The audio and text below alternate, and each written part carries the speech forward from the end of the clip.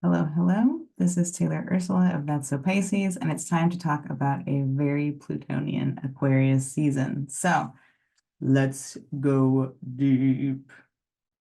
This Aquarius season features some very notable astrology. First of all, we see Pluto moving into Aquarius shortly after the Sun, after they meet at 29 degrees of Capricorn in this very powerful, potent cazimi moment, and we'll talk all about that.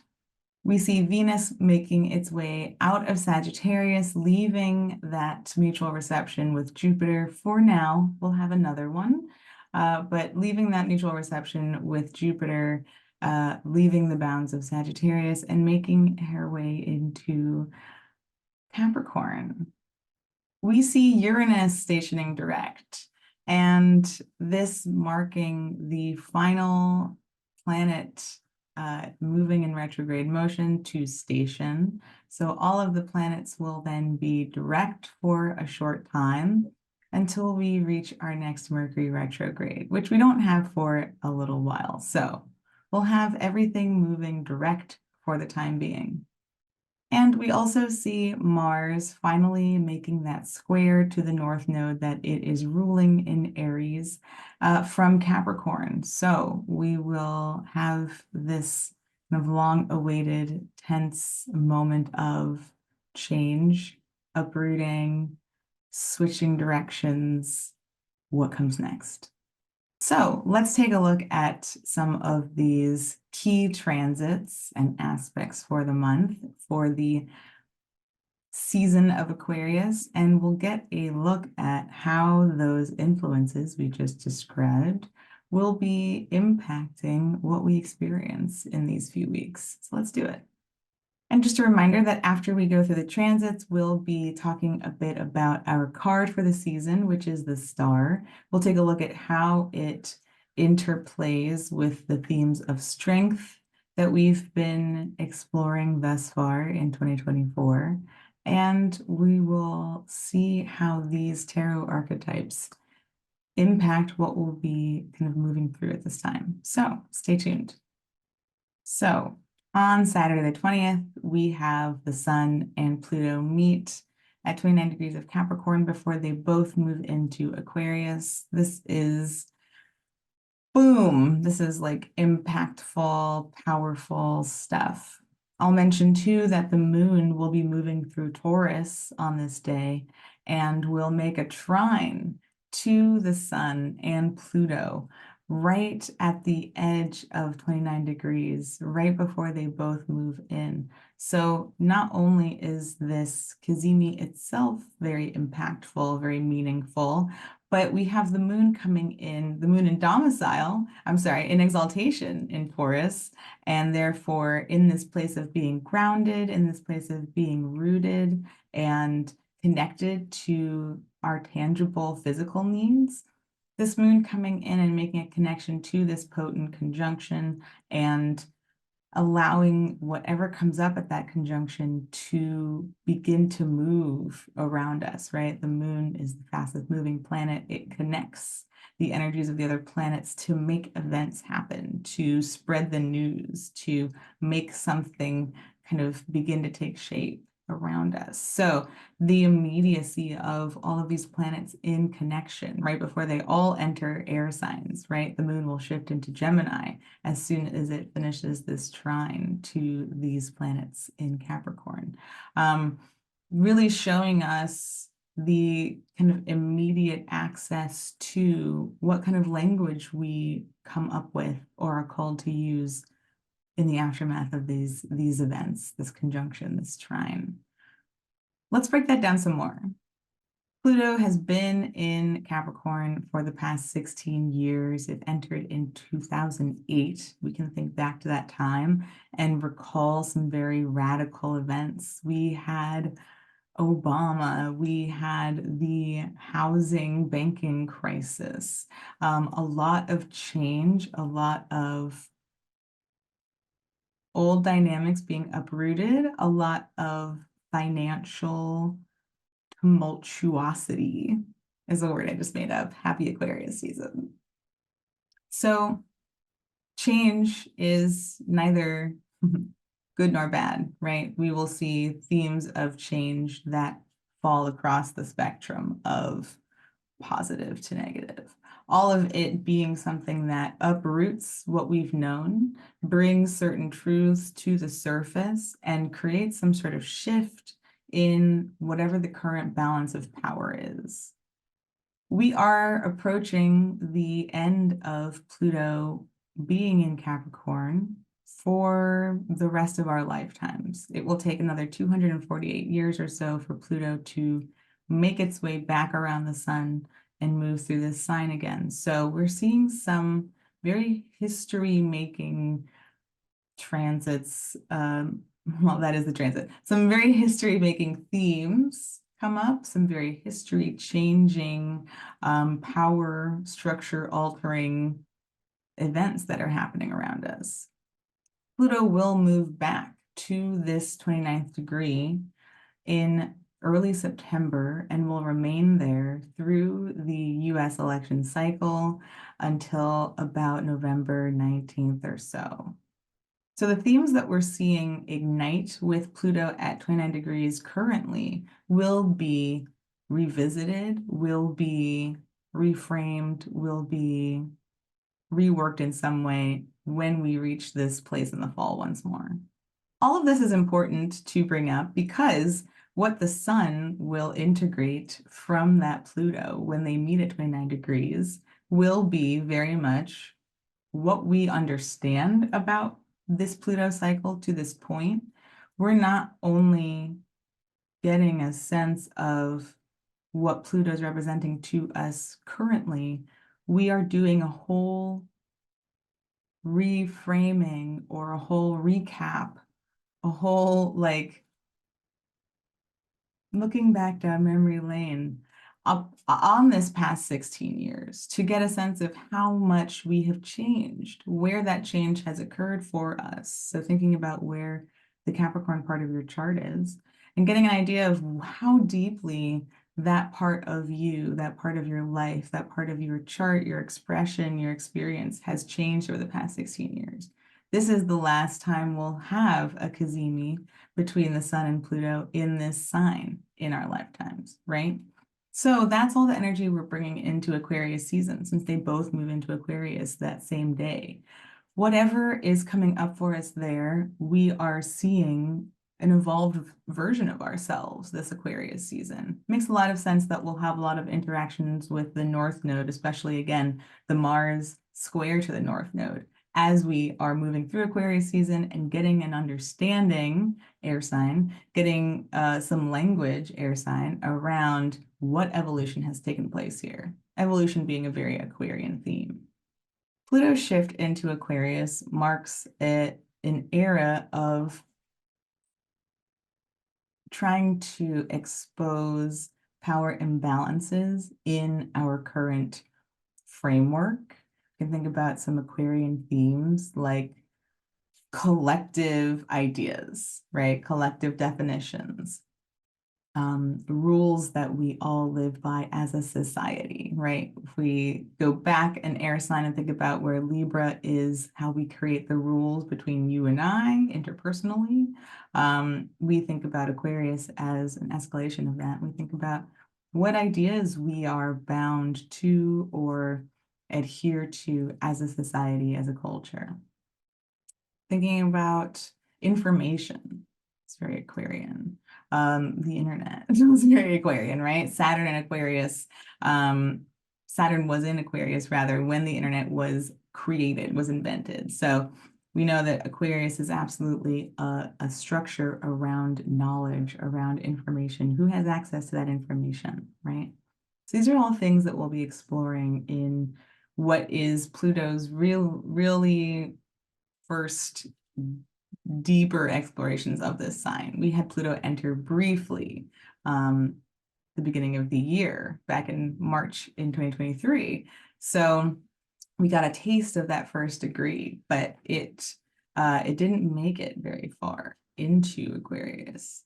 It didn't make it beyond 0 degrees. So we will get our first taste of what this new arc is going to look like for us as a society. What sort of power imbalances exist on the internet? Casual. What kind of privacy exists around our information? Casual. What power do the people have? Right? Okay. So, yeah. So we're really like this Aquarius season is going to be very Aquarian flavored. We're going to have a lot of these themes, these questions that are being opened up. We will not have answers to many of these questions anytime soon. Pluto will spend 20 years in Aquarius. So we're opening up very slowly a can of worms that we're going to start to investigate over the next 20 years. But it does make this Aquarius season itself, these next few weeks, very potently Aquarian. We might start to recognize where all of those themes we just discussed with Pluto are taking place in our own personal lives. Where do I experience power imbalances in how I understand and share and cultivate information? What kind of themes of privacy am I navigating at this time in my life? On Tuesday, the 23rd, we have Venus make its way into Capricorn. This is this is a personal placement of mine. So this is a time where Venus will be focused on structural concerns, responsibilities, what sort of long-term visions and needs we have, and how we can acquire resources that support those long-term needs, what we can invest in now that will sustain into the long term, as well as what we're thinking about for the future. What do we want to, I said commit, and that's definitely a Venus and Capricorn theme. What do we want to commit to? What do we really care about? This is a sign about care for systems, right? Cancer is where baby is born, and Capricorn is where all the babies are fed and nurtured and imagined to have big lives. So Venus will be thinking about these sorts of themes over the next 3 to 4 weeks. On Thursday, the 25th, we have our full moon in Leo at 5 degrees. I mentioned this in the full moon video, and we'll go in further in depth in that video, but this is a full moon that is exactly at the degree where the new moon in Leo was in the summer of 2022. Just to give you a little mental project to think back on, just to give you kind of a bigger picture window to think about here in terms of those two lunations and what has evolved or grown or maybe expanded here in this Leo part of your chart since the summer of 2022. So just something to think about. At this full moon, we have Mars making a square to Chiron, which you may recall it is ruling. Mars currently being in Capricorn, Chiron currently being in Aries. This might be a particularly tricky, sticky, I love to use these words together, moon phase for us. Being in Leo, while the sun is in Aquarius, we are already thinking about themes pertaining to how we show up in the world, what our unique and individual contribution is to those broader systems we talked about with Aquarius. What is my individual role within my communities, right? Leo to Aquarius. How does what I do that only I can do, the way that I do it, help inspire others around me to do the thing that only they can do, only the way that they can do it, right? There's something so beautiful and pure about the Leo Aquarius axis when it is recognized in its, in its pureness without the ego influence. And that can be really tricky. Fire signs can become very identified with ego. So this lunation itself is always one where we are finding ways to stay true to ourselves, finding ways to honor and revere and showcase our perspective, our righteousness, our sense of self amongst the broader collective, not in defiance of it, not in spite of it, not undermining it, but those two things, recognizing that they exist in harmony, that they support each other. So knowing that we're kind of tracing this back to about 18 months ago, seeing what has grown in this Leo part of our chart. We had Venus retrograde there last summer, right? So we had a lot of things coming up in that Leo part of our charts. And so what our relationship to that Leo part of our chart may be at this time will be brought up to the surface with this full moon, as full moons tend to do. Some of us may find ourselves celebrating, feeling really rooted in our sense of self, what our unique contribution is, getting a sense of that, feeling validated in that recognition. Some of us may be feeling like we are still struggling to connect with those themes, still struggling to get a sense of what that looks like for us. Maybe some of us are still navigating working things with our ego, right? Collaborating with ego, learning to negotiate with ego. We should not try to be rid of ego. That's not the moral of the story. The moral of the story is to recognize that there is ego, and ego is part of being human. Being able to see beyond ego is part of being spiritual. So a lot to try to reconcile here that we might feel kind of tender about, right? Leo is a very personal sign. So we might take some things personally. We might be grappling with our relationship to all of these things and seeing what we can come to a reconciliation with or exist in harmony with. And then we have to add this square on top of that. So Mars squaring Chiron from Capricorn. Again, Capricorn being a Saturnian sign that is bigger than an individual, that is about systems, right? So that's where we see Capricorn and Aquarius overlap some.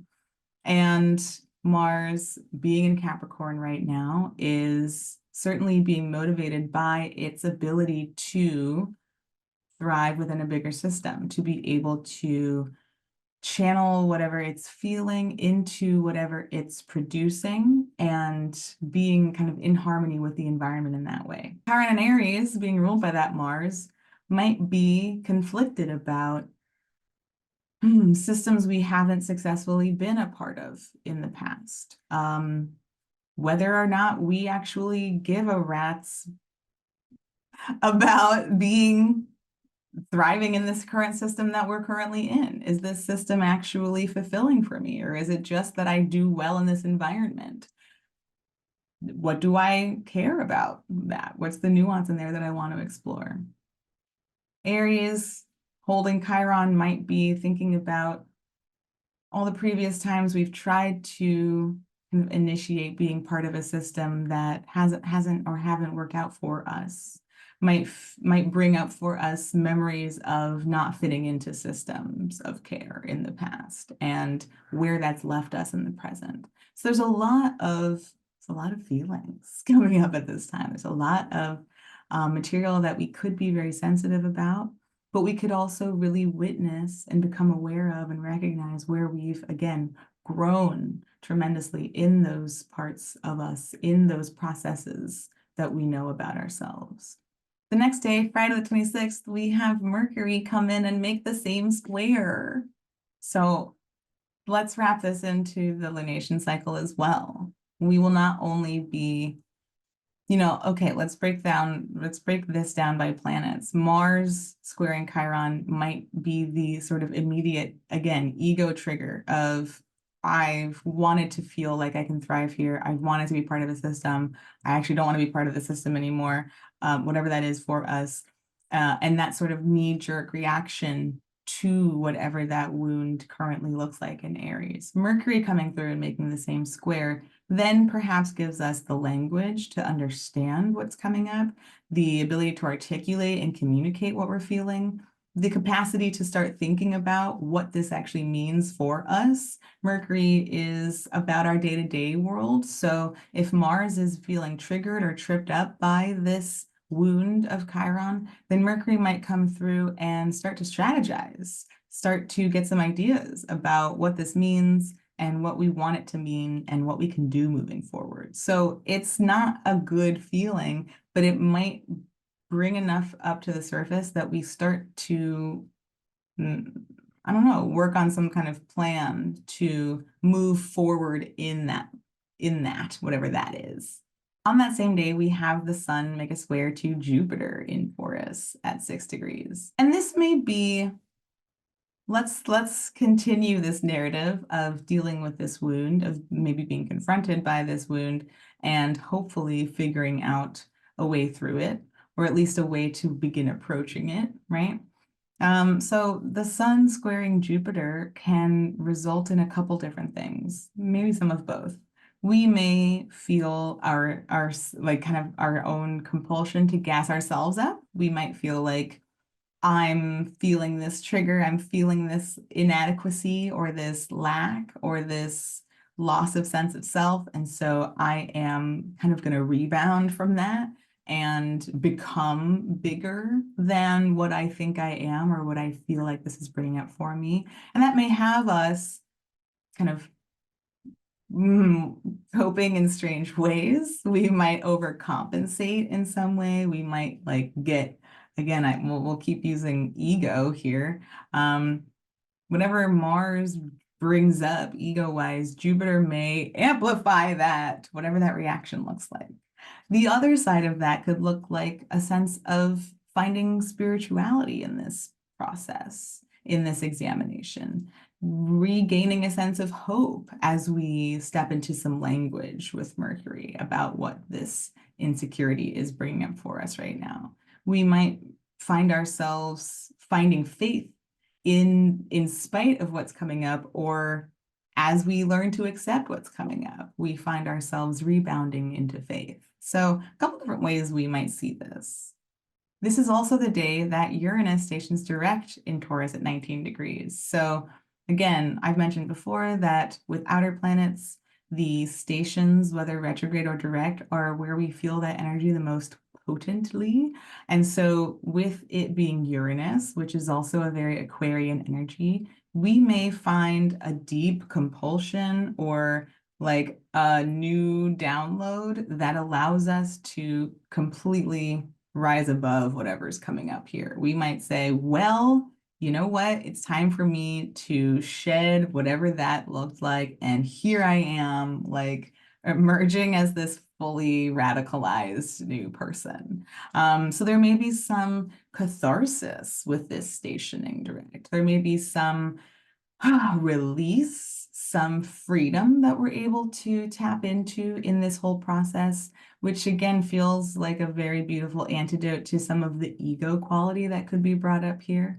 Finding, again, that parallel to the Leo full moon in that sense of me and the collective. What is that relationship? Is it me versus the collective? Do I feel like I'm smothered by the collective? Do I feel like I'm able to tap into myself and find what is unique to me about what I bring to this situation? And can I really lean into that and trust that and find new freedom in that? On Saturday, the 27th, we have our third and final, for now, conjunction between Mercury and Mars, this time at 17 degrees of Capricorn. I decided to zoom in just now because I felt really far out. So, pardon me, just needed to make a little adjustment there. So, as I mentioned, this is part 3. Let's revisit all of these conjunctions. Back in Scorpio season, if you can recall, October, November, right? So back in Scorpio season, right around that Scorpio new moon, we had the first conjunction between Mercury and Mars. And you may have heard me describe that since this was in Scorpio, this was a Mars-ruled conjunction. And so that particular meeting was very heavily Scorpionic in nature, very heavily Martian in nature. We may have opened up some battles at that time. We may have been communicating some sharp stances at that time. We may have been strategizing and like getting really clear on who is where and what does what. And like, let me get really sharp at this time and lean into a lot of those Mars qualities. We then had Mercury and Mars meet a second time in Sagittarius, so right next door to Scorpio. And neither of the planets was in charge here. We had Mars sort of aloof, as it can be in Sagittarius, passionate about its spiritual pursuits or its commitment to freedom, kind of an oxymoron there. But it's very Mars and Sag. And Mercury was not only retrograde, so debilitated in that sense, but also debilitated because it was in a sign that it does not rule. Being in Sagittarius put Mercury in its detriment. So that conjunction took on a much different flavor than the first one. There may have been some narratives that we were poring over with that Mercury being retrograde. Perhaps we were getting clear on where we needed freedom from something in order to continue onward. Perhaps we more deeply understood some of where whatever came up for us in Scorpio, whatever that strategic, power-focused kind of, sharp stance. Maybe we softened, maybe we created a new story around that or released some old stories around that, right? And so now we have this third conjunction happening here in Mercury. I'm so sorry, in Capricorn. And Mercury has cleared its retrograde shadow by this point. So we are totally done with making sense out of what came up at that Mercury retrograde.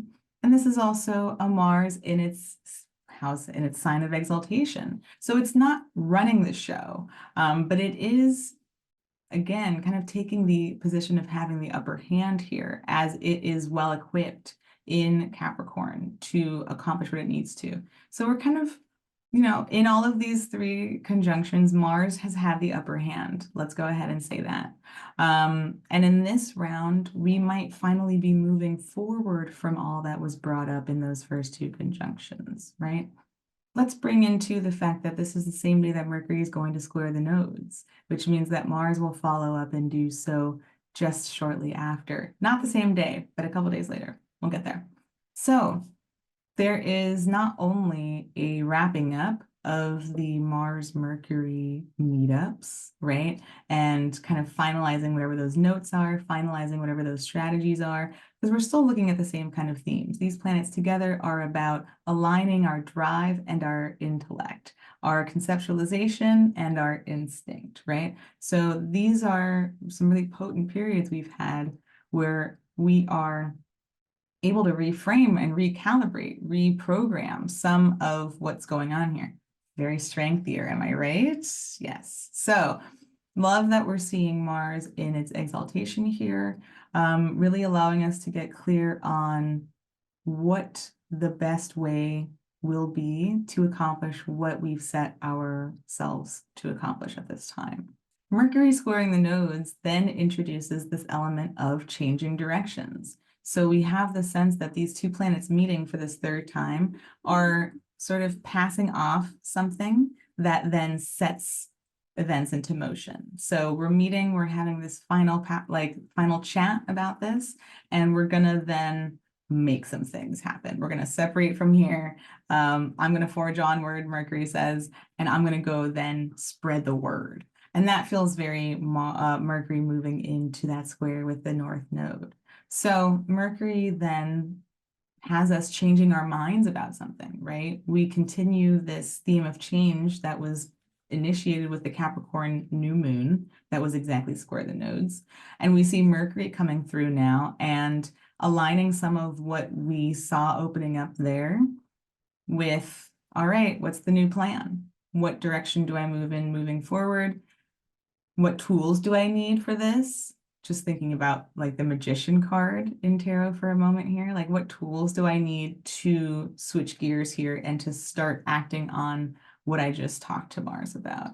What consequences will that yield? We'll leave that up to Mars and we'll get there. But for Mercury, it is feeling our minds change, feeling our conceptualization about a situation change, changing our mind about what we want to commit to, Capricorn, changing our mind about what role we want to play in that. So things to think about. On this day, we also see Venus in Capricorn making a sextile to Saturn in Pisces at 6 degrees.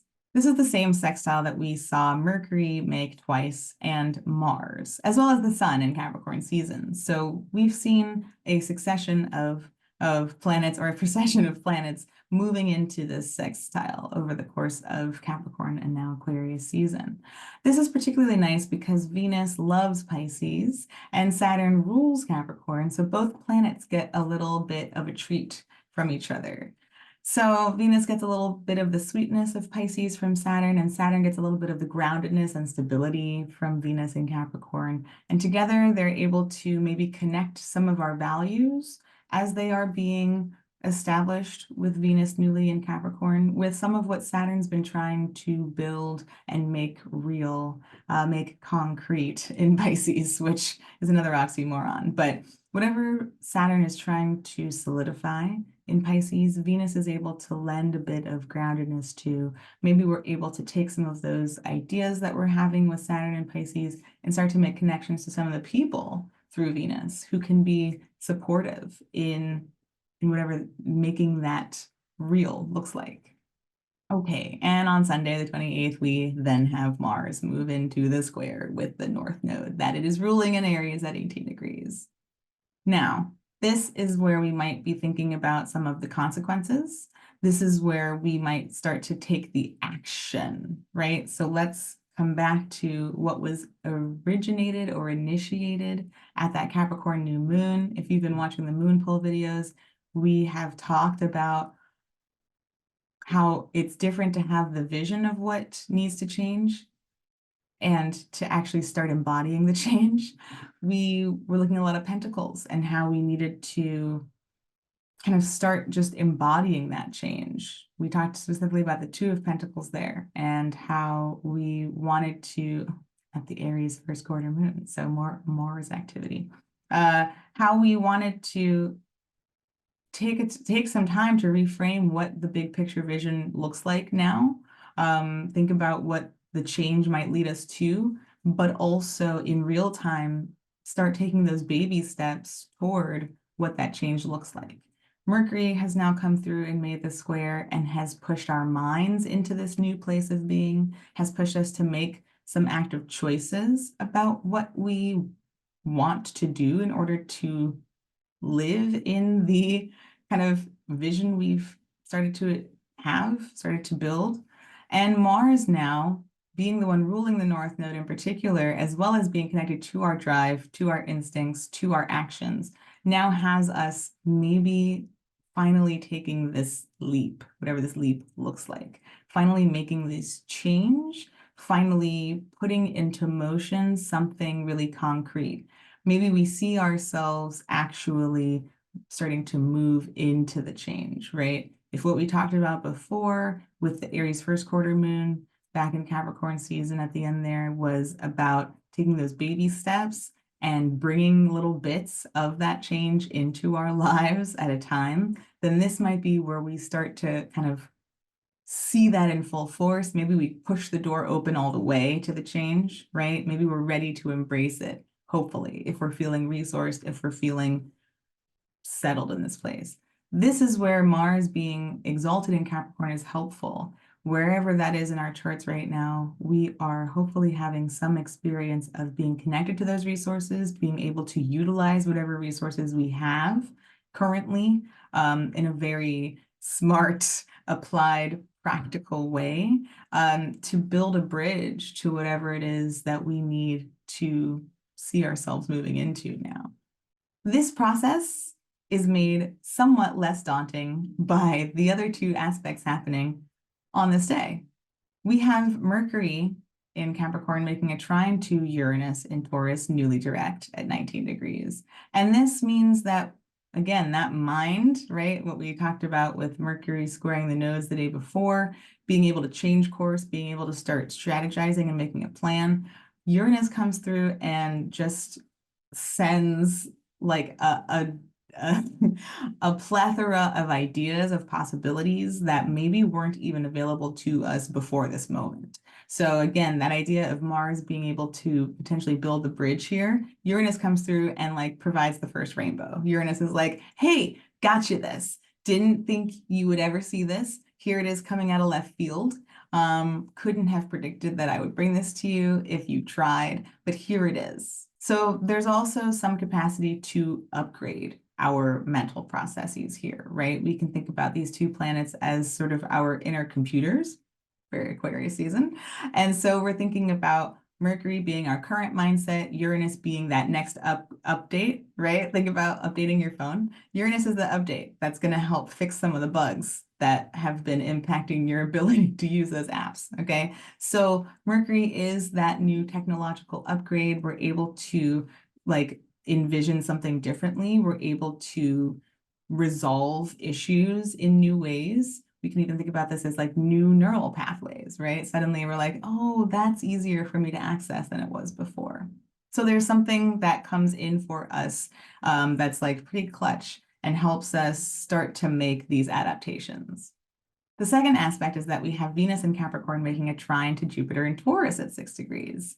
And this is the meetup we've been waiting for, okay? We have been longing for these two planets to meet in a way that is harmonious, right? So let's remember they did meet many times while Venus was retrograde in Leo. And from there, we had maybe a little bit too much of a good thing.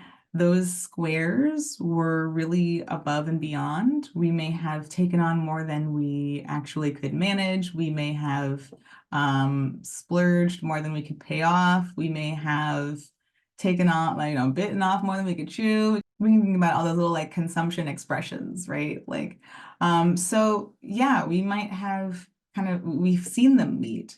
And it may have been fun at first, but by the end, it just was a lot. It was a lot. So we're finally having these planets meet in a way that is a little more fruitful and more productive. We also had them meet while Venus was in Scorpio. That was an opposition. So that may have even further amplified what started off as being too much with the squares. With the trine, it's flowing, it's easier, it's calmer. We have Venus in Capricorn now. She's responsible. She's thinking about the long term, right? So she's not splurging so much, okay? So this is a nice harmonious meetup, and this may be where we start to make connections to people who can start to help us make those changes. We may be able to take on some new roles or step into some new abundance that really is able to ground us and hold us in these times of change, right? So we have a lot of earth energy around this square, around these changes. We have a lot of new possibilities coming through here that really do hopefully support the idea of Mars being resourced in making that square to the North Node and catalyzing some sort of change that calls to us now. On Monday, the 29th, the next day, we have Mars move into that same trine to Uranus and Taurus at 19 degrees. So you can see where we see these kind of domino effect transits happening. Mercury moving in just before Mars and sort of opening the door for us, Mars coming through and then taking action on that thing. So Mars making that trine to Uranus may feel like an integration of these new ideas, an integration of new strategies. Not only is our computer system upgraded by the Mercury-Uranus trine, but now we are able to tap into it energetically. We feel it in our bodies. We feel it in how we are able to move through situations and spaces and people, places, and things now. So we might be imbued with some unexpected confidence as this trine occurs. We're making a change when Mars squares the nodes. That comes with all sorts of uncertainty. That comes with leaving behind something familiar, and that's potentially very difficult for Mars in Capricorn, especially if Mars is thriving in that system. If things could keep going this way, then why would I change? But seeing that trine maybe allows us to really tap into a sense of confidence in moving in this new direction, trusting whatever is coming up for us, even though it is something we've never done before, and just kind of innately understanding that we're going to be able to figure it out. On Friday the 2nd, we have Mercury in Capricorn making a sextile to Pisces Neptune in Pisces at 25 degrees. And this may further, right? We're having a lot of conversations with outer planets here. Uranus helping us download, helping us update, helping us kind of shed the old and step into the new. Neptune then adding a bit of creative flair, allowing us to get really imaginative, right? Start thinking about potentials and possibilities. We may start to then daydream a little bit about what this new direction may lead us toward. What might become possible as we start to feel the shifts actually occurring now. We might be getting really creative and inventive about what this opens up for us and what we can do to continue moving, or what we can make from this part of the journey thus far. There's a lot of information that's available to us now that is kind of beyond the tangible, that is beyond what we've known and what we're familiar with, and that can be really helpful to this process as it continues to evolve. We also have our third quarter moon on this day, and this is in Scorpio at 13 degrees. So since this is another lunation that's being ruled by Mars, we had the first quarter moon before the full moon in Leo. That was an Aries moon. We now have the third quarter moon that is a Scorpio moon. We have Mars in exaltation. So we have two Martian lunations from this place of being structured and being capable of accomplishing whatever that looks like for us. So this third quarter moon may see us confronting any attachments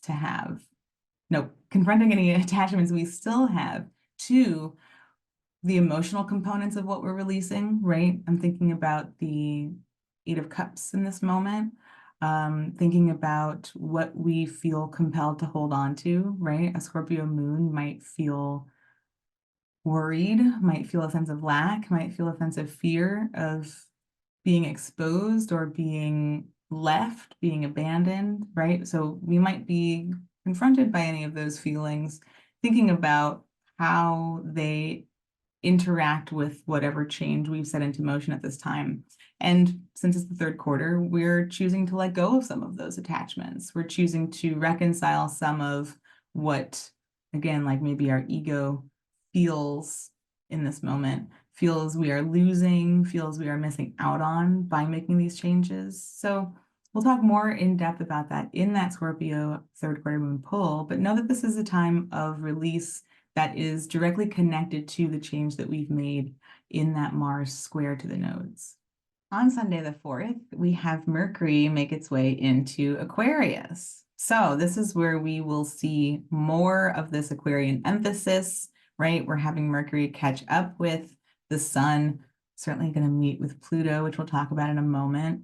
And so further emphasizing these themes of liberation, freedom, collective ideas and structures that we are kind of focusing on at this time. So we'll be more interested in information for these next 3 weeks or so, thinking a lot about communicating some of our ideals. And we'll think about this too in the aftermath of Mercury, making that conjunction to Mars, making that trine to Uranus, and kind of getting that new download. And so we might be embarking upon some new ideas, wanting to expand upon and do some research into some frameworks that we're exploring from this place of change, of kind of having this new framework. On Monday the 5th, we have Venus in Capricorn making a square to Chiron in Aries at 16 degrees.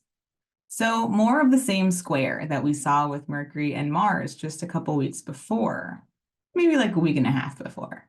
So we're still fresh in this energy to those first squares. We might, since it's Venus, now be able to bring some kind of balm to this Chiron theme that's been activated for us.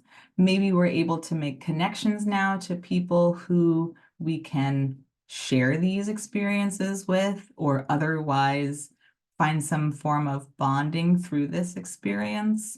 Maybe we're able to bring some sort of resource to this experience now that's able to reframe it or help us soothe it in some way, or otherwise just address what's been brought up here. On the same day, we have the sun in Aquarius make a sextile to Chiron. So that further supports the idea that we might be bringing some sort of balm to this connection, to this wound right now.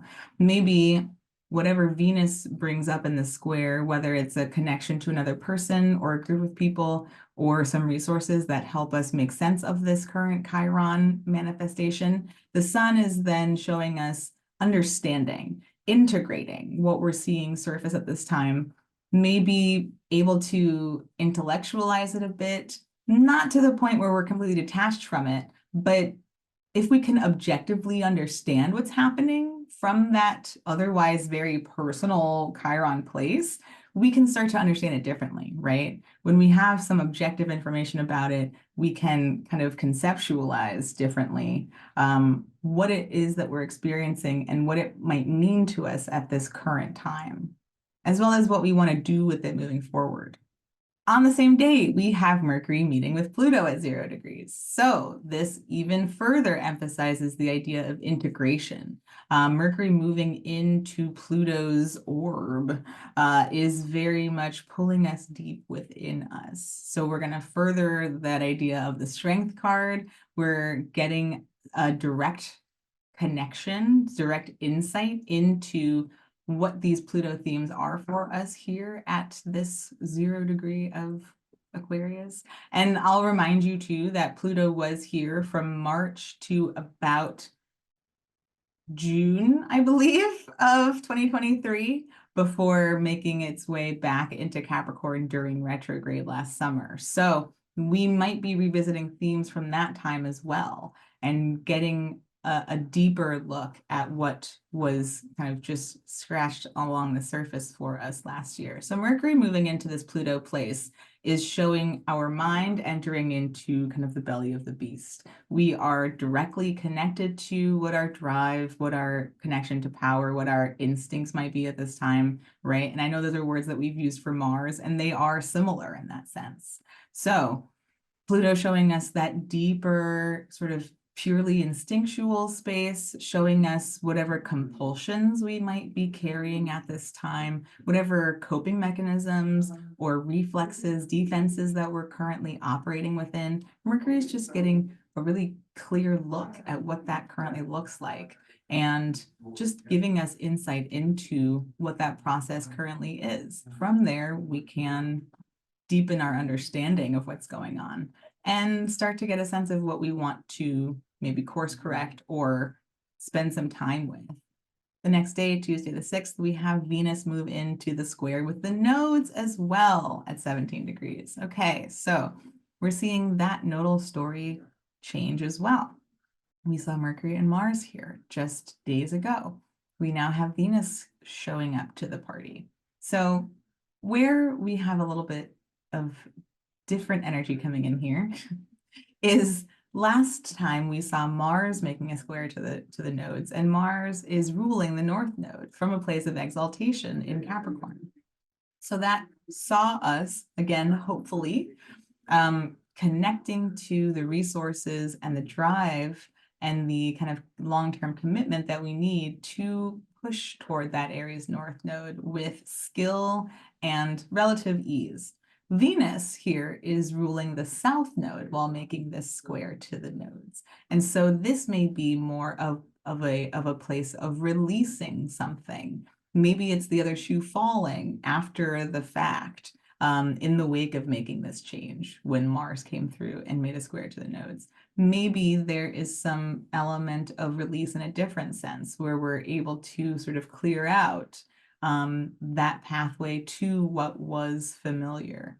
So Venus will have, Venus is not an exaltation here, right? But we can trace back the chain of command and think about Venus in Capricorn being ruled by Saturn in Pisces, which is Venus's place of exaltation, which is being ruled by Jupiter in Taurus, which is being ruled by Venus. So in the same vein, we could think about Venus also having those resources that are necessary. It's a little bit convoluted, but we have a lot of factors playing in, like weighing in Venus's favor here. And so this might be a time where we are maybe making peace with what we're walking away with, maybe getting clear on and smoothing over what we're walking away from. Some form of process here where Venus is thinking about the resources, perhaps. And maybe we can even think about the resources, take inventory of resources that are present in the South Node that we can bring in to make these changes into the North Node. So that's a bonus there as well. So some things that Venus will be considering entering into this square. This is also the day that the sun makes a sextile to the North Node. So we've been having Venus and the sun at this same degree, but across different signs. So from Capricorn, we're getting the square to Aries. From Aquarius, we're getting the sextile to Aries. And it's a nice little follow-up, right? So the sun comes through, and then again, I'll use the word integrates.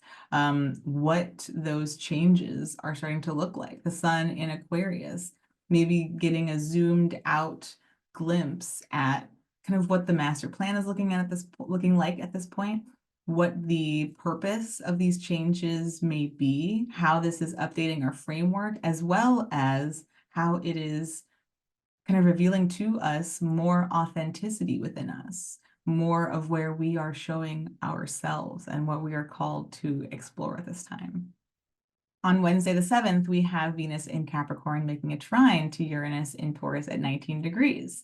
Here's another nice reframing of some communications that Venus had with planets last summer that was a little chaotic. So not only was Venus caught up in many squares to Jupiter while retrograde from Leo, but she was also making many squares to Uranus while retrograde in Leo. Venus was ruling both of these planets, still is ruling both of these planets, and that just added a little extra flavor of chaos into the mix.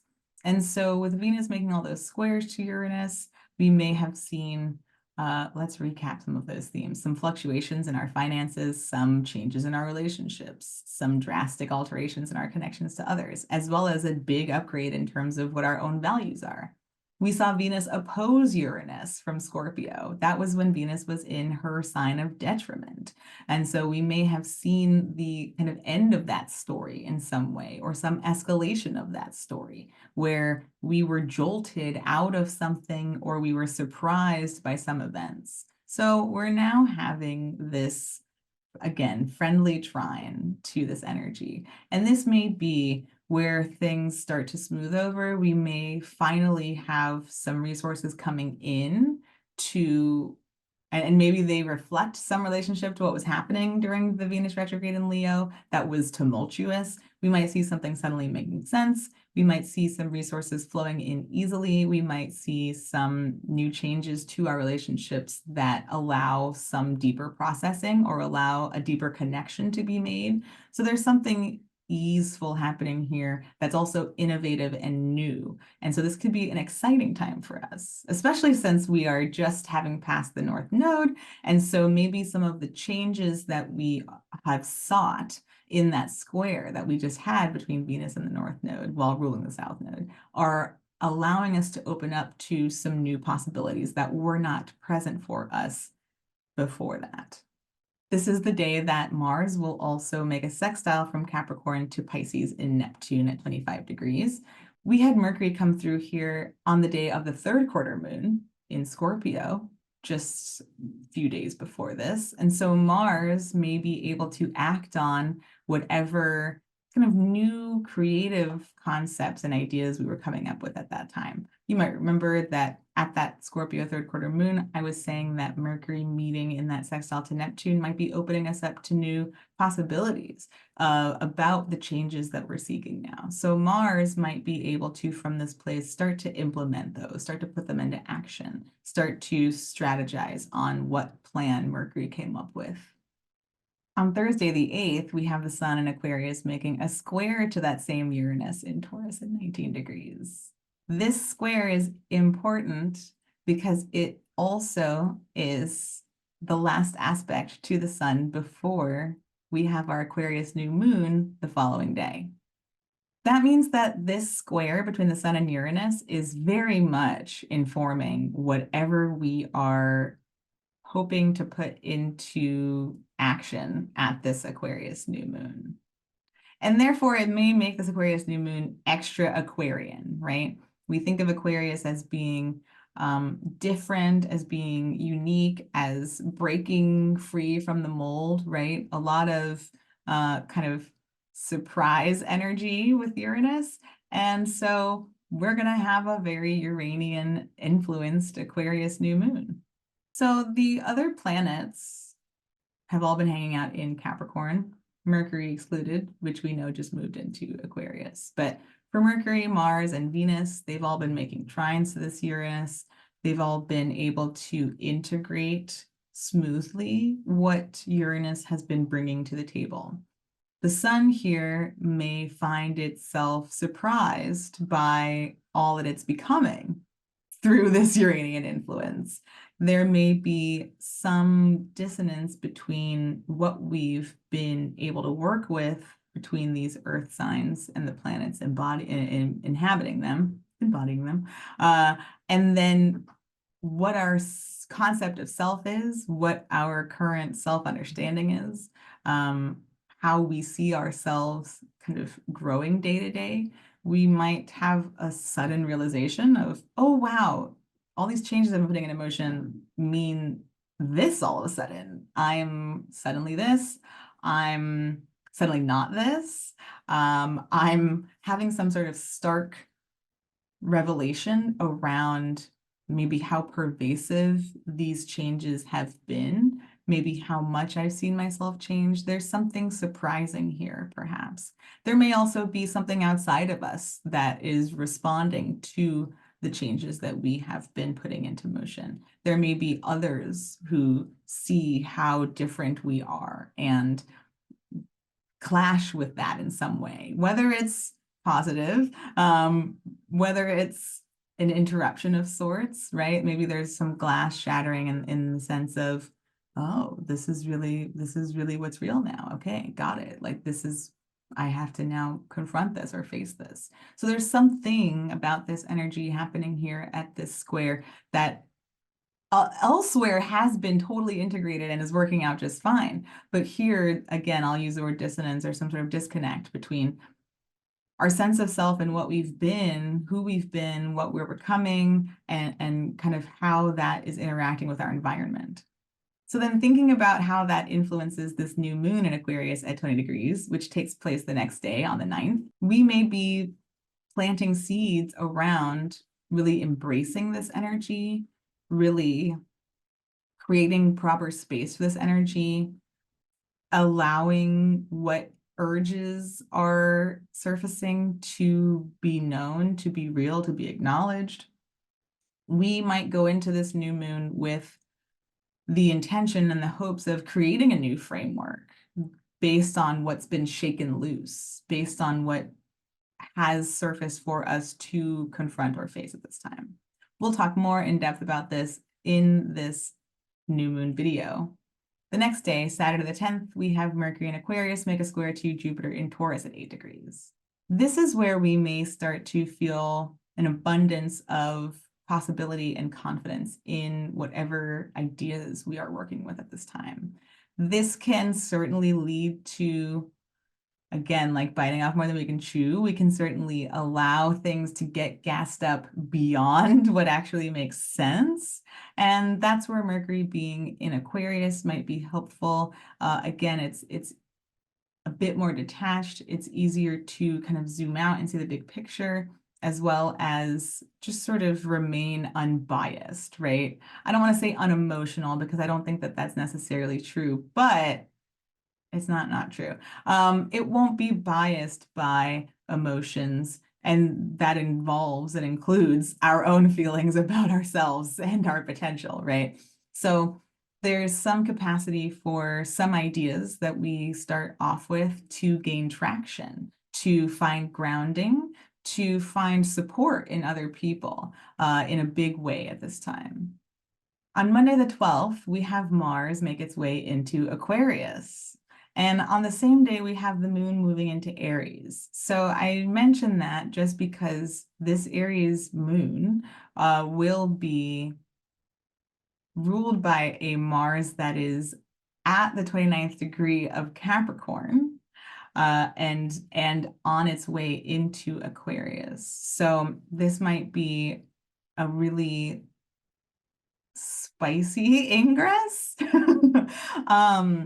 We might find ourselves really pushing to finish something.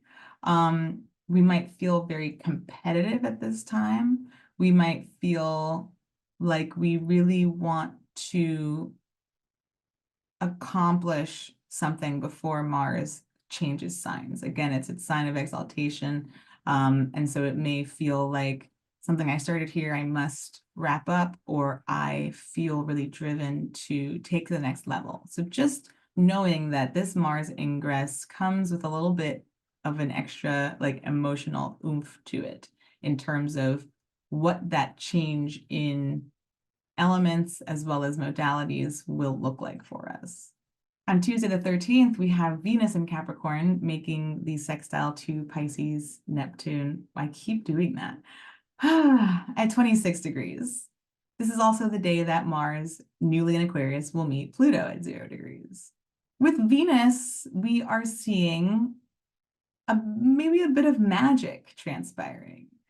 We talked about how Venus is enamored with the sign of Pisces. Pisces is the sign of exaltation for Venus. It's where Venus is able to connect to a sense of universal belonging and love, can see the big picture and the beauty in everyone, and just knows that there's magic in the unseen, in the unspoken, reads between the lines of what is.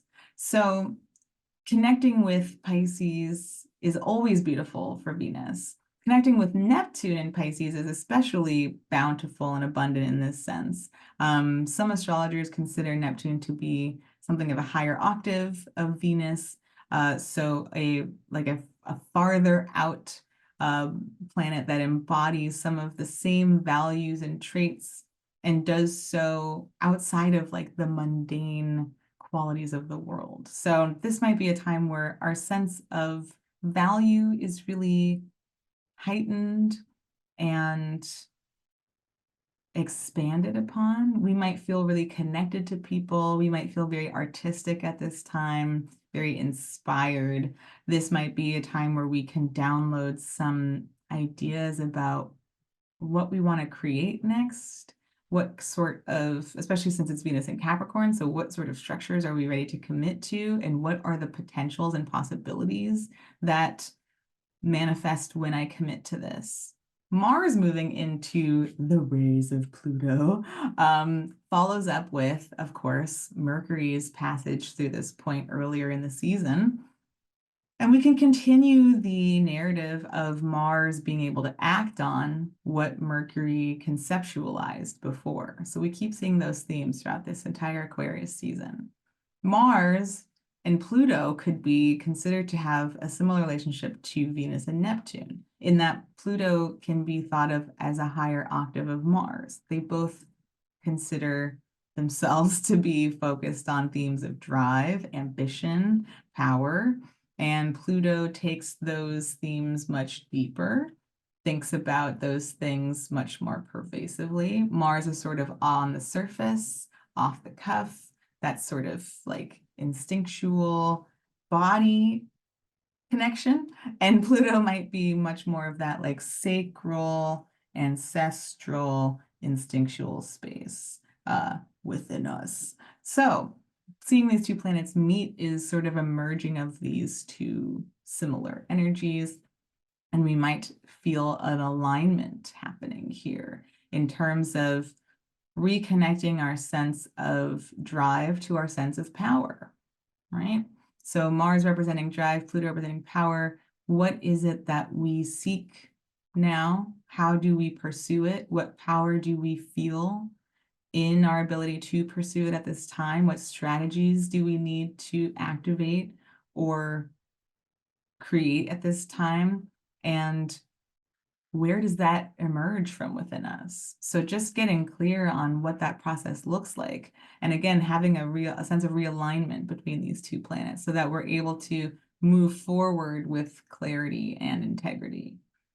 On Tuesday the 15th, we see Mercury coming full circle, and from Aquarius now making sextiles to both Chiron and the North Node at 15 degrees.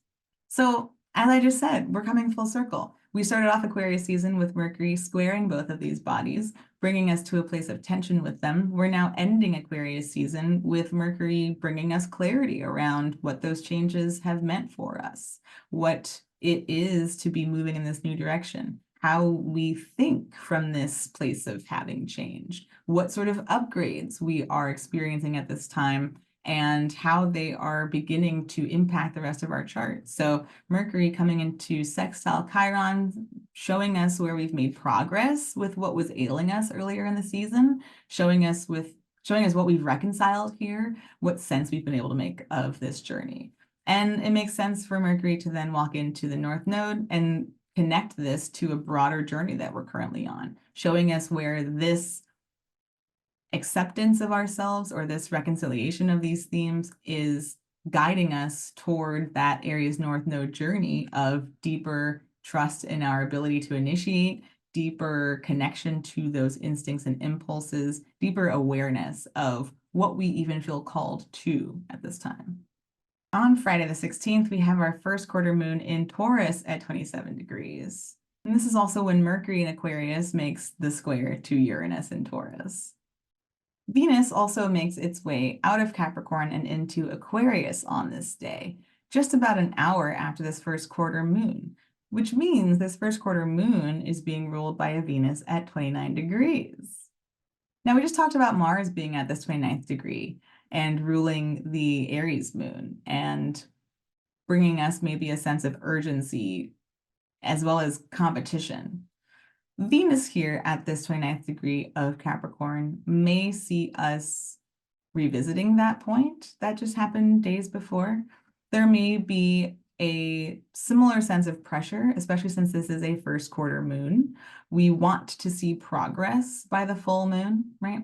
And we are about to enter Pisces season, which means that the full moon will be in Virgo, which means that we'll be very critical about what this progress looks like.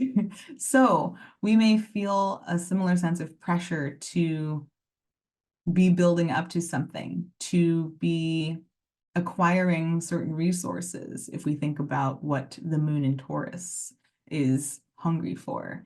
We might be feeling a sense of pressure to be building up that story, right? Be building up whatever we set into motion at the Aquarius new moon, which is about the changes, which is absolutely about the changes that we've set into motion with all the squares to the nodes. So Venus here may be trying to make sure that she's got all her bases covered as this first quarter moon is squaring. There may be a sense of desire to root and embody what it is that we are currently moving towards. Mercury squaring Uranus also adds an element of surprise, right? We talked about that when the sun made the square. Now Mercury is coming through.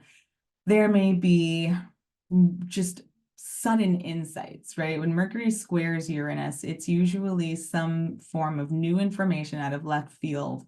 Maybe it upsets us, maybe it throws us for a loop or causes us to course correct in some way. There might be an abundance of information that just feels overwhelming, that we're not able to process in one sitting, and we have to figure out how to parse through.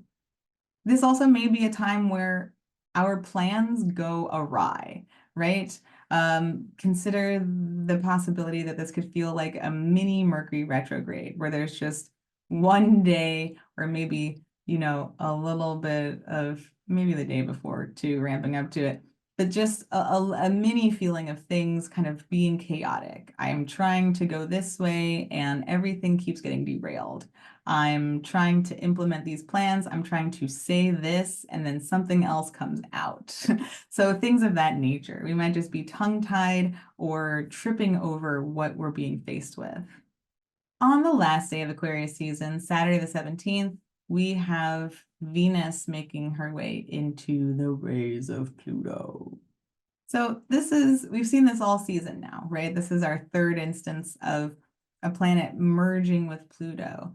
in this Aquarius season time. So again, we may be continuing those themes that were initiated by Mercury first, continued by Mars. Venus here may be feeling that evolution of power, whatever it looks like within us this time, in our desires, in our wants, in whatever resources we're drawn to at this time, in whatever connections we're curious about with others. We may see some Plutonian themes. We may gain a deeper sense of trust within our resources as well as our ability to acquire them. We may feel a sense of power in our ability to relate to people and connect with others at this time. Maybe we're just taking inventory of what that power looks like and feels like, and getting a sense of how we operate within it at this time. So we're ending Aquarius season on a very like a deep, pervasive dive of who we are, what we want at this time, what we value, what we crave and desire, what power our desires have over us, what power we have over our desires, and what the nature of that power is and why, etc. So we're ending on a very deep, thoughtful note of tuning into what we want our interpersonal power to look like and how it feels to connect with that place within us. Okay, so we're going to take a moment now and revisit strength as our theme for the year. Take a look at the star card as our energy for the month. We've certainly talked about some themes here in the transit portion that feel very connected to the star card. We're integrating and downloading and uploading and upgrading our programming. We are becoming much more aligned with our authentic self, even if it's bringing up discomfort. We're figuring out what that authentic self is, all of the like sticky corners, jagged edges, shadowy underbelly, etc. And we're just getting to see all of it and know all of it so that we are more in tune with and aligned with who we really are. So we'll take a look at those cards. We will connect them to the themes of this season, and then we will go through our polls for each sign. So stay tuned. Okay. Alrighty, let's get into the intro. I painted my nails for the first time in months, and I just feel very pretty. Just wanted you to know. Okay, so let's talk about strength. If you've been tuning in, then you know that this is our card for the year. So this year of 2024, we are learning all about our instincts. We're continuing the same dual process that we were in last year for the Chariot year, which is to say that last year in the Chariot, we were focusing on our unconscious and our conscious and figuring out how to make some of what was unconscious shift more into consciousness, becoming more aware of our shadow sides, our shadow processes, and what it looks like to actually be able to be in touch with some of what's driving us from within. So those two-sided processes are something we're continuing here with strength, and we're shifting from unconscious and conscious to instinctual and intellectual. So we are navigating what the relationship currently is between these two states of being or sources of information that we contain. We're trying to align them, figure out where they have fallen out of alignment, and help them become more aware of each other so that we can have them working together rather than working at odds with each other. So this Aquarius season, we are weaving in the star energy. And we love the star. The star shows up after all of the tumultuosity, I think I've said that twice now, of the tower. And so the star shows us or sees us, maybe shows us where we are able to reclaim some of what we've lost in trying to fit into someone else's mold or expectations. It can see us becoming more aware of what our inner magic actually looks like and become more comfortable and connected with our multiple sources of magic. Okay, so we will start to talk about, as we pull for each sign, we'll talk about how these two energies are showing up or are being informed by the cards that we pull. Okay, so we can get a sense that from strength, since we're focusing on instincts and intellect and figuring out where those two are maybe working at odds with each other or are sort of out of rhythm, the star sees us sort of coming out of something that's broken down in order to kind of listen to our real selves, to sit in stillness almost and tap into what is true within us. So within these two cards together, we can think about wanting to learn how to interrupt the maybe like conversation that's happening between these two, if there is one. We need to get clear if there's even a conversation at all. Maybe they're not even talking. And invite that process, however it appears to us at this time, into some of this stillness in order to be able to listen to what's really happening. To tune into what our instincts really want from us, to tune into what our intellect really wants from us, and to get kind of connected to both of those things in order to build a bridge, in order to decide what is really authentically happening, right? So in getting in touch with some of these processes, we might have some tower moments where we catch ourselves, right? Kind of maybe acting in ways that don't align with what we're saying. Maybe we're practicing something we're not preaching or preaching something we're not practicing. Maybe our instincts, since we're still in a Libra South Node time, maybe our instincts have been informed by some of those compromises we've been making that don't actually align with who we are within and what our fire is burning for. And it's important to create some stillness and to become in touch with what that looks like right now so that we can just hear what this sounds like. It might be overwhelming to say like, oh, I suddenly have to start just being different. Okay, let's go back to what we said in the Aries first quarter video and say baby steps. We're baby stepping towards some change, some big, deep changes, right? Okay, so I am ready to start. So let's do this. We're going to start off with Aquarius. Go ahead and read or tune in rather, for your sun, moon, and or rising. These are all being looked at through the lens of the rising sign. So the timing that we discuss will be through that lens. So Aquarius rising, we'll be looking at the sun moving through your first house, etc. All right, go ahead, pick where you want to start, and I'll see you there. All right, welcome Aquarius. As we explore Aquarius season, we are seeing the sun, the new moon, Pluto, and eventually Mercury and Mars moving through your first house of self, how you move through the world, what you show up to, and how. We have Saturn and Neptune solidly just hanging out in your second house of my stuff, my resources, my time, my skills, and how I use them to gain resources. We have the North Node and Chiron in Aries in your third house of immediate environments, siblings, the mind, the neighborhood, communication.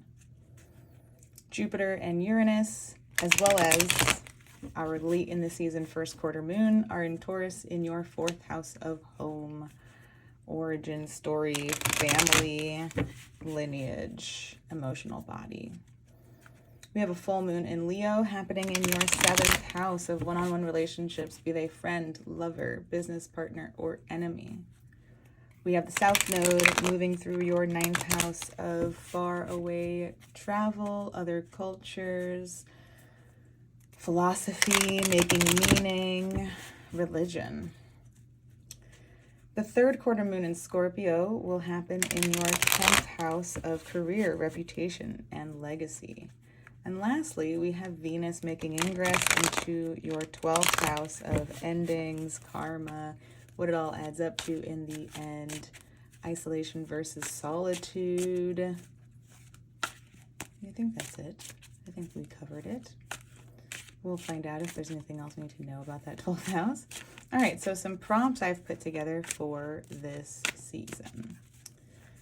We're going to look at these two cards together. So, instincts that are gaining power.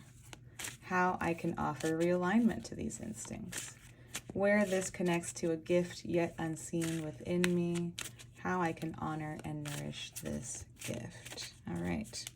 We will take a look at the bottom of the deck to see what is beneath everything we are looking at today.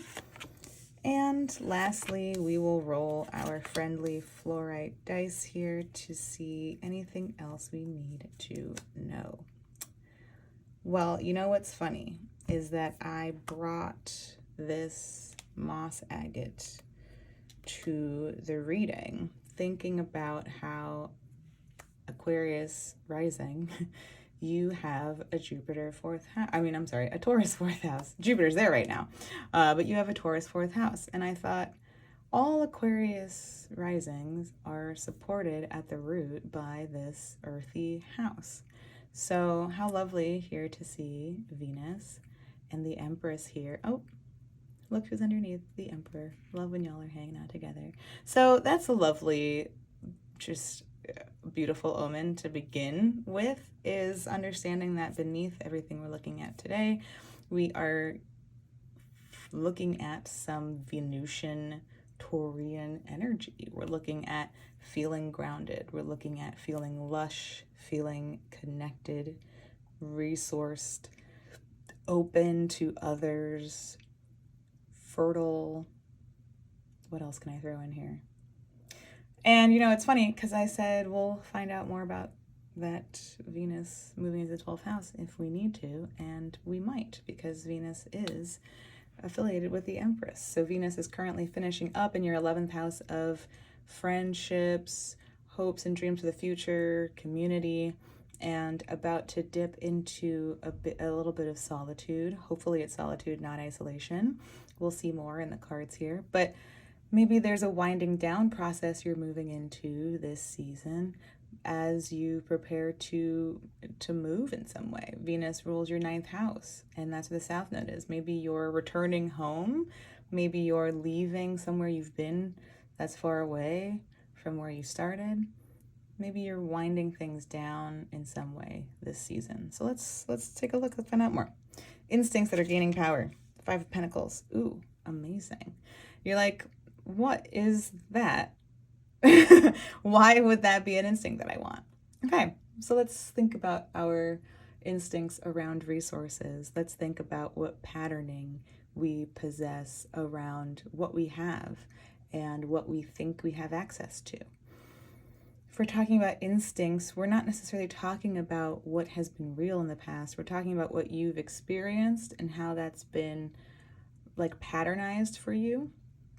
But that may have been like a pattern can always be created in a fluke, in like an anomaly of a moment.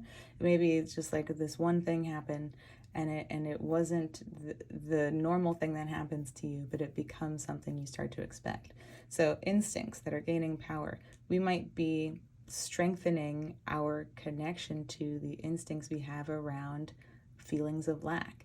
We're always looking at perceptions of lack when we pull the 5 of Pentacles, because we are being asked to become aware of what resources are available around us, as well as being asked to develop the courage to ask for help acquiring those resources.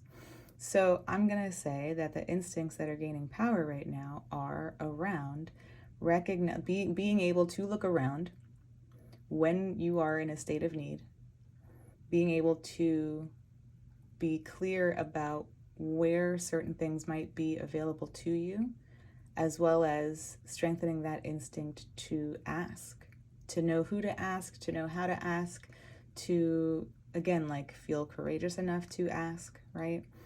And we can even flip this, and like, even if we're, even if, and especially if we are someone who has really struggled with this, who really resists this, right? It can be very easy to get locked into a place of, that's not for me. I could never have that. Only such and such people get to have this, and I don't.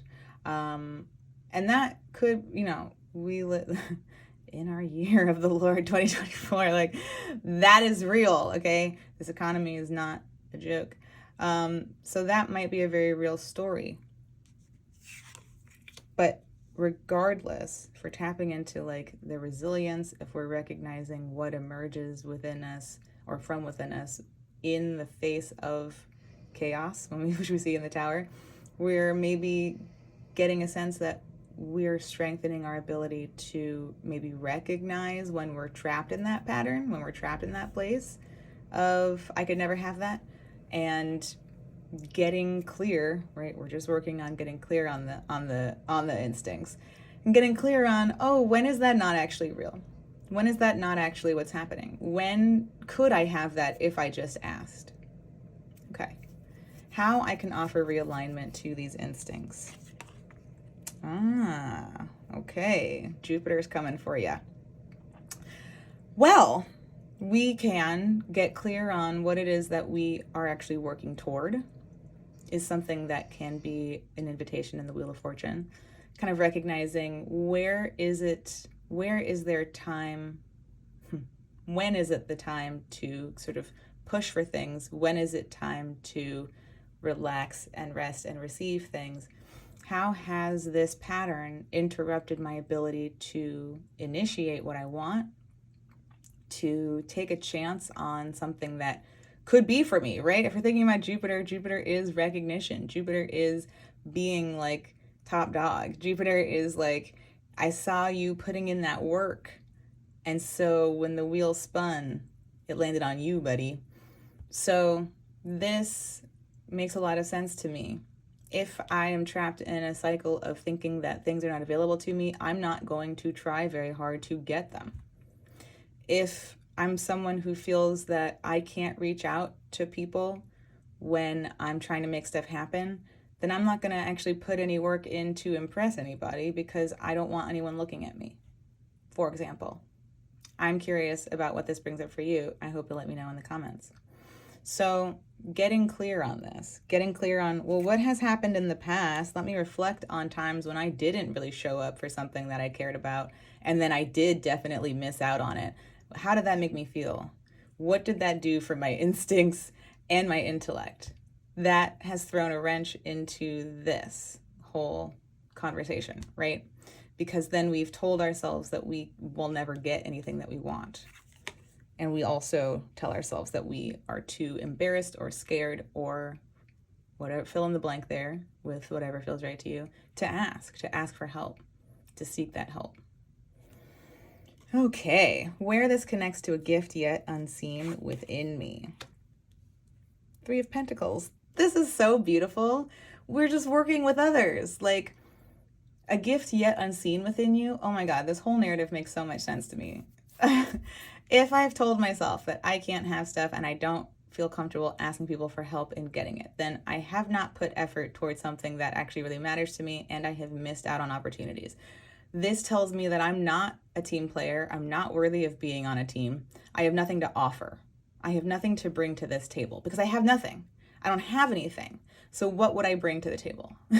I don't feel comfortable asking people for help. So how could I also then feel comfortable telling them that I have something to contribute to what they're working toward?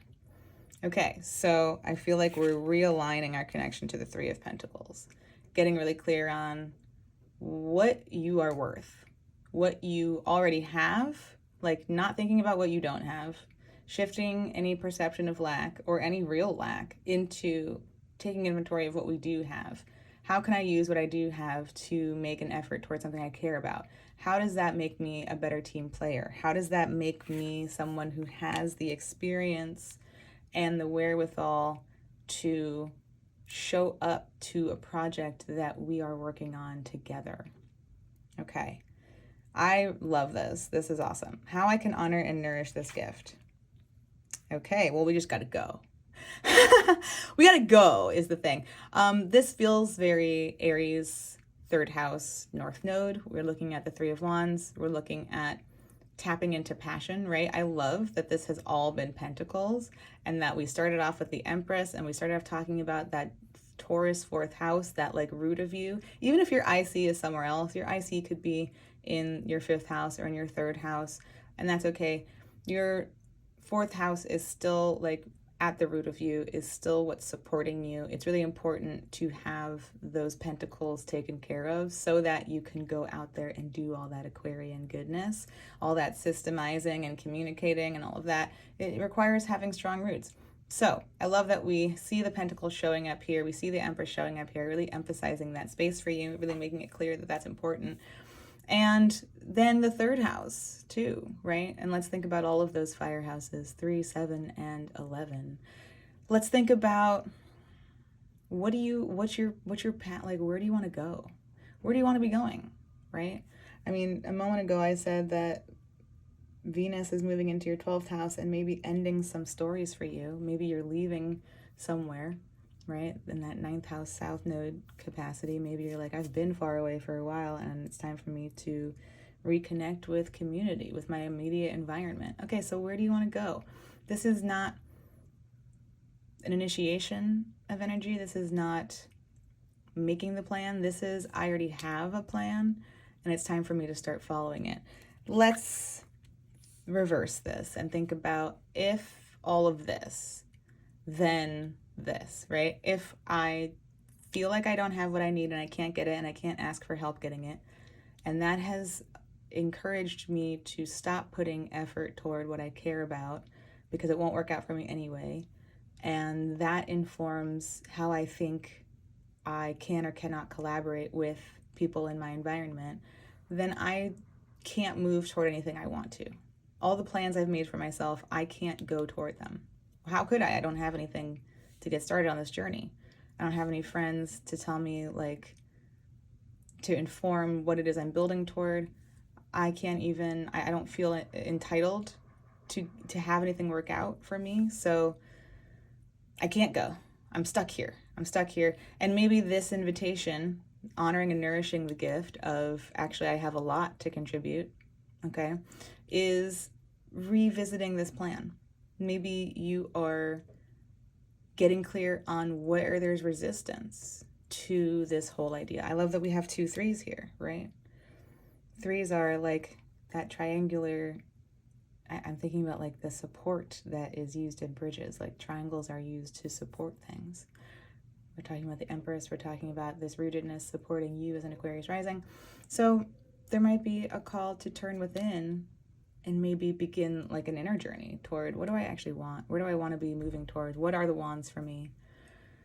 What have I tried to start and I haven't been able to? What have I tried to start and I have given up, or I've had to stop short of my goal because of maybe these other influences? And from there, what do I need to do to reboot this journey? What relationship do I have to my goals? And when do I feel okay beginning this journey toward them? So this might also just be an invitation to begin this journey. Maybe it's like, you need to get all this together, but right now, a way to honor what you have to bring to the table is to begin moving toward your goals. Okay, so let's see what we have here, but this makes so much sense, and especially with the Strength and this Star card, thinking about where these instincts have been programmed, what sort of intellectualization has been done to my instincts to inform whatever I think is possible for me right now. We see the 3rd house is indeed important, absolutely. So maybe that 3rd house is, maybe I can connect with my immediate environment. Maybe I need to just go out into my neighborhood and go meet the people who are out here and see who I can actually start to talk to about getting these resources and these needs met. Okay, That's also where the North Node is, right? So we definitely need to be focusing on that in general to be moving toward what our soul is called to at this time. We have Mars, which is ruling that third house right there, as well as that Scorpio third quarter moon that we'll have. And we can think about how Mars is wrapping things up in your 12th house. So we talked about that house of endings. Maybe while it's in there, you are severing ties with some of those really deep 12th house patterns, those feelings of isolation, those feelings of I'm the one outside looking in, I'm always, like anytime we're feeling in always or a never, that's a pattern to get rooted into and to examine, right?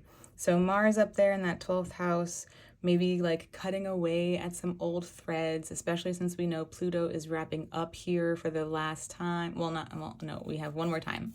We have one more time, but it's the last time that the sun and these other planets will be present with Pluto in Capricorn, right? So we might really be honing in on some of, like, just ending some of those old and maybe karmic patterns. Maybe this is a pattern you came into this life with that has also been reinforced by events in this life, but it's time to get clear on those patterns and eradicate them and like wipe your slate clean and stop carrying that material with you. So I love thinking about Mars finishing that up in your 12th house and then moving into your first house partway through Aquarius season. And I mean, it's toward the end, but that's okay. And really showing you, asserting yourself in new ways, right? Once Mars clears that ascendant threshold, after spending several weeks in that 12th house cutting things away, then it enters your first house in this big way and has you making those moves towards what you want, okay? Pisces, let's weave in that second house. Saturn was a big part of all of those blockage points that we had during Sagittarius season. We'll maybe face some of them again when we enter Pisces season, but everything will be on Saturn rather than squaring it. So we can think about maybe the slowdown that you have felt in your second house, and that would really connect very directly with this Five of Pentacles feeling. Saturn slowing things down, again, feeling like a weight, feeling like marble, just like slowing. And your second house being my skills, my resources, how I use my skills to gain resources. So you might really be feeling that crunch of I'm not able to earn as much as I have been lately. Saturn's really like pulling on me here and making it difficult because we're building something stronger here. And that's actually helping this strength instinctual rehabilitation, right? Saturn's like, okay, so I know that you've been afraid. I know that you've been stressed about this second house. I'm helping you build it up to something that you can trust and that will serve you in the long term. So just remembering that things that have emerged here recently, thinking back to March of 2023, are temporary. Saturn is passing through. Saturn is making progress here. Saturn will leave here towards the end of 2025. I know we still have some time, but it is temporary is what I want to say. And to understand that and to maybe allow that, knowing the time frame of this, to help you better strategize like what you want to put effort toward and what you're able to put effort toward at this time, right? Knowing that timeline. Okay, Aquarius, thank you so much for tuning in. If you enjoyed this, please like, share, subscribe. We will meet back up here next season to talk about Pisces and more of that Saturn goodness. All right, I will see you there. Take care. Welcome, Pisces, to your Aquarius season forecast. Okay. So as we explore Pisces season, we are seeing the sun, the new moon, Pluto, and eventually Mercury and Mars moving through your 12th house of endings, karma, isolation versus solitude. if a tree falls in the woods and no one's there to hear it but you, was it real? All right, we have Saturn and Neptune hanging out in your first house. You know it, you feel it. That house of self and how you move through the world. We've got the North Node and Chiron hanging out in your second house of my stuff, my resources, my skills, and how I use them to make my money. We have Jupiter and Uranus, as well as our first quarter moon in Taurus happening in your third house of siblings, immediate environment, neighborhood, communication, the mind. We have a full moon in Leo happening in your sixth house of time, routine, and the body, including health. We see the South Node in your eighth house of shared resources, my government, my taxes, my contracts, my ancestry, my inheritance. We have the third quarter moon in Scorpio in your ninth house of faraway travel, other cultures, religion, philosophy. What else do I want to say there? Higher education. There we go. And lastly, we see Venus making ingress into your 11th house of friends, communities, and hopes and dreams for the future. Okay, so I have some prompts for us that we'll look at. We're going to ask about instincts that are gaining power, how I can offer realignment to these instincts, where this connects to a gift yet unseen within me, and how I can honor and nourish this gift. All right, so we will look at the bottom of the deck to see what is beneath all of this as we talk about these themes for this season. And then we will roll our trusty dice to see if there's anything else we need to know. Okay, and we have the Tower. Pisces, you've won the Tower lottery. Okay, so what are you setting fire to this month? Okay, no, but what is breaking apart for you? What is being unleashed from within you? What is like yearning and urging to like break loose, right? What is disrupting? What's disrupting you this month? But when we think about the Tower, it's like it needs to, like it needs to. It needs to. So we're gonna find out. Let's see what else we have here to get a sense of what this means. Okay. Excuse me. So, instincts that are gaining power. The Eight of Wands. All right. I'm thinking that Mercury retrograde that went over your midheaven. Ooh, that's, well, maybe. Went through your 10th house. Let's say that. Started off in your 11th house, moved back into your 10th house, just finished up in there. Maybe your midheaven is there. Maybe it's not. But certainly your 10th house of career, legacy, reputation, just had this retrograde energy. So I can certainly imagine that some of those communicative instincts have been reframed. You're getting a deeper sense of what you're communicating about, how you like to send those messages out into the world, who you're sending them to, what instincts compel this communication, what intellect informs this communication, how do these two kind of realms impact what you put into the world and what that looks like. Okay, so that makes a lot of sense. We are absolutely seeing like fast movement, right? And that's certainly a like an instinctual vibe, is to respond reflexively.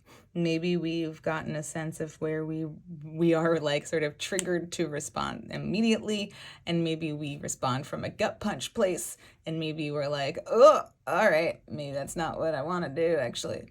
Maybe we hold back on, maybe we have a pattern of holding back on what we say, on like having things we want to put into the world, but withholding them for whatever reason. Maybe we're getting clear on what that reason is and why that reason has been made important to us.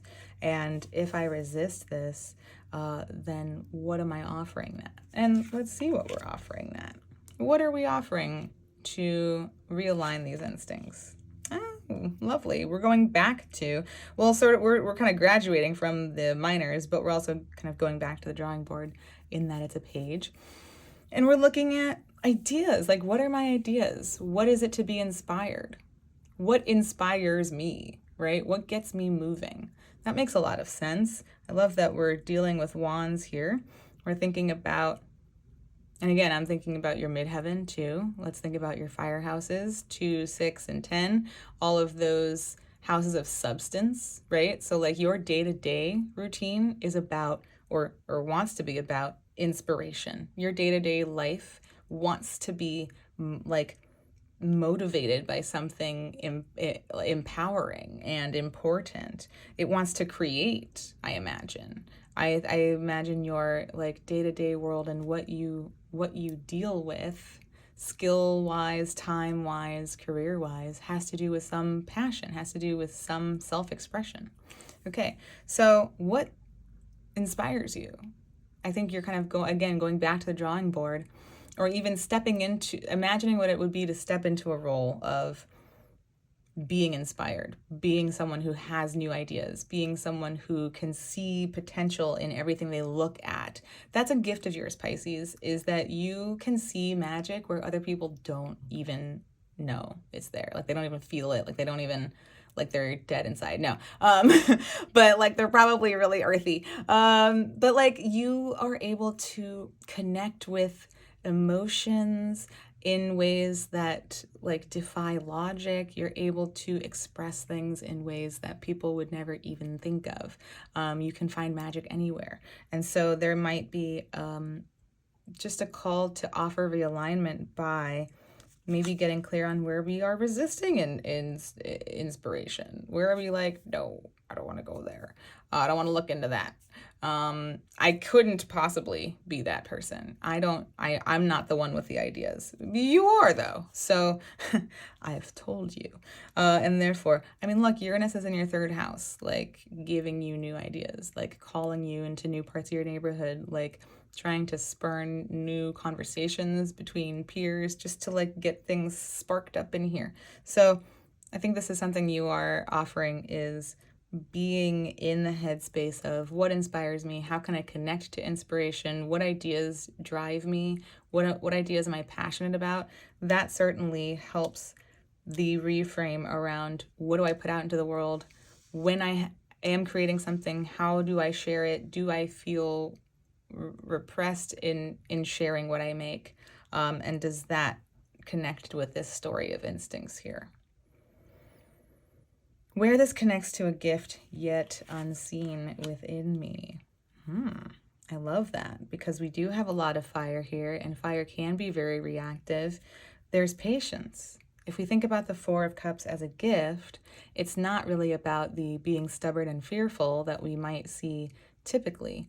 It's that giving pause can actually be where your kind of intuition comes into play and maybe fills in some of the blanks. It's like I'm seeing this process of being inspired, having this new idea, being really lit up about it, being really excited and like, wow, and then going and sitting and contemplating and feeling and just sensing and getting an idea of what ideas that have inspired me am I emotionally ready to invest in? What am I ready to commit myself to? What do I want that to look like? Okay. Where this connects to a gift yet unseen within me, reversing this, thinking about maybe we give ourselves grief. Maybe there's a connection here about I hold back on what I put out into the world. I don't share these messages, and that makes me feel like I'm hesitating on everything. Like I don't know what I'm supposed to commit to.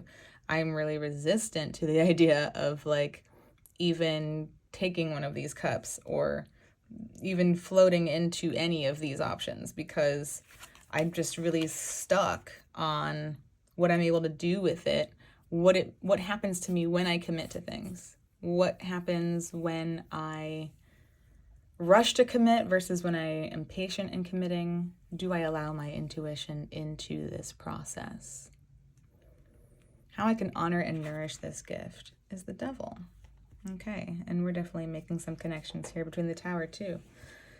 What needs to be destroyed, right? The Tower comes right after the Devil. So when we see the Devil, we are invited to get really clear on where we're still attached to things outside of us that we feel beholden to. Who tells me which ideas are good and which are bad? What structures am I telling myself I'm bound to that inform me that having this conversation between my instincts and my intuition is bad, or there's not time for that, or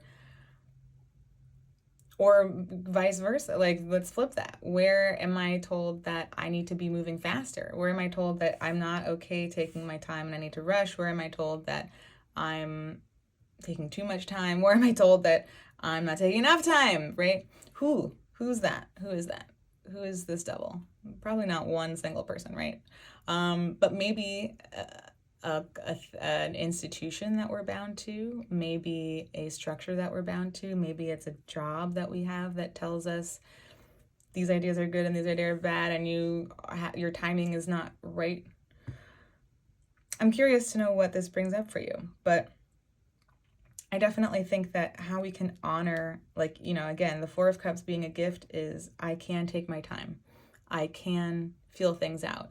I can also then decide when I have listened to my intuition enough and when I have come to a decision. So to see this Devil as a way to honor this gift is to say, let me get clear on what I'm a part of that tells me that taking my time is bad. Let me get clear on what this is all serving as like a coping mechanism for. What is this a coping mechanism for? I am not able to, let's see, I work this 9 to 5 and therefore I'm always really tired when I get home, and therefore I don't really feel inspired and I don't really give myself a chance to be inspired, nor do I give myself the time to think about what few ideas I do have. And then even if I think about them, I don't really know which ones to commit to, so I just don't really do much. And that's all because of this job that I'm bound to. Are there ways to change your time? Or let's take the Tower. Is it time to leave that job? I'm not going to give you economic advice in this year, 2024. That would be out of pocket, but something needs to change. Some relationship to this dynamic needs to change. You are being called to develop more agency in being able to separate yourself from some part of what's keeping you trapped here. Not all of it, right? We're still humans. We have to pay bills. This is reality. But whether it's literal, tangible, physical, you creating some sort of separation from this idea or this being, whether it's fully mental within you, changing your perspective on what's being asked of you. Is anyone actually telling you you can't give time to these ideas? Or is it just that you feel that way because you are drained from your time in the office? And what can you do about that? Okay, let's roll our dice. Certainly makes sense, though, seeing the Strength card here asking us to realign these instincts, creative instincts being maybe at odds with emotional instincts, maybe quandaries about time, right? Saturn's in your first house, really exhausting you, feeling like I can't show up to everything. I can't show up to everything, so I show up to nothing. Okay, well, that's also maybe not healthy or helpful.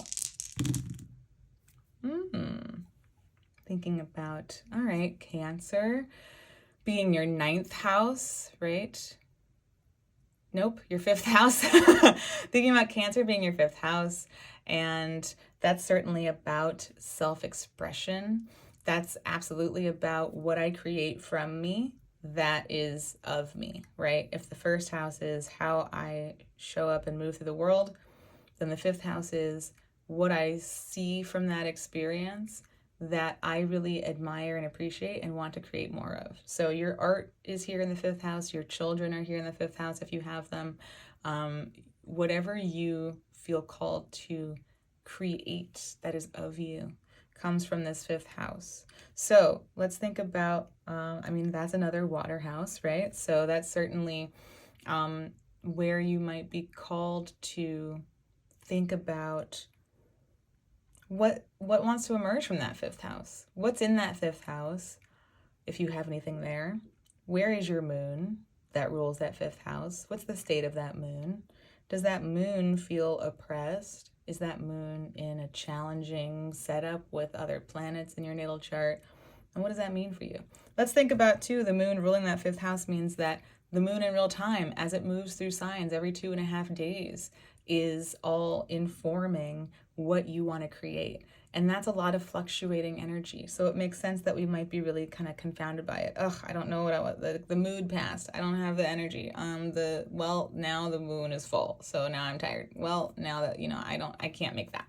So maybe we want to, maybe part of getting some of this devil nourishment and separating from systems that keep us out of this process is to focus, like make a moon schedule.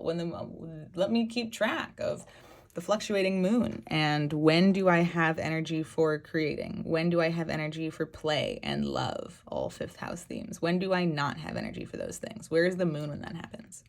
Just a project that you might want to take up if this is really resonating for you. We have Venus, beautiful Venus, moving into your 11th. Okay, hopes and dreams of the future, friends, communities.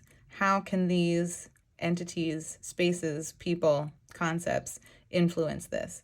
What I want for hopes and dreams of the future is being informed by what I think I'm currently bound to. What I want for my hopes and dreams of the future is conflicted because I want to make all these things. I want to be part of all these communities, but I don't know what I'm showing up for or what my inspiration is or what I am even, I pause. I'm always taking pause. Okay, so maybe it's time to, maybe that's another way to look at this devil, is to think about, what do I actually want for the future? Is what I'm currently bound to actually aligned with that? Do I have friends and communities who I can connect with now to get an idea of where this might be possible for me? 4, thinking about your 4th house. All right, thinking about that Gemini space, right? Even if your IC is elsewhere in the 3rd or the 5th, not in the 4th, your 4th house is still Gemini. And so maybe some of that Mercury retrograde was really confounding about what home is to you or what your emotional body needs and looks like at this time. That's a lot of information, Gemini, right? To be switching, to switch gears, to switch opinions, to update the information, all of that happening in your emotional body maybe confounds this whole process. We see the 4 of Cups here as part of this 4. Maybe what you want is more time to think about what you want or to intuit what you want to commit to, but ultimately you have a Gemini 4th house and somehow you're like expected to make these quick decisions. Maybe that's something to observe, to get clear on, to think about. Let's see, Mercury is like, everyone's hanging out in your 12th house, right? Mercury's going to move into your 12th house and trine that space. And so that might be a time to wind down something about home or that emotional body process to get clear on, right? As all these planets move through the 12th house and clear things out before they move into your 1st house and start this new cycle. Maybe there's something you want to observe there about what that emotional body needs, what home needs. Did home influence this pattern of pushing you to make quick decisions or like having to be super adaptable and just like go? And what can you offer that now, right? Again, where can you separate from that? Still being part of like family, if that's what is in alignment with you right now, but still creating your own boundaries around who you are and how you show up for that. Okay. Woo. Thank you, Pisces, for tuning in. If you enjoyed this, please like, share, subscribe. We will meet here next month to talk about your season and to see all those planets we just talked about moving into your 1st house and starting this new year cycle for you. So I hope to see you there. Okay, Aries, welcome to your Aquarius season forecast. As we explore Aquarius season, we see the sun, the new moon, Pluto, and eventually Mercury and Mars hanging out in your 11th house of hopes and dreams for the future, friends and community. We have Saturn and Neptune just posted up in your 12th house of endings, karma, what it all adds up to in the end, me and my maker, isolation versus solitude. We have the North Node, as well as Chiron, hanging out in your first house of self and how you move through the world. We see Jupiter and Uranus, as well as the first quarter moon in Taurus in your second house of my stuff, my resources, my skills, and how I use them to make my money. We have a full moon in Leo happening in your 5th house of self-expression, play, true love, children. We have a 3rd quarter moon in Scorpio in your 8th house of shared resources, ancestry, contracts, what else? Government. Okay, my boss, whoever signs my paycheck. Lastly, we see Venus making ingress into your 10th house of career, reputation, and legacy. Okay, I have some prompts for us today. We'll be looking at instincts that are gaining power, how I can offer realignment to these instincts, where this connects to a gift yet unseen within me, how I can honor and nourish this gift.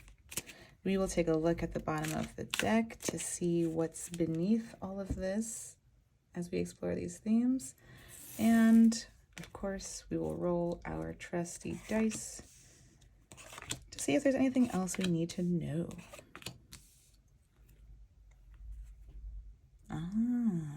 Okay. So we're looking at a little bit of anxiety. We have an 8. Strength is 8. So we certainly have one of the kind of sub cards of strength here. And that makes a lot of sense. So we're looking at maybe a pattern of anxiety, right? The 8 is when we've gotten so far into it that we feel bound in some way. We feel trapped. The truth is that we are not able currently or willing to look at everything, to see everything as it is, to know how to get out of it. All right, so let's take a look at what else we have here and see why we're in an anxious place. Instincts that are gaining power. The 5 of Swords. Okay, we're getting some clues already. All right, Aries. So when is it time to walk away, right? I don't know where your Mars is. Your Mars could be really strong. Your Mars could be really debilitated. You could have a Mars that's caught up in some aspects to other planets. I'm not sure, but what we can surmise about you, Aries, is that you maybe rush into things. You are eager to initiate things, and sometimes that can mean conflict. Not me, you say. Well, is your Mars in Libra? No, maybe. Even if that's something that you don't recognize within yourself, it is inherently true. If you have an Aries placement, that Aries body wants to leap first. So it is not always looking. It is usually not looking. So we're getting clear on maybe where conflict initiates and ultimately what decides when conflict ends. We want conflict to end in a resolution, typically. Extenuating circumstances aside. We generally want to reconcile or resolve whatever is the source of the conflict. We often don't get that. For myriad reasons, we are often left in a standstill of some sort, something unresolved. Nobody wins, right? We've all made our case. We've all like planted these opinions firmly into the ground, and nobody was budging. There's not one of these wants to compromise, right? So in the end, we are called within to decide if it's time to walk away. Sometimes this can be us. Oh, right. Sometimes this can be us, and we attack ourselves, right? Both of these interpretations definitely connect with the Eight of Swords. We're in the same suit. We're traveling along the same section of the suit. If we don't know when to walk away, if we don't know when it's going to be a lose-lose, we might find ourselves in cycles of not being able, like getting so far into the conflict that we can't actually look at the whole thing anymore because it's so overwhelming and we don't think there's any way out. So if this is ourselves, if we beat ourselves up, then obviously we end up in anxiety because we are attacking ourselves and no one can come save us from ourselves. So it's only going to add up and get worse. And then we don't want to look at it because it's us. And then that's just too many layers. Too much. Can't do it. So that makes sense. If this is an instinct that is gaining power, perhaps we're seeing two different versions of this. Either we're getting clear on not knowing when to walk away and the recognition of, oh, I should figure this out. I need to strengthen the instinct of walking away. I need to know when this is going to be fruitless. I need to know when to throw in the towel. I need to know when to collect what is mine. You might think about the traditional Rider-Waite image and think about the figures. I believe there's one figure walking, like just trying to like walk away with some of the swords, right? When is it time to just pick mine up and go and retreat? Do I push too far? Do I not push far enough? I don't know. The other interpretation as an instinct that is gaining power might be that we are allowing our desire for conflict to gain power. Like the instinct that is gaining power is the conflict instinct. I don't really care when it's time to walk away. I'm just ready to start into this battle. I'm just ready to go. Listen, we had Mars and Sag recently. Maybe that was like I'm going to fuck around and find out. Maybe that was like I'm not even going to stick around one moment to find out what's happening here. So this could be very relevant for you. How I can offer realignment to these instincts. That's beautiful. Looking at your houses of substance, which are literally substance, right? 2, 6, and 10 are Taurus. Oh gosh, Taurus, Virgo, and Capricorn in that order. And so it makes sense that what you are dealing with on a regular basis, right, temporally, day to day, is literal, is tangible. So we're grounding into this 9 of Pentacles, which is a very beautiful invitation to really get take inventory of everything that you have, everything that you have worked for, everything that you have accumulated and built in your life is abundant, right? Let's not get into a comparison game. Let's just actually look at who you are as an individual, what you have in this life, in this moment, and what that actually just means to you right now. What can you celebrate that you have accumulated? What have you worked hard for? And that is a signature of the 9. It's not the 10 where we are sharing in other people's, it's like I'm bringing this to the table and then like all of us, we share all of this. This is like my house, my flowers. That's my freaking bird, okay? I train that bird. That bird responds to me. So what have you put work into to be where you are? What can you enjoy? What can you fall back on? Let's think about this as a sequence. When you are walking away from battle, whether you initiate it or not, whether you know when to walk away yet or not, when the walking away does happen, what are you returning to? What are you walking home to? What's waiting for you that you have accumulated, that you've worked hard for, that you've made, that supports you and nourishes you in these times of conflict, right? Shifting out of judging ourselves for wherever we are with the conflict, and just when this is happening and I do walk away, what do I walk back to? Let me really focus on what that is. And maybe that, I mean, I say maybe, no, that absolutely makes a lot of sense as to how it would help realign some of these conflict instincts. Oftentimes we are fighting, and we are fighting as though we are still the person before all of this. Let me just say that again. Sometimes we are fighting, and when we are fighting, we are showing up to fight as the person we were before all of this. Before we had any of this, before we had something beautiful and inspiring and something to be proud of, before we had something to be proud of.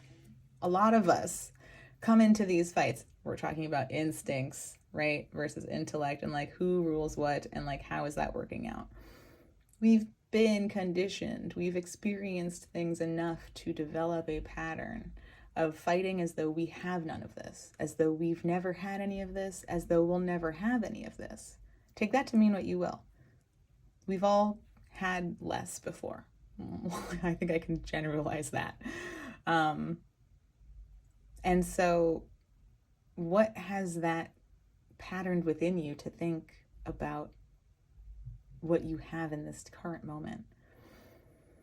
That seems like a kind of twisty, turny way to resolve what we're talking about here with conflict, considering that conflict involves us and something outside of us, or us and me, but that's still two things, right? That's still more than just us, even if it's two of us.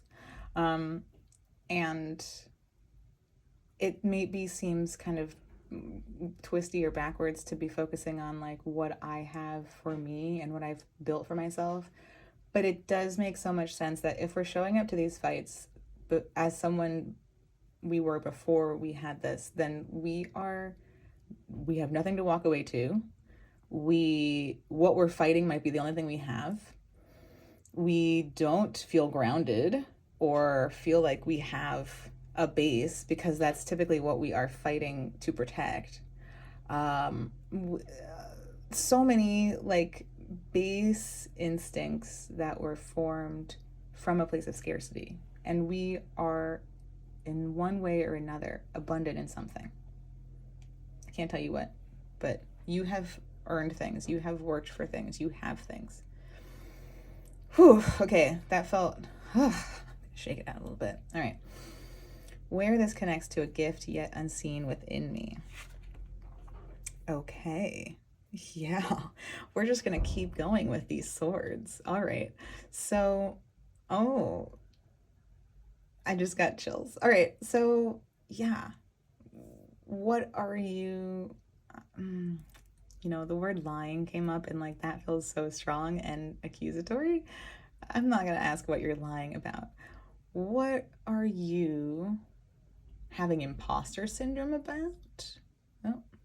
What are you having imposter syndrome about? Which, okay, is a form of lying to yourself, right? Like you are telling yourself you aren't good at something. You're telling yourself that you aren't as qualified as other people. Again, like the comparison game, let's not go there. We are thinking that we aren't enough to do what we want to do. Maybe you are telling yourself that what you have isn't enough. Maybe you actually have this beautiful abundance, but something is telling you, or you are convinced otherwise, that this is nothing. That, let's break that down. I'm not the one who worked for it. It was given to me. This ain't nothing. This is dumb. By comparison, other people have more, and other people have worked for more and have more to show for it.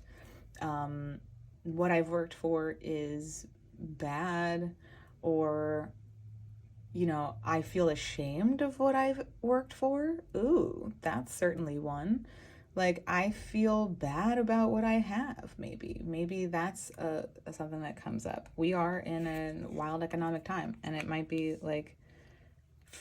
difficult to connect with what your current state of resources is if you know that it is more than what other people around you have. Okay, so there's lots of things that we could be lying to ourselves about what we have. This could otherwise be like, what are you trying to get away with? If we're leading into more aggressive territory with the Seven of Swords. What are you trying to get away with? What is someone else trying to get away with? Let's return to the prompt, which is a gift yet unseen within me, right? So maybe there is a desire to reconcile what is out of alignment here for you. We can't ignore the fact that we started with the 5, well, we started with the 8. We took a step back with the 5. We've now brought in the 7. So we are really in this tight part of this part of the swords, like the suit of the swords, right? Which is really so much about how we perceive the truth, what we allow the truth to be within us, how we feel about the truth. It's like our whole trigger response to these revelations. And often swords are things we can't control, but how we respond to them is very indicative of how we are conceptualizing our connection to what we are owed or entitled to or what we deserve, right? Like this goes to some very like deep, fundamental human survival stuff. So what wants to be reconciled here? Where is the lie? Where is the lie? The gift is maybe discovering what exists beyond the lie. What's the truth? What's the truth in there? How you can honor and nourish this gift. Beautiful. Okay, so all of this is happening like internally in our minds. All of this starts to become very insular, very like closed up, and it's the tighter it gets, like literally these boxes start to close in, right? And the tighter it gets, the harder it is to imagine being able to break out of them. So we're connecting with someone. We're connecting. And not only that, we're thinking about like who we're connecting with in an intimate way. And this is a beautiful antidote to some of this sword energy here. Like conflict, conflict, conflict. I'm walking away, you're walking away. That's a lot of discord. This is maybe the opposite, which is we're coming together, we're finding something in common, we're able to bridge this space between us and create some beauty. So maybe how we honor this gift is by focusing on where we might be out of alignment in our emotional relationships, in our close one-on-one relationships. Maybe we're looking to our partner. If these conflicts are happening with our partner, then perhaps we're getting clear on what is emotionally off balance with us. If these are conflicts happening outside of your partner, then maybe you are able to look at what your relationship with your partner is at this moment to say like, what is working here? And like, what's different about these relationships? I mean, besides the obvious, I suppose, what's different about these relationships? And like, what do I want? And what does this reveal to me about me? Maybe this is like, who am I in these one-on-one relationships versus who I am in these relationships, and like where's the lie there? And maybe this reveals to me who I need to be more of, right? Because this is all about me coming out. I am resilient, I am amazing, I am able to transcend this conflict and this anxiety that it creates. And what I need to really see this about me. The more I can see about who I truly am, where I show up here, the more I can know about what I want to be bringing into this space.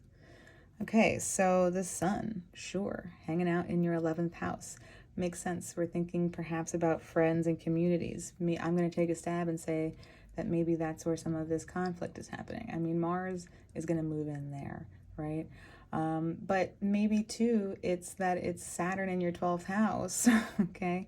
Like dipping you out of those communities for a while, pulling you out of those spaces for a while, maybe separating from some of these things and giving you the space to better understand what you want to be happening there. Okay, so anyway, that 11th house is definitely connected to that Saturn in Pisces in your 12th house right now. and that Saturn's clearing things away. It's saying no to things. And so that sun is going to feel connected to a sense of desiring freedom.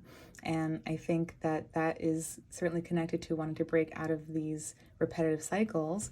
And so thinking about maybe what those hopes and dreams for the future are as Saturn dips into your 12th house and says goodbye to some things, thinking about or imagining what you want to, what do I want my relationships to look like in the future? What do I want my friendships to look like? What do I want my communities to look like? What is the difference between my connection to those spaces and like maybe where I'm experiencing conflict, and how can I infuse some of my current conflict or my state, my connection to this, to those relationships. Gemini, right? Looking at your 3rd house, looking at your peers, looking at your environment, your own mind, right? So maybe this is some of what's happening within yourself, and that certainly connects back to the 8 too. So just getting clear on like how can I nourish my mind? What can I offer myself? Looking at this 6th, your 6th house, which is Virgo. Okay, maybe we're spending some time embodying, paying attention to our own body, paying attention to our own health. Aries, maybe that means you exert some of this conflict energy through exercise or through some like manual labor, is very 6th house. And that makes sense. I mean, Mars joys in the 6th, right? So like Mars loves 6th house stuff. Mars is like, give me that work. I'm going to frickin' pummel my way through it. And maybe that's something. Maybe there's something in the body that wants to emerge or like otherwise release energy in that way. All right, Aries, thank you so much for tuning in. If you enjoyed, please like, share, subscribe. We will meet up again next month to talk about Pisces season, and we'll talk more about that 12th house Saturn and like what you're saying goodbye to up there. So I hope to see you then. All right, Taurus, let's get started on your Aquarius season forecast. All right, so as we explore Aquarius season, we are seeing the sun, the new moon, Pluto, and eventually Mercury and Mars hanging out in your 10th house of career, legacy, and reputation. We see Saturn and Neptune posted up in your 11th house of hopes and dreams for the future, friends and community. We have the North Node and Chiron in your 12th house of endings, karma, what it all means in the end, me and my maker, isolation versus solitude. We've got Jupiter and Uranus, as well as this season's first quarter moon, all happening in your 1st house of self and how you move through the world. We will have a full moon in Leo in your 4th house of home, origin story, family, lineage, land, emotional body. We have the South Node in your 6th house of time, routine, health, and the body. We'll see the 3rd quarter moon in Scorpio in your 7th house of one-on-one relationships, be they friend, lover, enemy, or business partner. And lastly, we have Venus, your lovely chart ruler, moving into your 9th house of faraway travel, foreign culture, philosophy, religion, making meaning. Did I miss anything? I think that's it. I think that's good. Higher education, higher learning. Okay, there we go. Okay, so we have some prompts for this month.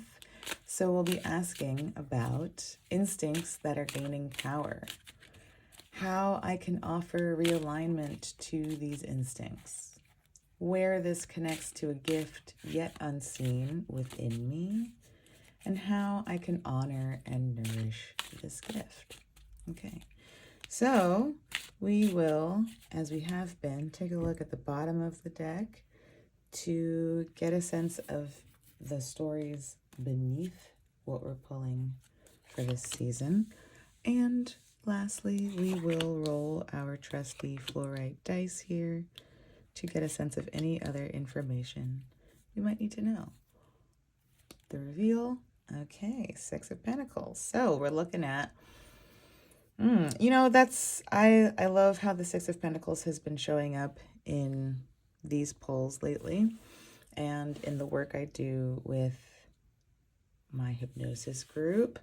we have pulled this recently, and we've been talking about resetting reciprocity.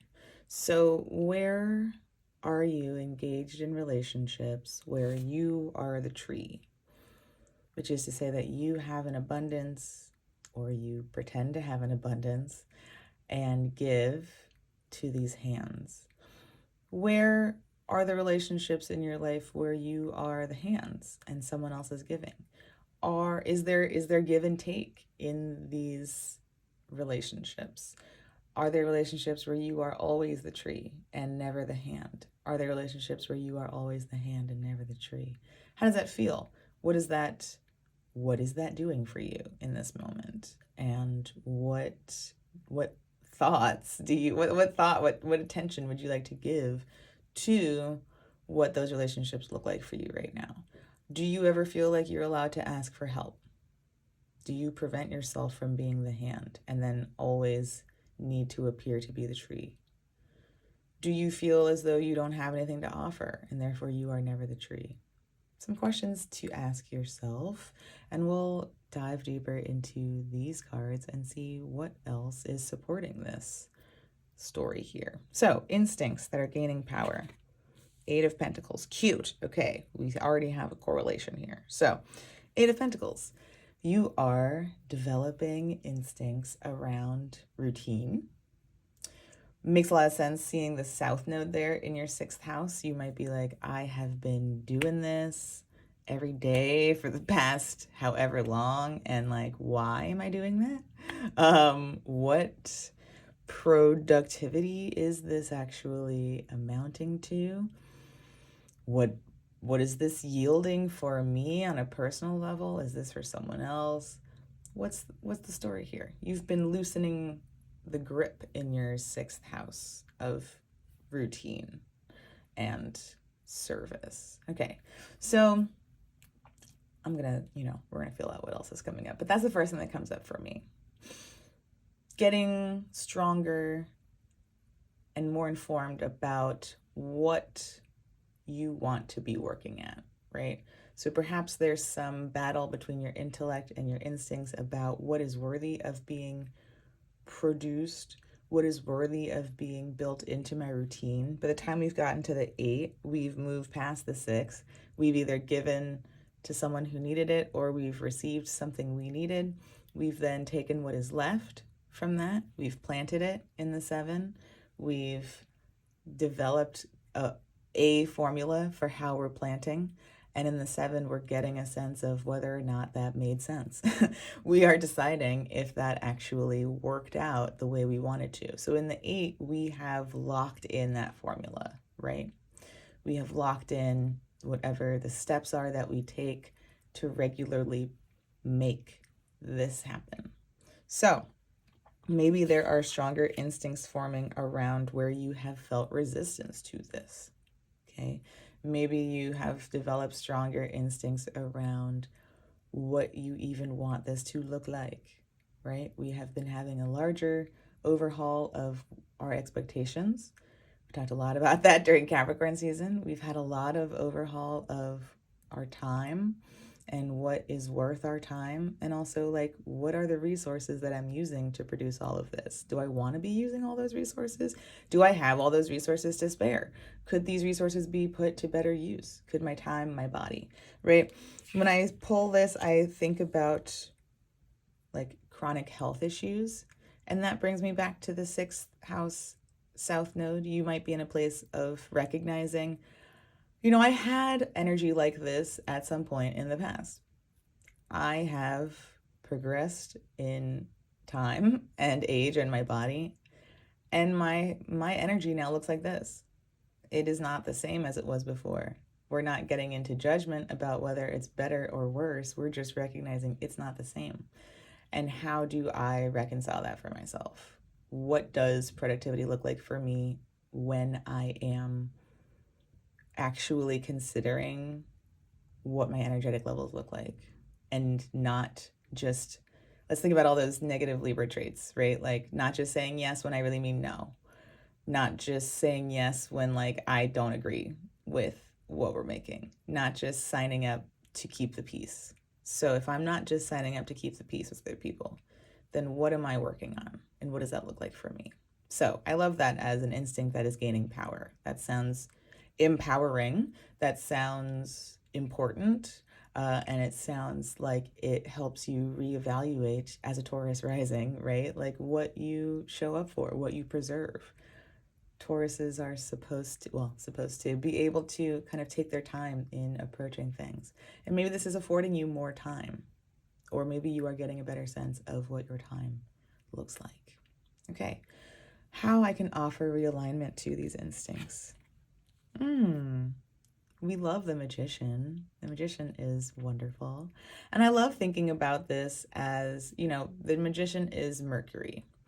And thinking about Mercury, Mercury rules your second house. As a Taurus rising, you have a Gemini rising, or Gemini second house in whole sign, right? So Gemini is your second house of skills, of resources, of skills you use to acquire resources.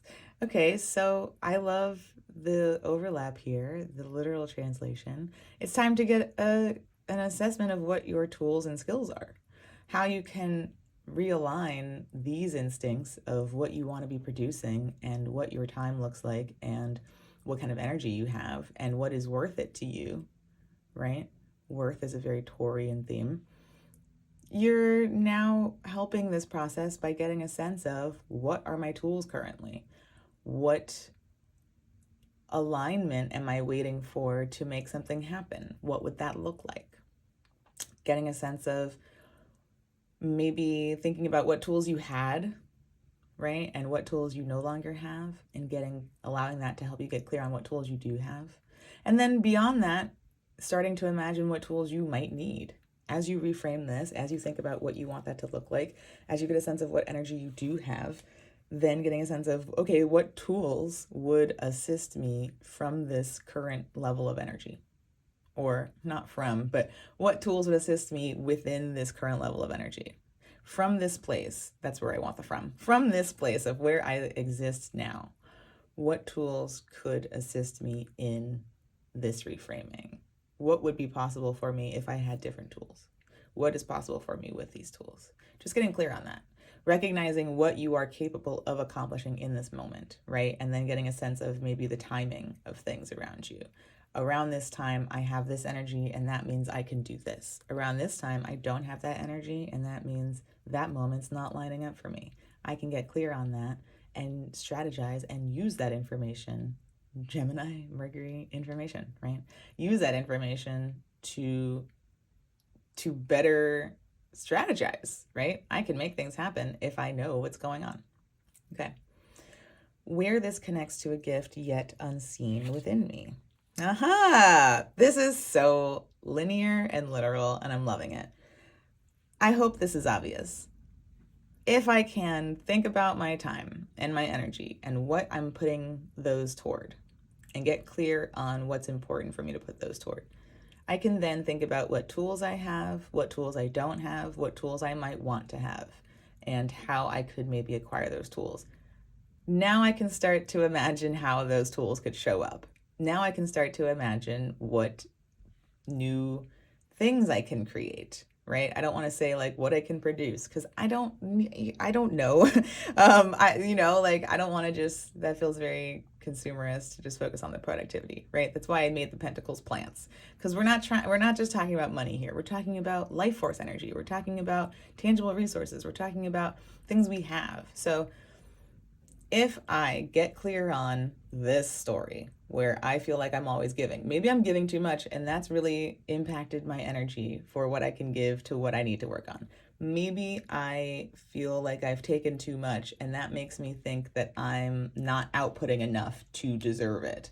We got to get clear on what this is bringing up for you to see how it's interfering with what your current level of energy, and I'll say productivity, but like, what is we're going to work on a better word for that. Okay, Taurus? So we're going to work on a better word for productivity. Let me know in the comments what you think, if you have any ideas, but we're going to work on that because as earth signs, like, it's too easy to just automatically go there. Okay, anyway, these things working out. We have all these pentacle stories, okay? So these things working out. There's a gift, there's something within you that wants to emerge. There's something, right? Let's return to the prompt, which is that a gift yet unseen within me wants to emerge. Some idea for some new opportunity, possibility, tangible resource, something wants to emerge from me. But right now it's feeling blocked because I don't even think I can make space for what that is because I'm caught up in this other story of these other things I've been doing and whether or not I'm worthy, etc. So this is beautiful. Makes so much sense that the star is here, right? And like this is the connection to the star, is that something wants to emerge that is authentic, that is real. We need a tower moment to kind of shake things up for you a bit. We need a tower moment to like break things apart so that we can set this free. And maybe the tower, it sounds like the tower moment is really being not realistic, but I mean that in a positive way also, like giving yourself more credit probably is something I'm getting from this. Unless like you're really just the hands all the time. And then, you know, okay, think about what you want to contribute, but like let's get a sense of worth figured out here so that this magic can emerge from you. And that sounds like a tower moment because that changes your whole like framework about who you are and what your value is here, right? So, okay. How I can honor and nourish this gift. I was like, if the tower shows up, I'm gonna freaking scream. Okay, but more pentacles, right? Okay, so, and this is literally the card I was talking about a moment ago. You're not the first reading to have like a sequence of cards go in order. It's very interesting. I love it. I don't know what's happening, but I'm here for it. So this is literally what I was describing. This is literally the process between the 6 and the 8 that I was just talking about. And this is how you're gonna honor this gift. So it's time to do that assessment that I just talked about. Well, first of all, it's time to plant something. Okay, like what I just described was between the 6 where we've given or we've received. We then take the sum of what is left over, whether we've received or given. We take what we have there, we plant it in the 7. We watch it grow. We decide whether or not it is growing in a way that feels good to us, makes sense to us, is enough to sustain us and stabilize us and nourish us, right? And from here, we either go back and rework the formula and plant again, or we decide, okay, this is good, I've nailed it. Now I'm streamlining this process. I am taking this formula, I'm gonna practice it, I'm gonna like just keep going at it until it becomes routine to me. So this invitation to honor and nourish this gift, which is something new that wants to emerge from you, is to begin this planting process. Sorry, babe, but you have to plant. Like maybe you are in this place of just waiting, right? Like we have a Leo 4th house. It's very fiery. Maybe it's like, I don't really feel like, I feel like I'm possessed by ideas. I'm possessed by this passion, but I don't have the means to actually anchor it. It's time. I need you to figure out what that looks like for you. Maybe you're literally planting something, but maybe it's just putting those seeds into motion. Can we write down the words, I want to write this book. I want to record this album. I want to knit this sweater. I want to, you know, like, can we actually put that plan onto paper in some way just to allow it to begin to take shape? I know, like I'm thinking about like, I feel like I'm telling myself to do this and I just felt so much pressure and resistance. So that's so real and I just want to acknowledge that. But knowing that you are doing so from a place of assessment. So maybe we're practicing kind of like writing things down. And I'm saying writing because we're talking about pentacles. We have so many pentacles. We're trying to shift out of the like air sword or like fire wand place because those are not tangible places. Those things are great and they're magical. We need those to have the idea and to communicate the idea. But if we don't know what the idea is, if we haven't actually anchored it yet, then we're missing a step, right? It's like fire, air, we need the earth in the middle to anchor before we can start talking about things and then take those conversations and bring them back to the thing and make adjustments, okay? So I need you to figure out what it looks like to anchor this for you. Not only anchor it, but begin allowing it to take shape, checking in on it. Maybe this is initiating that idea and then giving it space and coming back to it and seeing if it's still sound.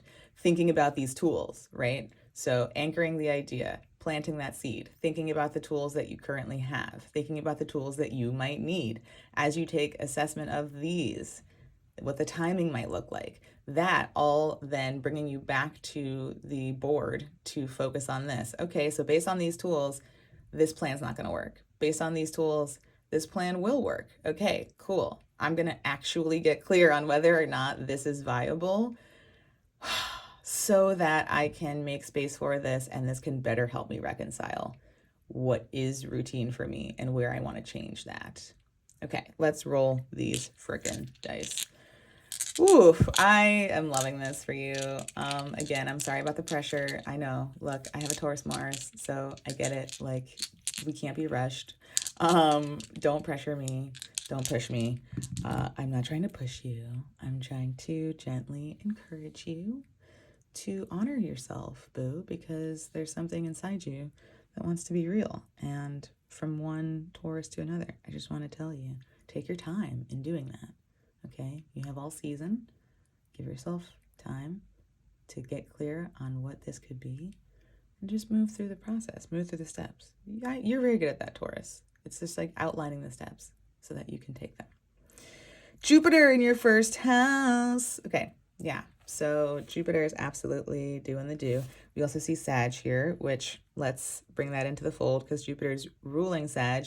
Your chart ruler is currently in Sag for the moment in your 8th house. Okay, wow, what a sandwich. All right, we'll pull Jupiter over here because Jupiter's in your first house, but like, let's check out this 8th house Sag energy. So Venus is currently in Sag in your 8th house, maybe making its way through all of this mentality about what's going on, trying to like perk up the psychology in there and get clear on like what's haunting you in here, my love.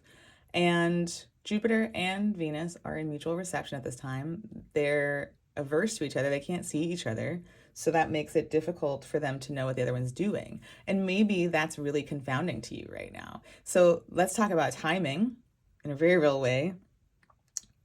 This might be really confusing because Venus is trying to rule your chart, rule your ascendant, rule this Jupiter. Jupiter's trying to rule this Venus. They can't see each other. So we have the passion, we have the resources, we have the mentality, we have the ideas, but we're not really clear on how to make them connect. So I'm going to just turn to my ephemeris real quick and return to, because I know we talked about Venus moving into Capricorn, which happens on Tuesday the 23rd. So once that happens, Venus moves into your 9th house. Venus can then see your ascendant from the 9th house, can see Jupiter. Jupiter can also see Venus. Let's maybe think that there's just a few more days of some of this confusion happening. And on the 23rd, starting on the 23rd, there starts to be more clarity. Use this window to your advantage, whatever those time frames mean to you. Get clear on that. Know that once Venus moves forward into your 9th house, there's clarity. And then maybe take inventory at this time about what's been happening for you in this 8th house. The 8th house is very mysterious. That's probably why it's a good idea to take some assessment of it now, because like if we don't stop and think about it intentionally, we will just sort of swirl past it and then be impacted by it and not know why. So maybe take this time, because Jupiter in your first house is like trying to gas you up. Jupiter in your first house is like, I'm big, I'm amazing, I'm super duper awesome. And you are like, I have nothing to offer.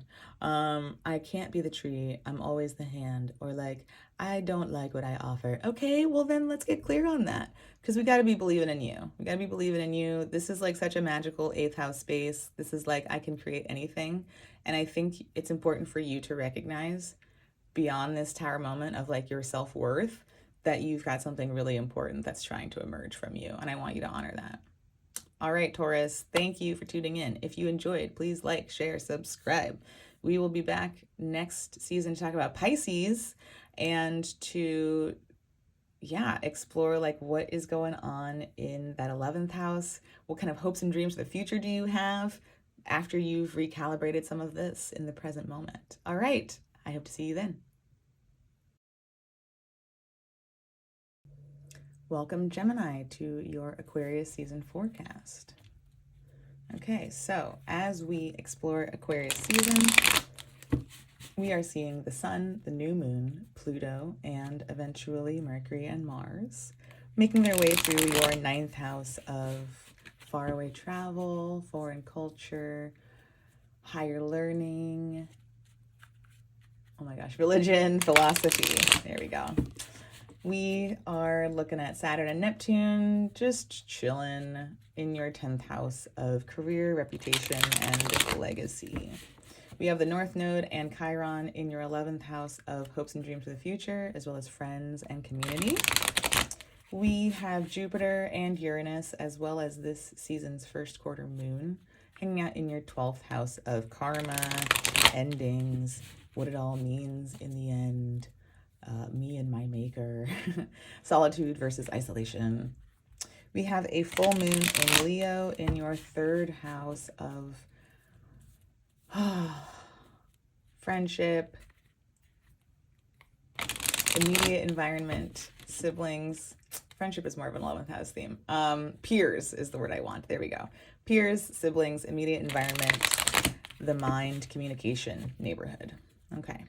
We have the South Node moving through your 5th house of true love, children, play, self-expression.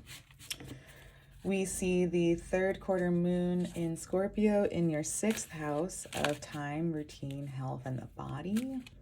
And lastly, we see Venus making its way into your 8th house of shared resources, my boss, my government, contracts, ancestry, inheritance. Okay, cool. So we have prompts for this season, and we'll be asking about instincts that are gaining power, how I can offer realignment to these instincts, where this connects to a gift yet unseen within me, how I can honor and nourish this gift. Okay, so we'll be looking at the bottom of the deck to see what other stories are beneath the themes of this season, and we'll roll our dice to get a sense of anything else we need to know about this time. Okay. Bam. All right. What are we leaving behind, right? What are we making or taking space from? The 6 comes after the 5, which is where we realize that we are at an impasse. Our conflict is stuck. There's no way forward. No one's going to win, and we must separate. We must part ways. It's time to go our separate ways. So we'll see what this is maybe referring to as we explore these cards, but there's certainly some air of or consideration of leaving something behind. Okay, so instincts that are gaining power. Okay, maybe it's time to withdraw within. Gemini, you are so sociable. You are like here, there, everywhere. You are always collecting data, and to do all of that requires being very external. To do all of that requires a lot of talking, a lot of branching out, a lot of reaching out, a lot of connecting, a lot of movement, right? I'm thinking about the 3rd house, which is where the full moon is for you. I'm thinking about that sort of, I always think of the 3rd house as like Belle in Beauty and the Beast. I know everyone in town. I'm running my errands. There goes the baker. I know this guy. I know that clown. I know this fool. I have all the hot goss, and I have seen some things. Okay.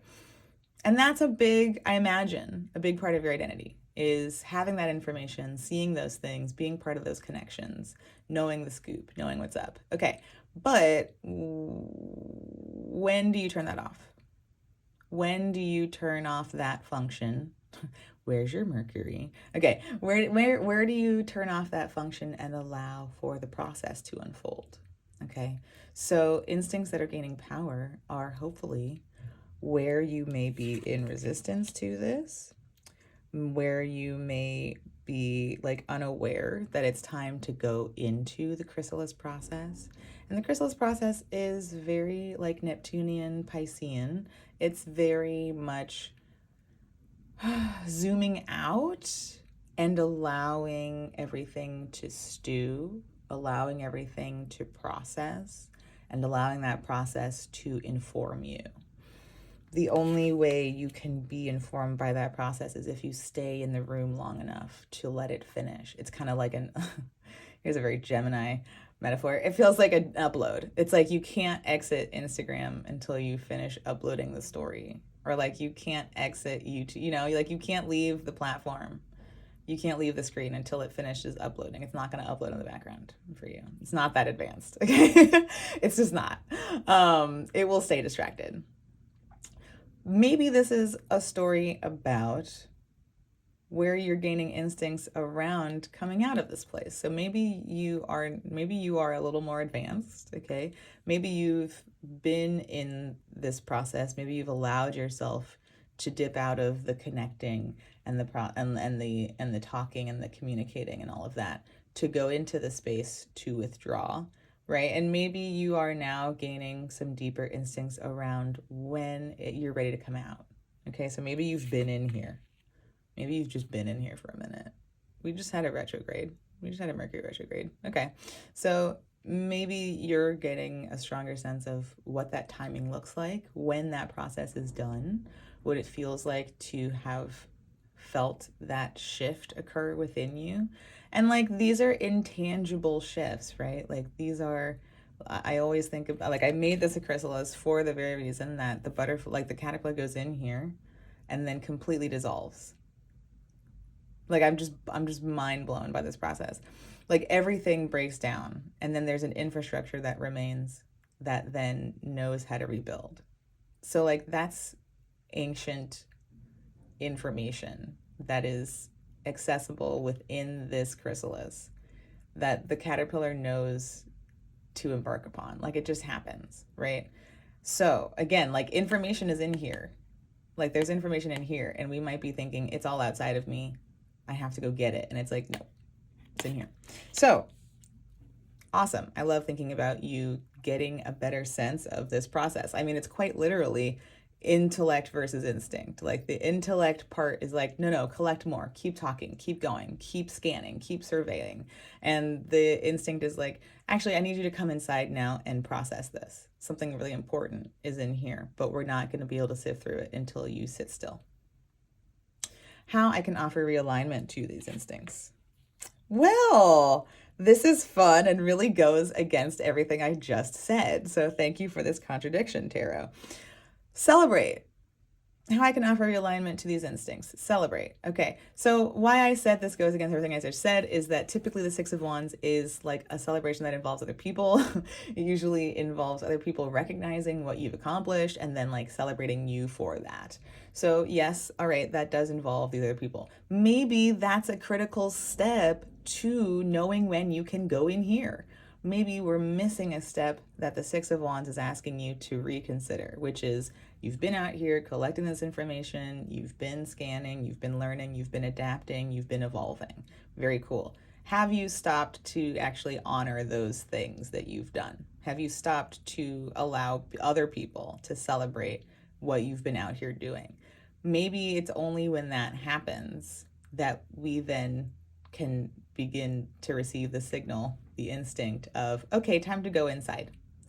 That makes a lot of sense. We are humans who need milestones. We are humans who need cues. And honoring and celebrating is a very important cue. If we don't do that, then we don't really know when we're done, right? And that makes so much sense to then not know when to go into the oven for a little bit. It's like, I don't know when I'm done compiling all the ingredients. Let's celebrate the fact that I compiled all the ingredients. Amazing. Now this can go into the oven. Okay. So I love this. And this feels very Gemini. This feels very Leo, third house, full moon, right? That's the house of the moon's joy. The moon loves to be in the third house. So I love, maybe this is an invitation to do something at this Leo full moon that allows you to be seen by the baker and the candlestick maker and all of Belle's neighbors, right? Like, think about who you want to be in on this celebration. And maybe it's just you. Like, maybe you only want to celebrate with you. That's okay too. I don't want to tell you that you need other people to be part of this. It's just that that's the typical interpretation. So maybe it's celebrating on your own. Maybe you are giving yourself props and doing a little mini ritual for yourself where you get to acknowledge all that you've accomplished in this time frame. And then that signals you to be able to go into the chrysalis for a bit and process. Maybe you resist this. Maybe you resist being celebrated. Maybe you're like, I can't possibly let anyone know that I did this. And then we need to know why. We need to observe why, right? Maybe that's what we're separating from. Or maybe, like, I mean, look, we have 2 6s here, right? So there's certainly a connection. Maybe the separation is to go into the chrysalis. Maybe this is a cue that can help you retrain some of these instincts, is to say, like, where is there a 5 of Swords where there's no more room for me to move? There's no more progress to be made here. When I run out of that material, that can be the cue for me to go in here. Okay, where this connects to a gift yet unseen within me. Oh, wow. Okay, so, you know, you're an air sign, right? And we've been talking about collecting data and sort of having all this information. And like, what are you doing with all that information? There's some sort of mastery that is desired here. There's some sort of formalization of that information. You are someone who knows a lot, maybe knows a little about a lot, maybe knows a lot about a little, maybe knows a lot about a lot.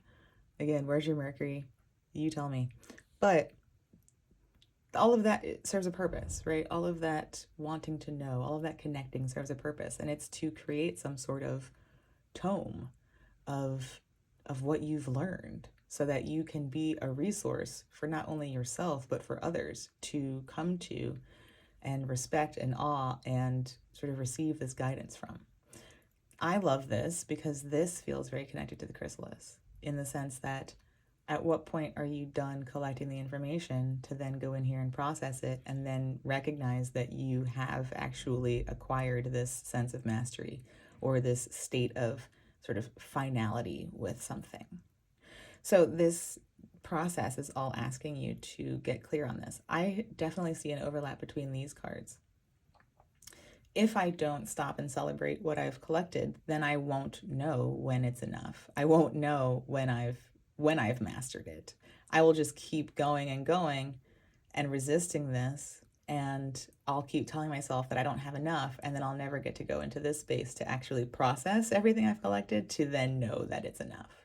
Something needs to be distilled from this process. Something needs to be like organized from everything that you've collected, everything you've been learning about. Something needs to be, I'll use the word formalized again. Something within you already has this capacity. And so it's up to you to be able to recognize it and to, again, like take these other steps to allow this process to streamline. So how can you honor and nourish this gift? Well, okay, lots of swords for you, air sign Gemini. How to honor and nourish this gift. This is really funny because I feel like this also goes against what I've been saying.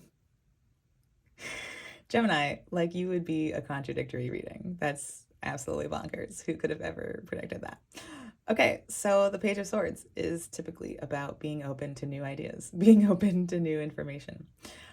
Maybe that information you are being opened up to is the information that tells you that you've collected enough information.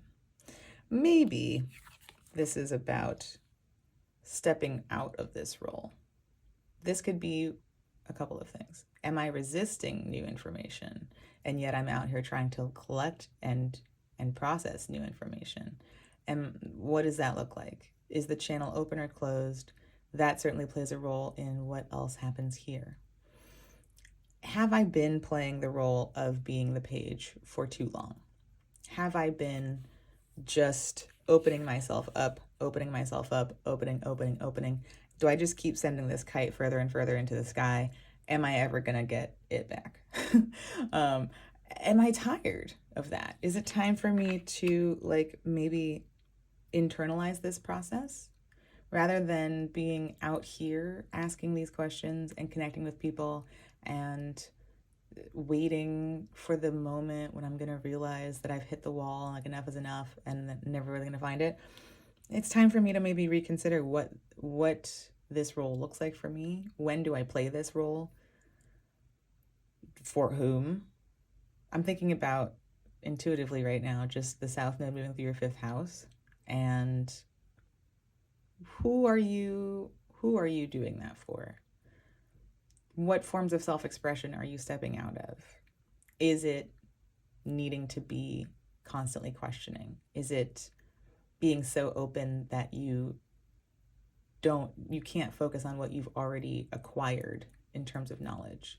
So I want you to think about that. Let me know what that brings up for you in the comments. But I'm definitely, we've got two court cards here, and it's interesting that one is certainly leading to the other.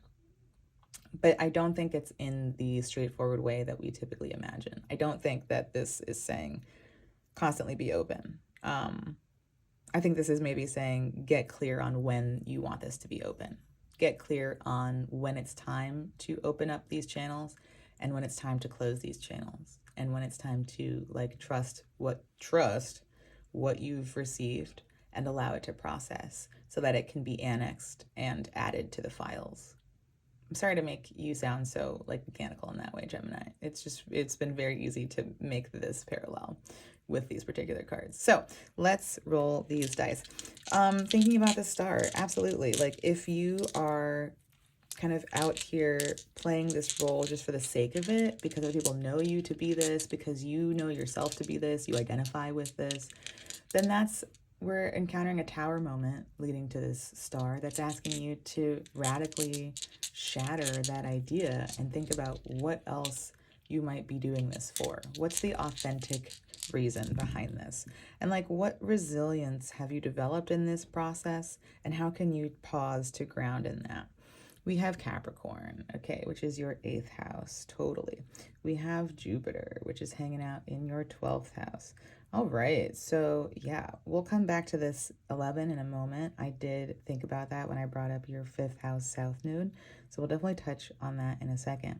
But let's talk about the fact that these are your dark houses, right? So Jupiter is currently hanging out in your 12th house. Venus is about to move into your 8th house of Capricorn, and everything else is hanging out in there for the time being. I said eventually Mercury and Mars would move into your 9th house. Right now they're hanging out in your 8th house, so there's kind of a Capricorn party happening. So these dark houses are really magical. These dark houses can only really be accessed when we step away from the tangible. So this really mirrors what I've been saying about being out here, being in the neighborhood, saying hey to everyone, connecting, getting that hot goss, saying what's up, and like being very visible, being very external, being very outside. These are very inside spaces, okay? Jupiter is hanging out in your most inside space. Like the 12th house is the least visible from the ascendant. It is dangling just above the ascendant. So it's sort of like this looming cloud that's like, pay attention. I just rose, but you've already forgotten me. So there may be some call to meditate at this time, right? Jupiter up here is certainly asking you to find magic that maybe others don't see, to take some intentional solitude. I talk about this with the 12th house a lot. Isolation versus solitude. It happens either way, but how it happens will impact how it feels. So if it's something we're choosing, then it will feel like solitude. If we're choosing to go in here willfully, to take space away from the external and the visible, to then touch base with the unseen magic that lives within, then that's solitude. If we're forced in here, for some reason, if I shut down at some point because I can't maintain this process, I'm forced in here and I feel isolated. If I'm not allowing others to witness me and celebrate me, then I feel isolated. And I know that that sounds like an oxymoron, but that's why we talked about the processes, like the steps in the process. Maybe this needs to happen first so that you can then choose to go in here. But if we're waiting for recognition that we're also not opened up to, or we're not like allowing to happen, then we are going to end up feeling alone anyway, right? And not in a way that feels good. So I'm going to urge you to think about what sort of 12th house activities you can engage in. Again, like meditation, even journaling is like a 3rd house, 12th house energy, because that's not for anyone to read. You're not communicating that for anyone else. You're communicating it for you to make sense of it, for you to make meaning of it. Hypnosis is a very 12th house journey, or like any energy work, any esoteric healing is 12th house. So I encourage you to explore what that might look like for you. And weaving in the 8th house where all these planets are currently hanging out. Yeah, like that's a sacred space too, and that's one that we share with others. While these planets are moving through Capricorn, they're squaring the South Node in your 5th house, and maybe that encapsulates some of the leaving that we're doing. Are you able to share these processes with anyone in an intimate way, right? Think about eighth house spaces. This could be like one-on-one work that you do with someone. It doesn't need to be of like a sexually intimate nature, but it can be. But any sort of private transformation that you engage in with others, maybe needs your attention now. And everything moving through there is squaring these nodes. So if there's anything that's coming up while these planets are in Capricorn that is pulling you in an uncomfortable direction, that's something to pay attention to, because that is pulling you away from that South Node in the 5th, where you've maybe only expressed yourself in ways that appease others, or you have had shallower interest in other people, or that you have only allowed people to have shallow interests in you. That 8th house space is like, I want to go deep. And that Libra 5th house is like, I want to do whatever you think is right. Where is there a disconnect there? And what do you need to separate from in order to allow more of this to happen? 11, your 11th house, where the North Node is, where Chiron is. All of this absolutely, like, if we're not able to process what we're doing in the present moment and what we've collected from the past, then how can we think about the future? So if we're appeasing other people in the 5th house, if we're only expressing ourselves in certain ways, if we're only allowing ourselves to love in certain ways, then we're not able to actually see what our future is going to look like, because we're holding ourselves back. So I'm thinking that everything moving through Capricorn is not only squaring that South Node in Libra in your 5th house, but it's also squaring the North Node in your 11th house. So you have changes upon you. You're being asked to get clear on what you need to leave behind in the 5th house in order to free up something that's possible in this 11th house space. Gemini, thank you so much for tuning in. If you enjoyed this, please like, share, subscribe. I will be back here next season to talk about Pisces, to talk all about that 10th house activity, and hopefully we'll have gotten some clarity on what's happening in these darker houses. So I hope to see you there. Welcome, Cancer, to your Aquarius season forecast. Okay, so as we explore Aquarius season, we're looking at the Sun, the new moon, Pluto, and eventually Mercury and Mars making their way into your 8th house of shared resources, mine and ours, ancestry and inheritance, my boss, my government. Okay, contracts. All right, we see Saturn and Neptune sitting firm in your 9th house of faraway travel, foreign cultures, higher learning, philosophy, religion. We have the North Node and Chiron in your 10th house of career, reputation, and legacy. We have Jupiter, Uranus, as well as the first quarter moon this season happening in your 11th house of friends and communities, as well as hopes and dreams for the future. We've got a full moon in your 2nd house of my stuff, my skills, and what I do to, how I use those skills to gain resources. We see the South Node hanging out in your 4th house of home, family, lineage, land, origin story, emotional body. There will be a 3rd quarter moon in your 5th house of true love, self-expression, play, joy, children. Lastly, we see Venus making its way into your 7th house of one-on-one relationships, be they friend, enemy, business partner, or lover. All right, we have prompts. So we'll be asking about instincts that are gaining power, how I can offer realignment to these instincts, where this connects to a gift yet unseen within me, and how I can honor and nourish this gift. We will be taking a look at the bottom of the deck to get an idea of the stories burgeoning beneath the surface, and we will roll our dice to get a sense of any other information that we need at this time. Okay, let's do it. The big reveal, 5 of Cups. Okay, so we're honoring grief. All right, we are acknowledging, and we pulled this card at the Capricorn new moon. If you happened to watch that video, we saw that as the cycle that was opening up for us. And that was kind of a lower note to be starting a cycle on. But we talked about all of the change that was happening. We talked about all of the new directions that we were being pulled in and how that meant leaving something behind.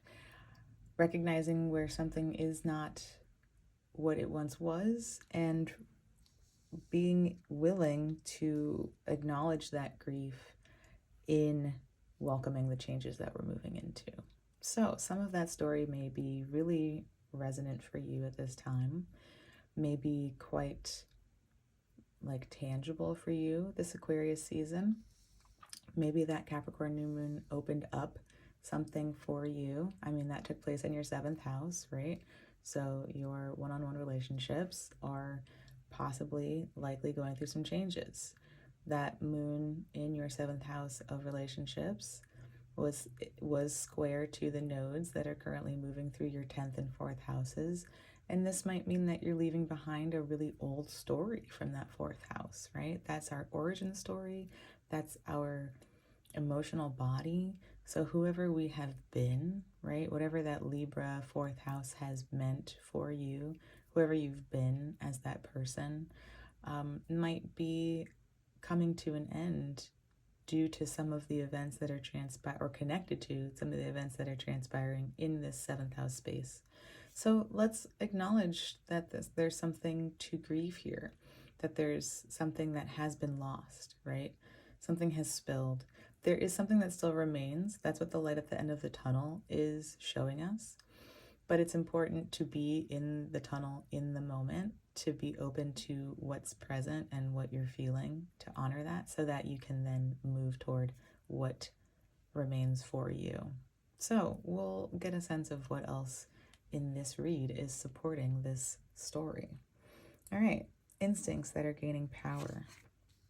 Well, if Libra isn't here on the table. All right, so let's dive deeper into what we were just exploring there with that Libra South Node 4th house story. Maybe your IC is there, maybe it's not. Maybe it's in Virgo or Scorpio. But having this Libra 4th house does mean that there are or have been conditions in which you've felt kind of forced to act in certain ways in your early life. If we think about the 4th house as our origin story, as our family, whoever raised us needed us to be a certain way. When we see a Libra 4th house, we were expected to maintain the balance in our family, our home, our origin story, whatever that means to you, whatever that balance looked like. You were likely expected to, be the fair one in the family, which feels really loaded, right? Like, we're born into a family, whatever that looks like, whoever that may be, whether it's our biological family, our adoptive family, our chosen family, whatever that looks like. We are brought into a world where people already exist, and those people are expected to maintain the balance for us. We're just baby. I'm just a baby. But if you were expected to maintain that balance as a young person, that might be something that is coming up for reprogramming at this time. If you had to keep your cool in order to facilitate peace in your home, there's probably some anger in here that's been suppressed. There's probably a lot. I mean, let's just, well, that's a very Aries word, so that does make sense to like bring in as the opposite pole of Libra. Some anger, some desire to initiate on one's own. I don't want to be here to balance your peace. I don't want to be here to like be the nice middleman for you. I would like to actually go do something else, but I'm expected to stay here and mediate. Did you have to mediate as a child? Right? Like, what did that feel like? What has that taught you about what your instincts want versus what your intellect demands, right? This feels like a very intellectual origin story where I had to put my feelings aside and be peaceful. Again, whatever that looks like for you individually. And so what instincts are strengthening here? Hopefully you're recognizing that, first of all, that's really unfair.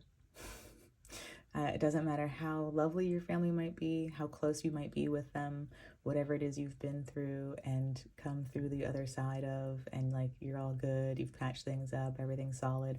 It's still really important to acknowledge that that wasn't fair to you. That was messed up. Okay, so hopefully that is something that's occurring within you somewhere.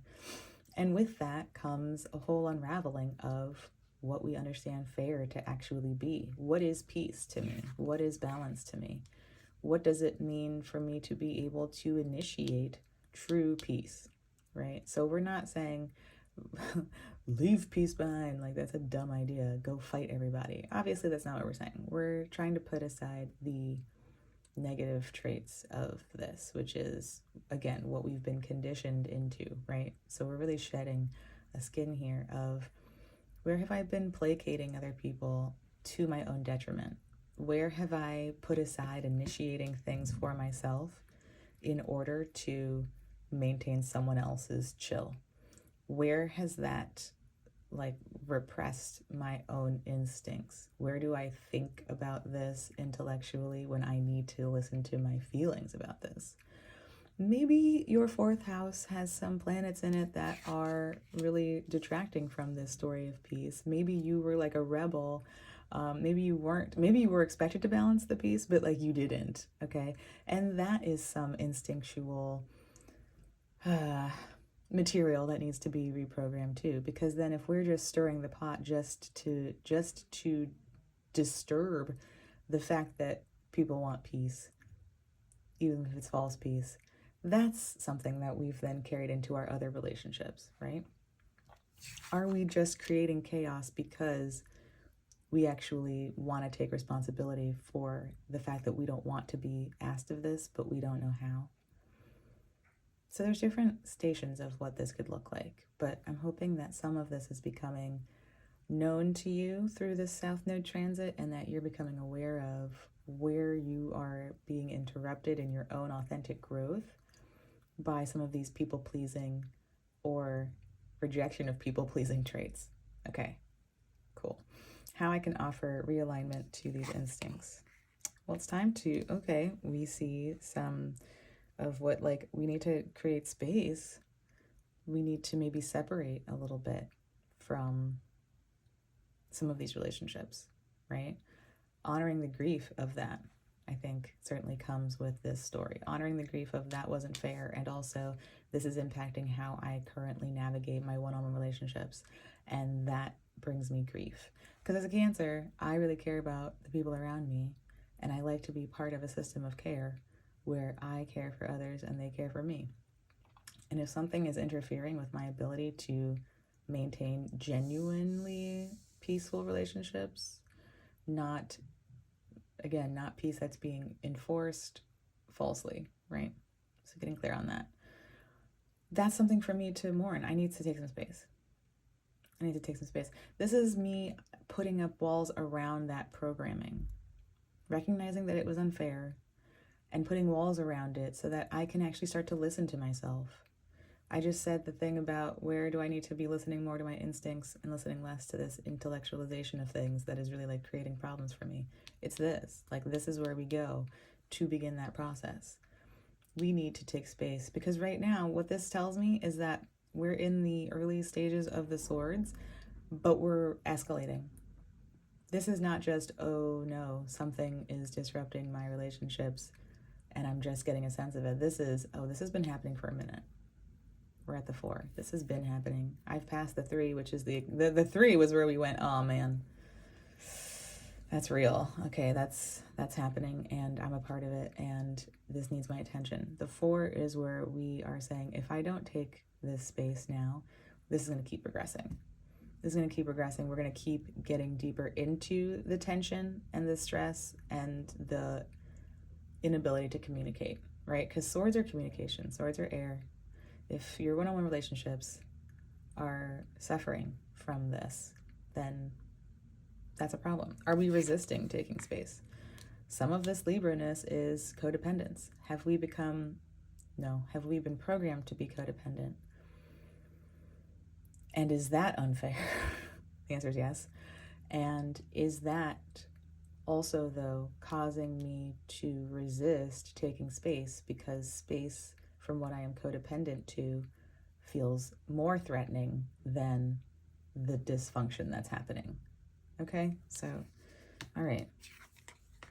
Absolutely. Where this connects to a gift yet unseen within me. Well, this is beautiful and is giving me very big Capricorn vibes. So what I just said about being a Cancer was, I love being part of a system of care where I take care of people and they take care of me, and there's mutuality and reciprocity, and it's emotional and intuitive and beautiful. But something is interrupting that process and we're not really able to live in that sort of synchronicity right now. What this desire points me to is this King of Pentacles, which is, I want to be able to be responsible for myself and for other people in a really structured, grounded way, which feels very much like your 7th house. That's the Capricorn I want to offer to my one-on-one relationships. I want to be that rock for you. I want to be that one that can, prove like throughout time that I can keep showing up for you consistently.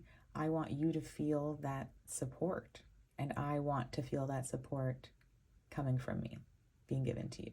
That feels very King of Pentacles. So this is a gift yet unseen within you. You have this capacity. You have this ability to embody this King of Pentacles energy, to play this role, to feel really secure and sound in it.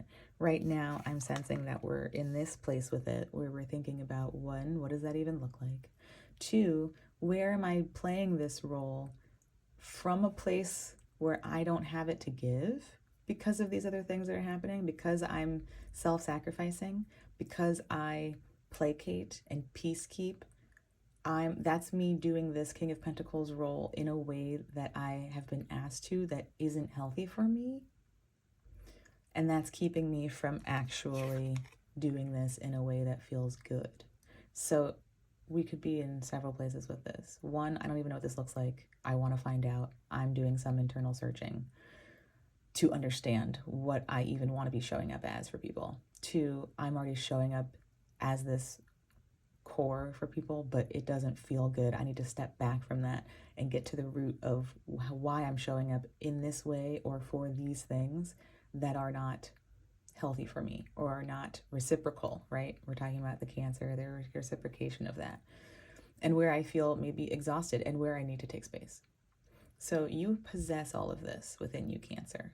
We're trying to figure out, and let's flip this one and see how we can nourish this. How do we bring that to fruition? Oh, that's beautiful. Okay.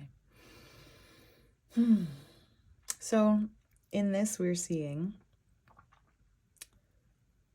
some authentic part of you that wants to emerge. The way we get to this is by going through the moon, right? We drive through the moon, we go through the fog, we get scared, we have all the feelings. We are worried about investigating all of this 4th house material because we don't know how deep it goes, and we don't really want to see what the end like consequence is. We're scared that we're going to find something in here that we don't like, that we can't assimilate, that we can't integrate, and we're going to have to then reject ourselves. But the thing is that when we go into the moon, inevitably in that process, we are called to accept all that we find in there. We find that it's not that scary, first of all. We find that this might be actually kind of normal. I'm not the only one who has this hanging out here in this deep fog. I know other people who have gone through this, and I know that they're okay. 3, I've seen everything. We can think about like the 8 of Swords in that sense of like, if I just shut everything out, I'll never have to look at it. But guess what? It all gets worse, right? And it leads to the 9. So the moon is a deeper escalation of that recognition that if I just look at the whole thing, it can't possibly maintain that same power over me because I will have seen it with my own eyes. I've seen it, right?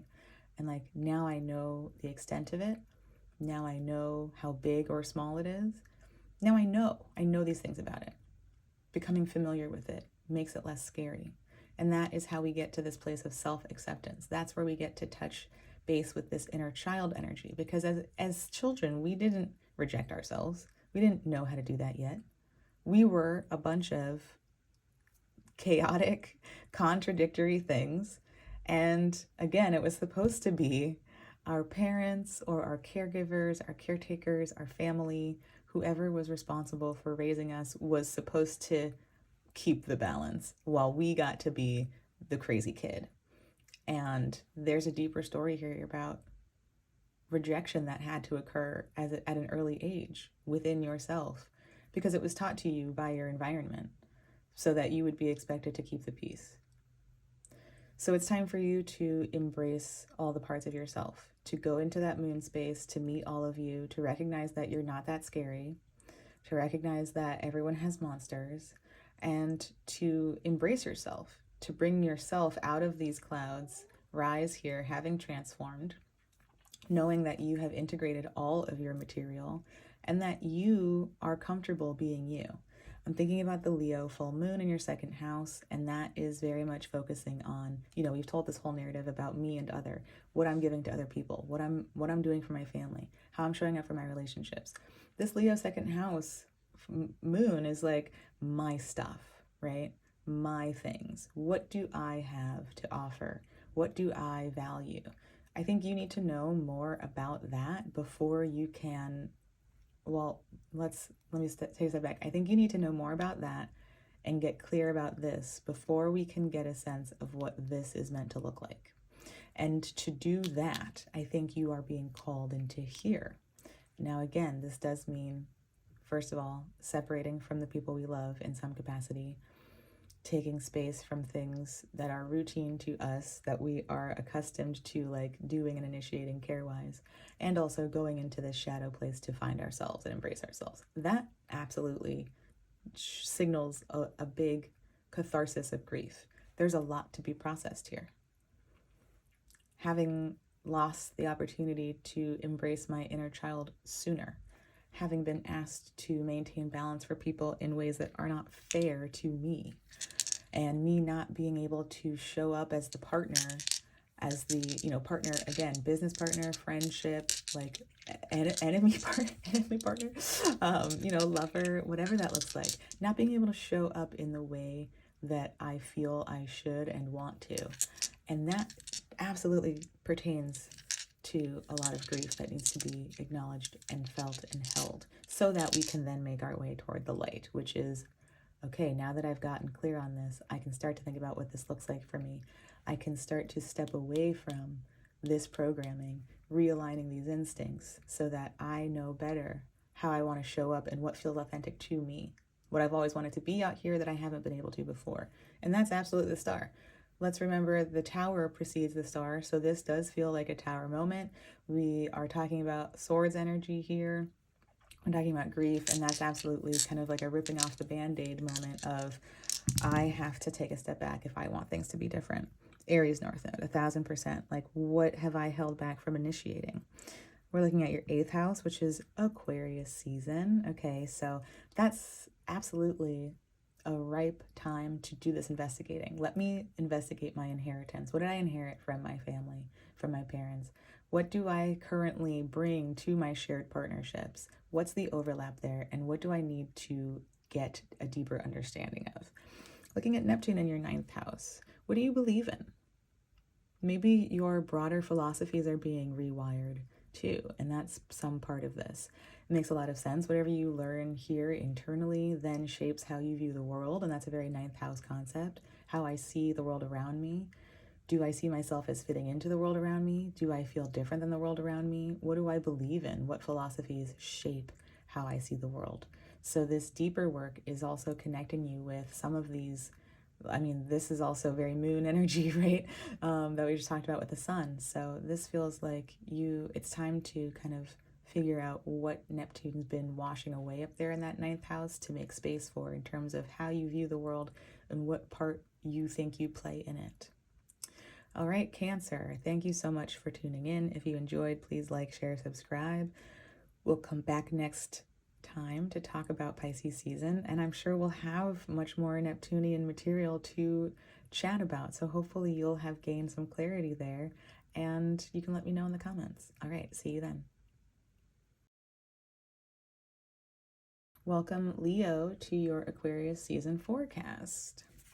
As we explore Aquarius season, we are seeing the sun, the new moon, Pluto, and eventually Mercury and Mars making their way through your 7th house of one-on-one relationships, be they lover, friend, enemy, or business.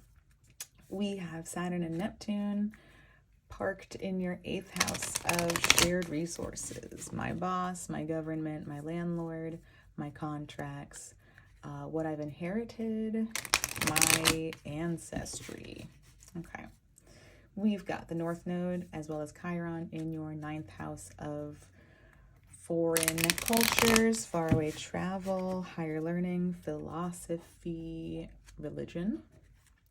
We see Jupiter, Uranus, and the first quarter moon in your 10th house of legacy, reputation, career. The full moon is in your 1st house of self and how you move through the world. The South Node is in your 3rd house of siblings, peers, immediate environment, neighborhood, communication, mind. That 3rd quarter moon in Scorpio will take place in your 4th house of family, origin story, home, emotional body, lineage, land. And lastly, we see Venus making its way into your 6th house of time, routine, the body, and health. We have prompts that we'll be pulling for. So we'll be asking about instincts that are gaining power, how I can offer realignment to these instincts, where this connects to a gift yet unseen within me, and how I can honor and nourish this gift. All right, so we'll be taking a look at the bottom of the deck to get an idea of what is brewing beneath these stories. And we'll roll these dice to see what else we need to know. All right. Bam. Okay. So we're getting grounded. Not by our parents. We're rooting. We are thinking about expansion. And as we do so, we're thinking about what inner growth we need to do in order to support whatever external growth looks like for us. This might mean we're focusing on routine. Makes a lot of sense. Venus is moving into your 6th house of time, body, health, and routine. So maybe since we just had Capricorn season all up in the business, maybe you were like really reluctant to go back to work after the holiday. Maybe you were like, ugh, getting back into the like swing of things is really exhausting. However, Mars has been there, and that is Mars's house of joy as well as its sign of exaltation. So maybe you've been getting things done and like putting your nose to the grindstone. I hate that expression. Leave my nose alone. that sounds painful. Maybe you've been getting a lot done, but maybe you're still kind of like, whoa, maybe I'm taking on more responsibility at work and I need to figure out how to balance this. Or maybe work in your routine is changing in some way, hopefully in a positive way. I wish that for you. But either way, you still got to figure out how to incorporate it all. You got to figure out how to build it all in. So let's see what else we have here that supports this narrative. Instincts that are gaining power. Oh, the instinct of choice. Okay. So this is typically like a Venus and Scorpio kind of vibe. I'm thinking about your fourth house. I'm thinking about your emotional body, whether you have planets there or not. Maybe your IC is there, maybe your IC is elsewhere, but thinking about Scorpio and your fourth house, your emotional body, how you kind of choose things emotionally. So your instincts here have maybe been a bit confounded.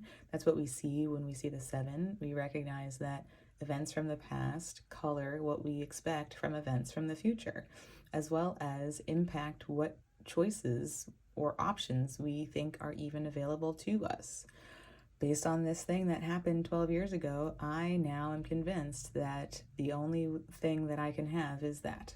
Okay, that's real.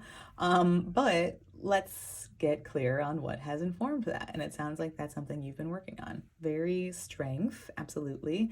If in this sense, we might replace the intellect of the butterflies with like the emotion. So it's maybe been a battle between emotion and instinct. Maybe your instincts have told you one thing and your emotions have told you something else.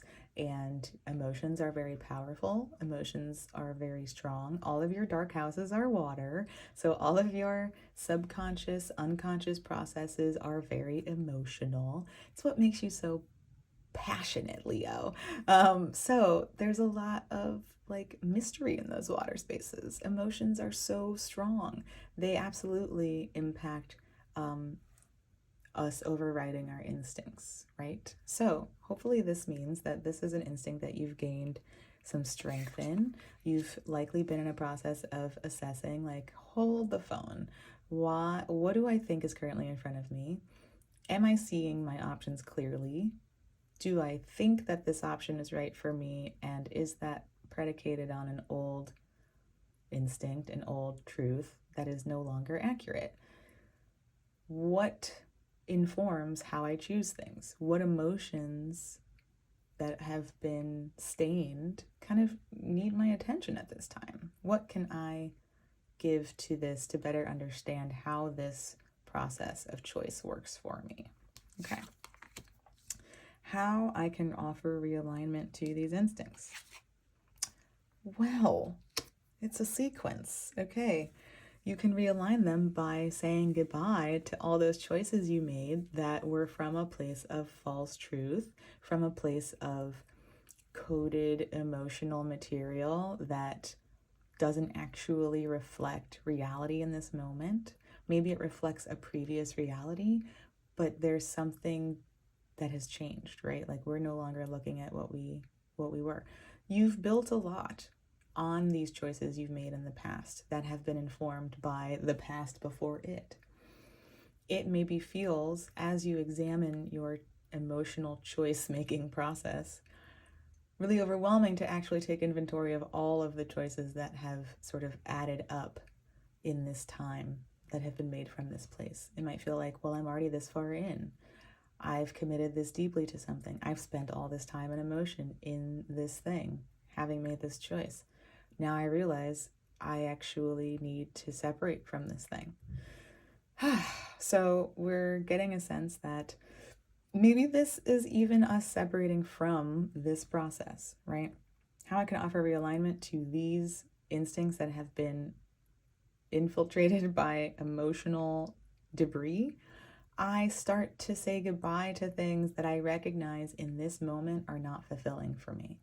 So we might get tripped up on the past. We might think about how far in we are and like it's too late.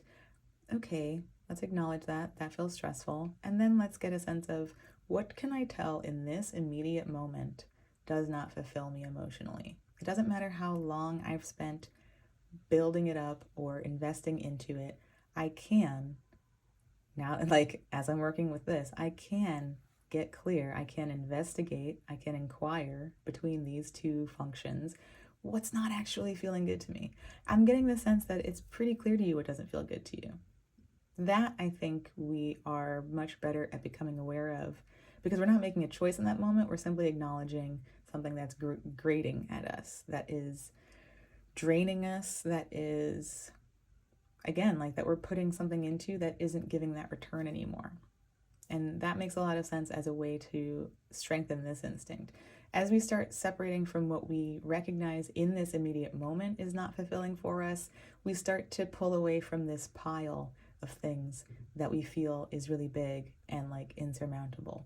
We take like the top pieces off of that pile. Then the pile gets smaller. Then we get to say, all right, now there's less here for me to examine, and I feel less overwhelmed by that. And I can start to sort out these feelings. I can start to see if there's anything else. So this is like maybe a feedback loop that could be positive of, I say goodbye to something that I recognize isn't fulfilling for me. This clears up more space for me to further examine where I made choices that have led me to a place of not being fulfilled.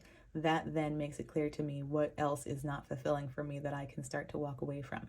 This is helping me get a sense that we might be paring down some of both like dead roots, right? Like part of this process should be also pruning away any roots that are no longer viable, that are taking up space and soil and just like bringing down the rest of the plant. We can start to prune away any leaves that are growing in that are not taking the shape we hoped they would, so that we can streamline and free up that energy for the plant to keep growing in a healthy way. Okay. Where this connects to a gift yet unseen within me. Okay, so far I've been seeing these cards show up as the gift. And what I'm recognizing for you, Leo, you had to be special. You just needed to be a little bit different. Is that this is maybe more showing the connection than it is the gift. I think the gift is you being authentic. Like the gift is you being Leo. The gift is you showing up as you, being these luminaries, feeling content with this sun, content with this moon. And I think what we're seeing the connection is actually the anxiety. The connection to this is that it's being blocked by this. This makes a lot of sense. Why would you not have a lot of anxiety built off of this? Let's see the fact that we have a sequence here, 7, 8, 9. So even though they're different suits, even though we've jumped the cups to the swords, we're still progressing. And that makes a lot of sense. What starts off as emotional, right? And again, let's remember that we're 7 cards into the suit. So this is certainly like material from the past. We've come this far before we start to recognize, oh, how I see things is part of the problem. Oh, my choices are confounded. Fascinating. Okay. So this is escalating to this point of, oh my God, I can't get out of this. I'm trapped here. I've made all these choices. I have to start to make my way away from some of them. I don't even know, who am I? There's a catch-22 here, I think, where this creates the sensation of I don't know myself, which then furthers that alienation from knowing the self. I did all this and I didn't know myself. That throws me so deep into this anxiety that I now feel like I could never know myself. I hope it doesn't run that deep for you, but it's very possible. So the connection here is that you have the answers. Your sun, your moon tell you who you are and what you want. I mean, you know, obviously it's more than that. Like Venus shows us our desires, all right? We could go into all the planets, but like the sun and the moon are us, right? Like they show us who we are. This is part of the journey, but these are you. And I think we could maybe get a sense here that the journey is starting to conflate the access to the self. And we need to kind of step out of this and recognize that as I start this process, as I continue to strengthen these instincts of how I make these choices and knowing what emotions, let's retrace that that's probably what came up in the Chariot year. The Chariot year was a time where you were getting clear on, oh, what are my conscious processes and my unconscious processes. Oh, and like, wait, let me just become aware of what's happening down here. Now we're aware and we're like, oh, this runs deep. Okay, got it. All right. So it's time to keep that work going. So the gift is your authenticity, which still exists even though all these emotional events have transpired that have shaped how you choose things, how you trust things, and how you feel about things. So how I can honor and nourish this gift is to release yourself, Leo. My goodness, we've got luminaries in all of these cards. How fun is that? We have like the sun setting back here in the distance, I think is what Yes, I designed this card. Yes, that is the sun, absolutely. That is setting in the background. We then have the moon. We have the sun and the moon together. We come back to the sun, which is your ruler, Leo. So it all makes sense. I love it. So judgment, it's time to release yourself. Like, process this. Yes, be in the moment of, wow, this is deep. I'm really seeing this show up for you as the third quarter moon that's happening in your fourth house. That release of, oh man, okay, I've made these changes, right? Let's create the timeline. We had the Capricorn new moon that squared the nodes, the north node being in Aries, ruled by Mars. We had the first quarter moon in Aries being ruled by Mars. We have the Leo full moon, and then we have the Scorpio third quarter moon being ruled by Mars, all from Capricorn. On either side of squaring the nodes, I believe. I'm going to check right now just to make sure that that is correct, but I'm fairly certain that that's what we're looking at. So the Scorpio fourth house is really leaning into this third quarter moon of, oh, I can release so much from my emotional body. I'm being asked to release so much from what's been imprinted into me and what I think is possible from all of that I've internalized. There's a need to take inventory of all of that and to recognize, all right, I knew what I knew then. That's my favorite part of the judgment card, is that turning to ourselves and saying, I knew what I knew at the time, and that's what I made choices from. That place of knowing was where I made those choices from. And so I can now understand that I know different things now. I know different things. I can be different. And that means that because I know different things, I can forgive myself for not knowing these things back then when I made those choices. Okay, I have found what I'm looking for. And yes, Mars does square the North Node on the 28th before this Scorpio third quarter moon, which takes place on Friday the 2nd. So there's absolutely a push that's calling to you now, Leo, to get clear on this, right? And to cut away. Get Martian, get out those scissors, take out that knife, that blade, and cut away those emotional ties that were made from this place before you knew better or more, okay?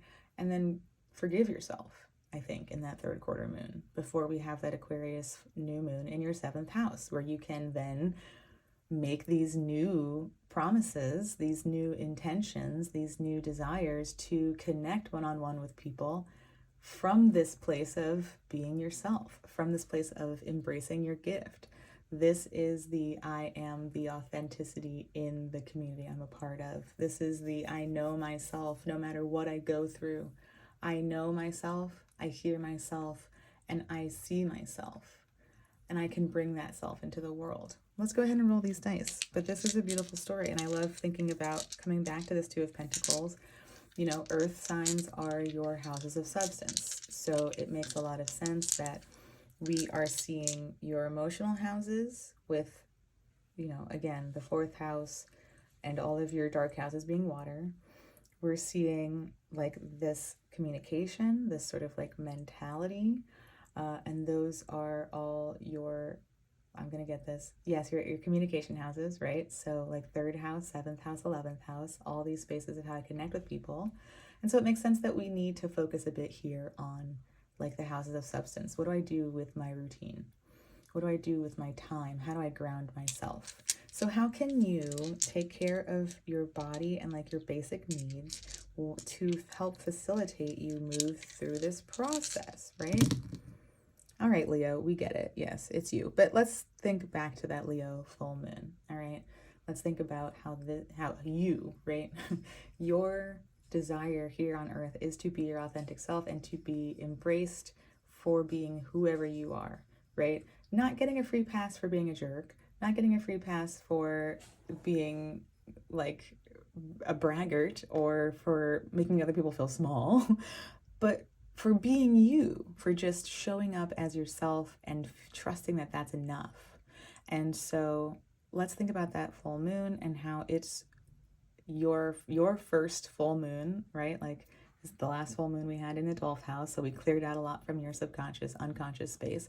And now we're getting a sense of what emotions light up within you this season. So it's important to bring this back to yourself, to remember that you are underneath this gate and that it's important for you to be able to see yourself. Neptune in the 8th must be really confounding, right? I don't really understand what's happening in my shared relationships, in my contractual bonds. I don't really know who's bringing what to the table. I don't really know what to trust that I share with other people. That certainly colors this a lot. Maybe that is something for you to start investigating and thinking about what choices have I made, and then what of those choices were made because of what I was unclear about that someone else was bringing into the situation, and then like let me strip away some of those layers, right? And here we have 6, which brings us back to Capricorn and your 6th house and where Venus is moving. So hopefully Venus moving into that space is allowing you to bring some harmony into your day-to-day life, to bring some gentleness and peace into this like space of routine and health and body. And maybe you can start to think about, you know, Venus in Capricorn is about like what I want to commit to that will allow me longevity.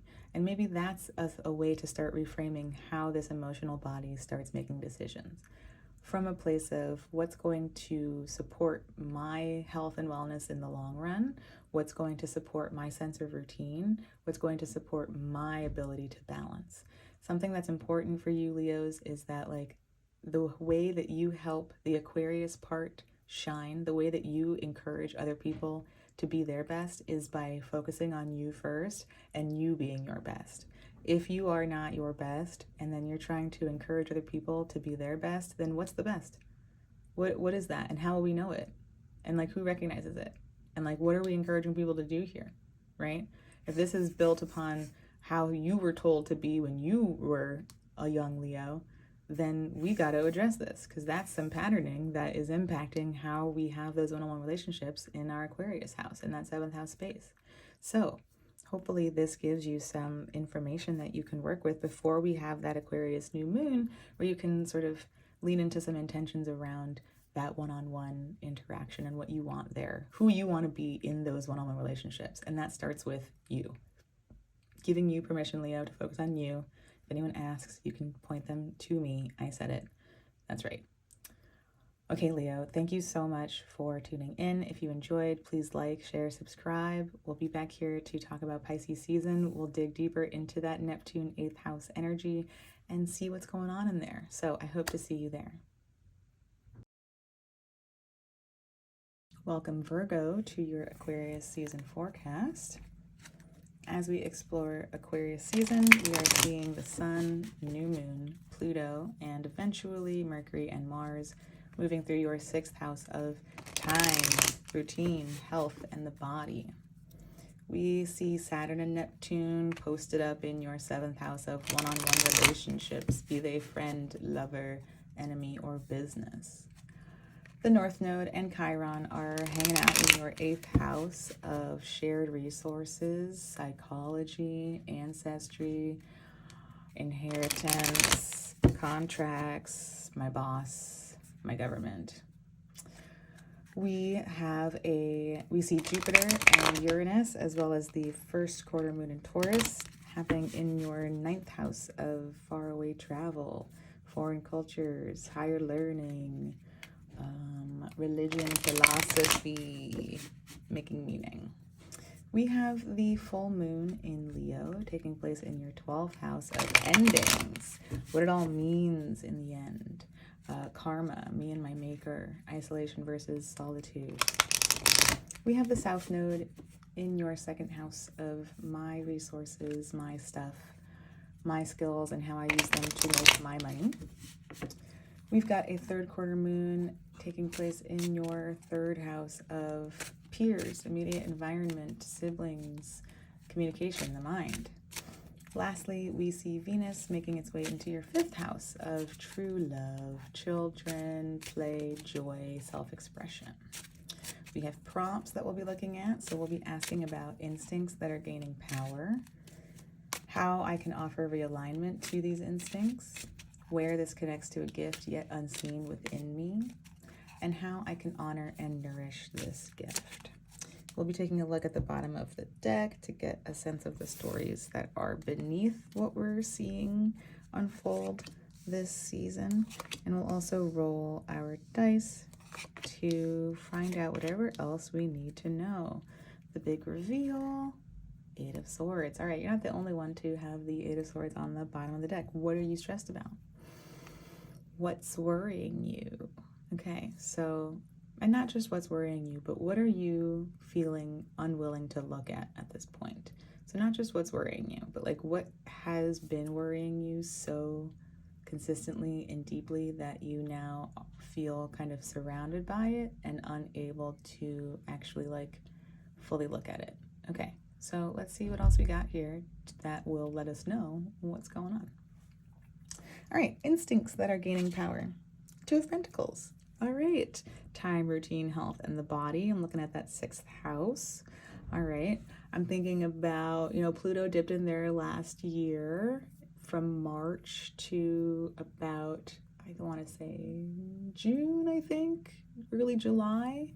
And so you had a few months there of Pluto dipping into that space. Maybe you started to get a sense of what is my time? What is my routine? What has it been?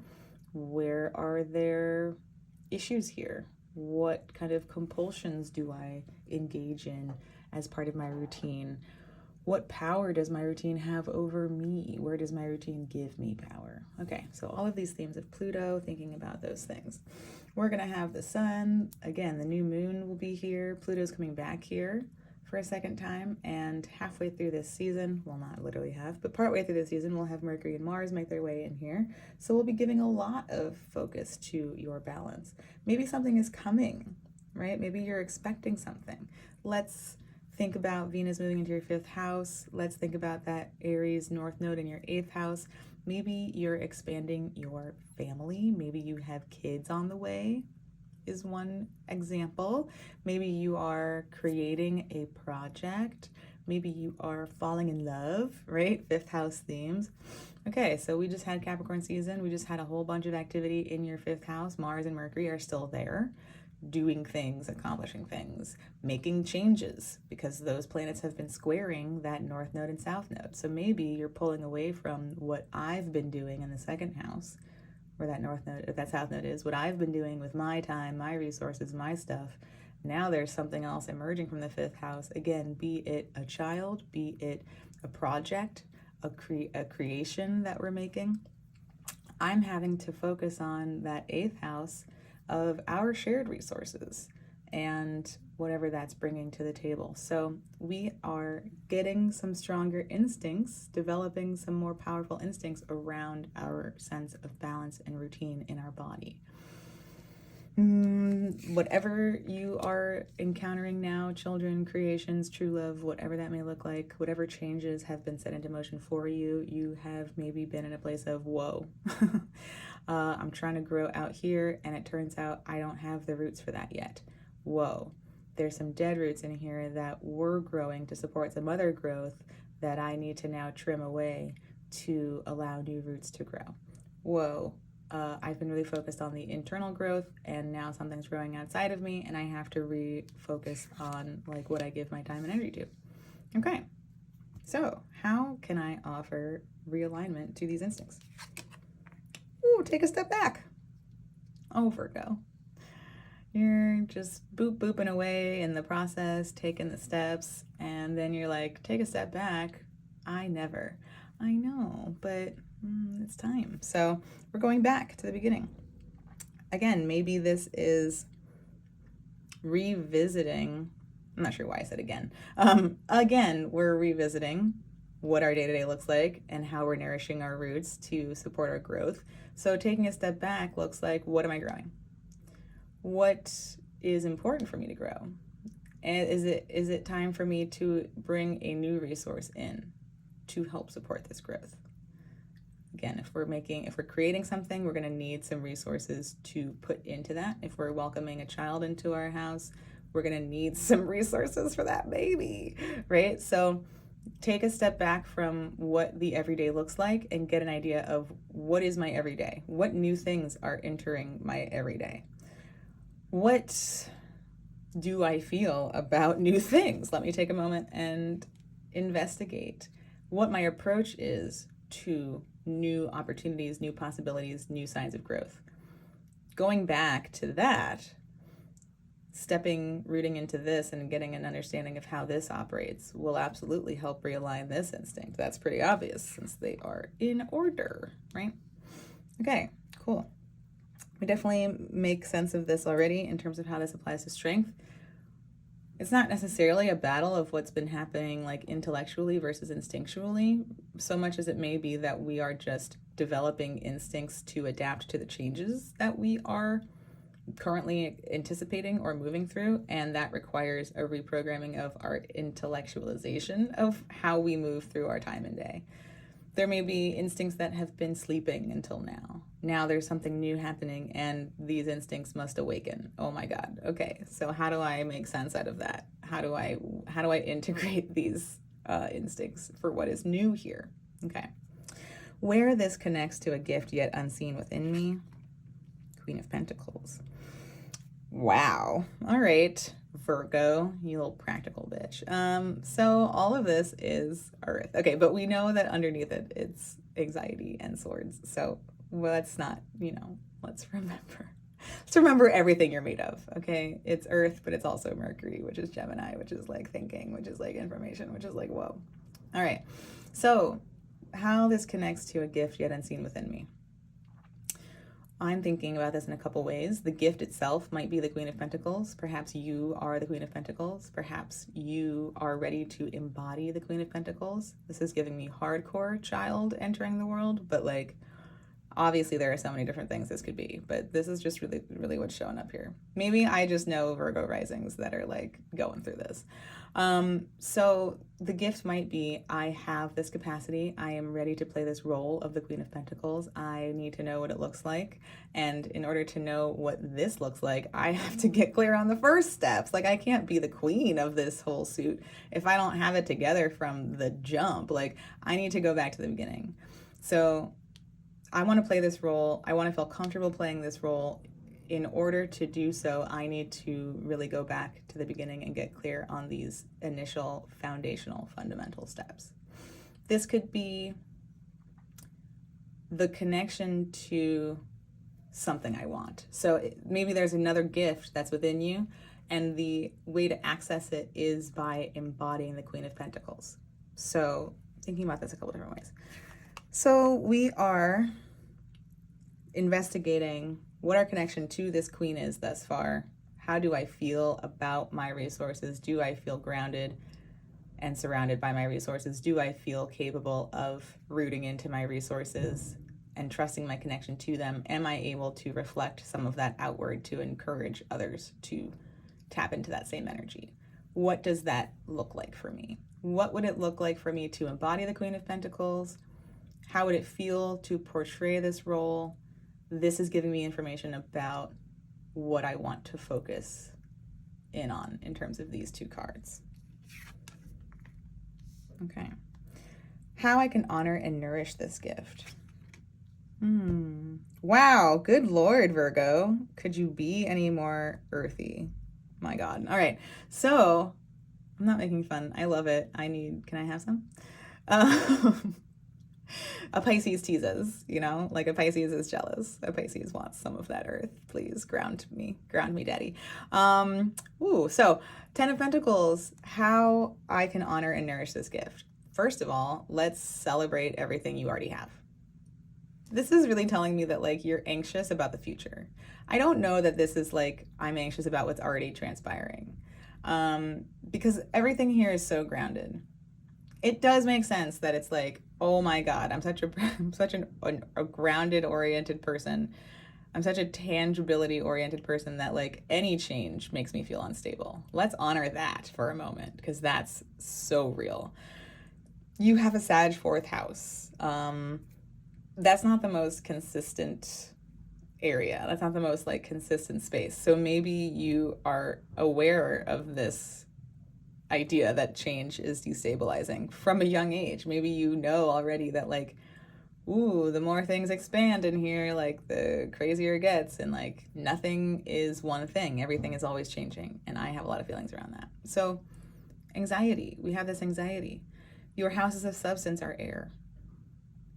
Funny because we're talking about all this substance, and like maybe that points to the fact that you are expected to be the substance, and what you're working with as a material is air. You can't hold it. You got to connect it to other people. You got to like talk about it. It's not actually a substance, right? So maybe that helps us understand a bit about this anxiety. I am the grounded one. I am the responsible, practical one. I gotta focus on all of these being able to give and like having these resources in order. What I'm working with on a regular basis is my own mind and whatever connects, whatever's able to connect to my mind. I'm making all this up. I'm making the expression like I pulled that out of thin air. That's you. I made this up. I just created this. I don't know if can I trust it? Oh God, like, do I trust my own mind, right? And like, I am embarking upon a new journey of creating. Maybe I'm welcoming something new into my life, be it a life, be it another life, be it a creation, be it love, right? Something's happening. Something is coming into my sphere. Whether it's that 8th house of where I'm bringing in more, like I'm now going to be an ancestor, right? Or I am focusing on my shared resources, okay? So something is changing. All your dark houses are fire. All your houses of substance are air. You don't have anything to hold on to. You are the one who creates the things that you hold on to. Can I trust myself to create the things that I need to hold on to? That's a big question. So how can I honor and nourish this gift? Take inventory. My dudes, my Virgo dudes, I want to just disclaim that I use dudes as a gender neutral term. I apologize if that's pathetic. That's how I'm using it. So all right. Anyway, so my Virgo bros, oh my God, wild. My Virgo friends, take inventory. Focus on everything that you've accomplished already. Think about everything that you've already built, okay? I'm thinking about a Virgo rising who has a lot of trouble stopping and reflecting on the progress they've made. They're constantly thinking about what else needs to be done. They're constantly thinking about what else is unfinished. They're constantly stressing about all of the other things they have to pull out of thin air to get that to-do list done. And guess what? That to-do list is never done, right? So what I'm thinking of here for you, Virgo, is can you pause? Take a moment, think about everything you've actually accumulated, built up to, acquired up to this point in your life.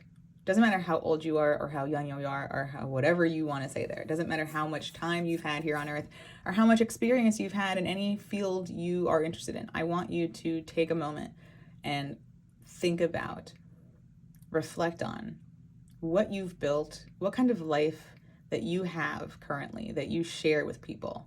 You could be married, you could be single, you could be polyamorous, you could be living in a co-op. I don't care. You've created a life for yourself that involves other people to some capacity, unless you are truly like a hermit in like some real ass Virgo way. And, you know, okay, even so, you can appreciate what you've accumulated, right? And what it's been connected to. So reflect on that and think about what you want that to look like moving forward. There's this fear of looking at the present. Okay, I'm not going to force you to do that before you're ready. So in order to get ready, maybe look at the past and look at the future. Start there. Look at the past. Look at how you've gotten here. Look at who you share this with, if anyone. Look at all the bounty you have if you keep it to yourself. Just think about this journey. This is the 10, right? This is the last card before we move into the courts. So this is quite literally the beginning and the end of this one suit. So this is a beautiful cyclical moment. I need to go back to the beginning and think about what I'm building in a new way. That's creating a lot of stress for me. I don't think I can do it. I don't know if I have the capacity. I don't know if I have the resources. I don't know if I can build that into my time. Let me think about everything I've already done. Let me think about what I've acquired. Let me think about all the steps it has taken. Let me think about this, the previous iteration of this cycle, right? Because this is not like I made it and I'm done. This is something that we're constantly restarting and like rebuilding to. Sometimes we're like, oh, I was building up to that and that actually wasn't what I wanted. We've had discussions about that here in this space. The like, oh, I thought I reached the goal. I thought I had the partnership. I thought I had the house. I thought I had the life.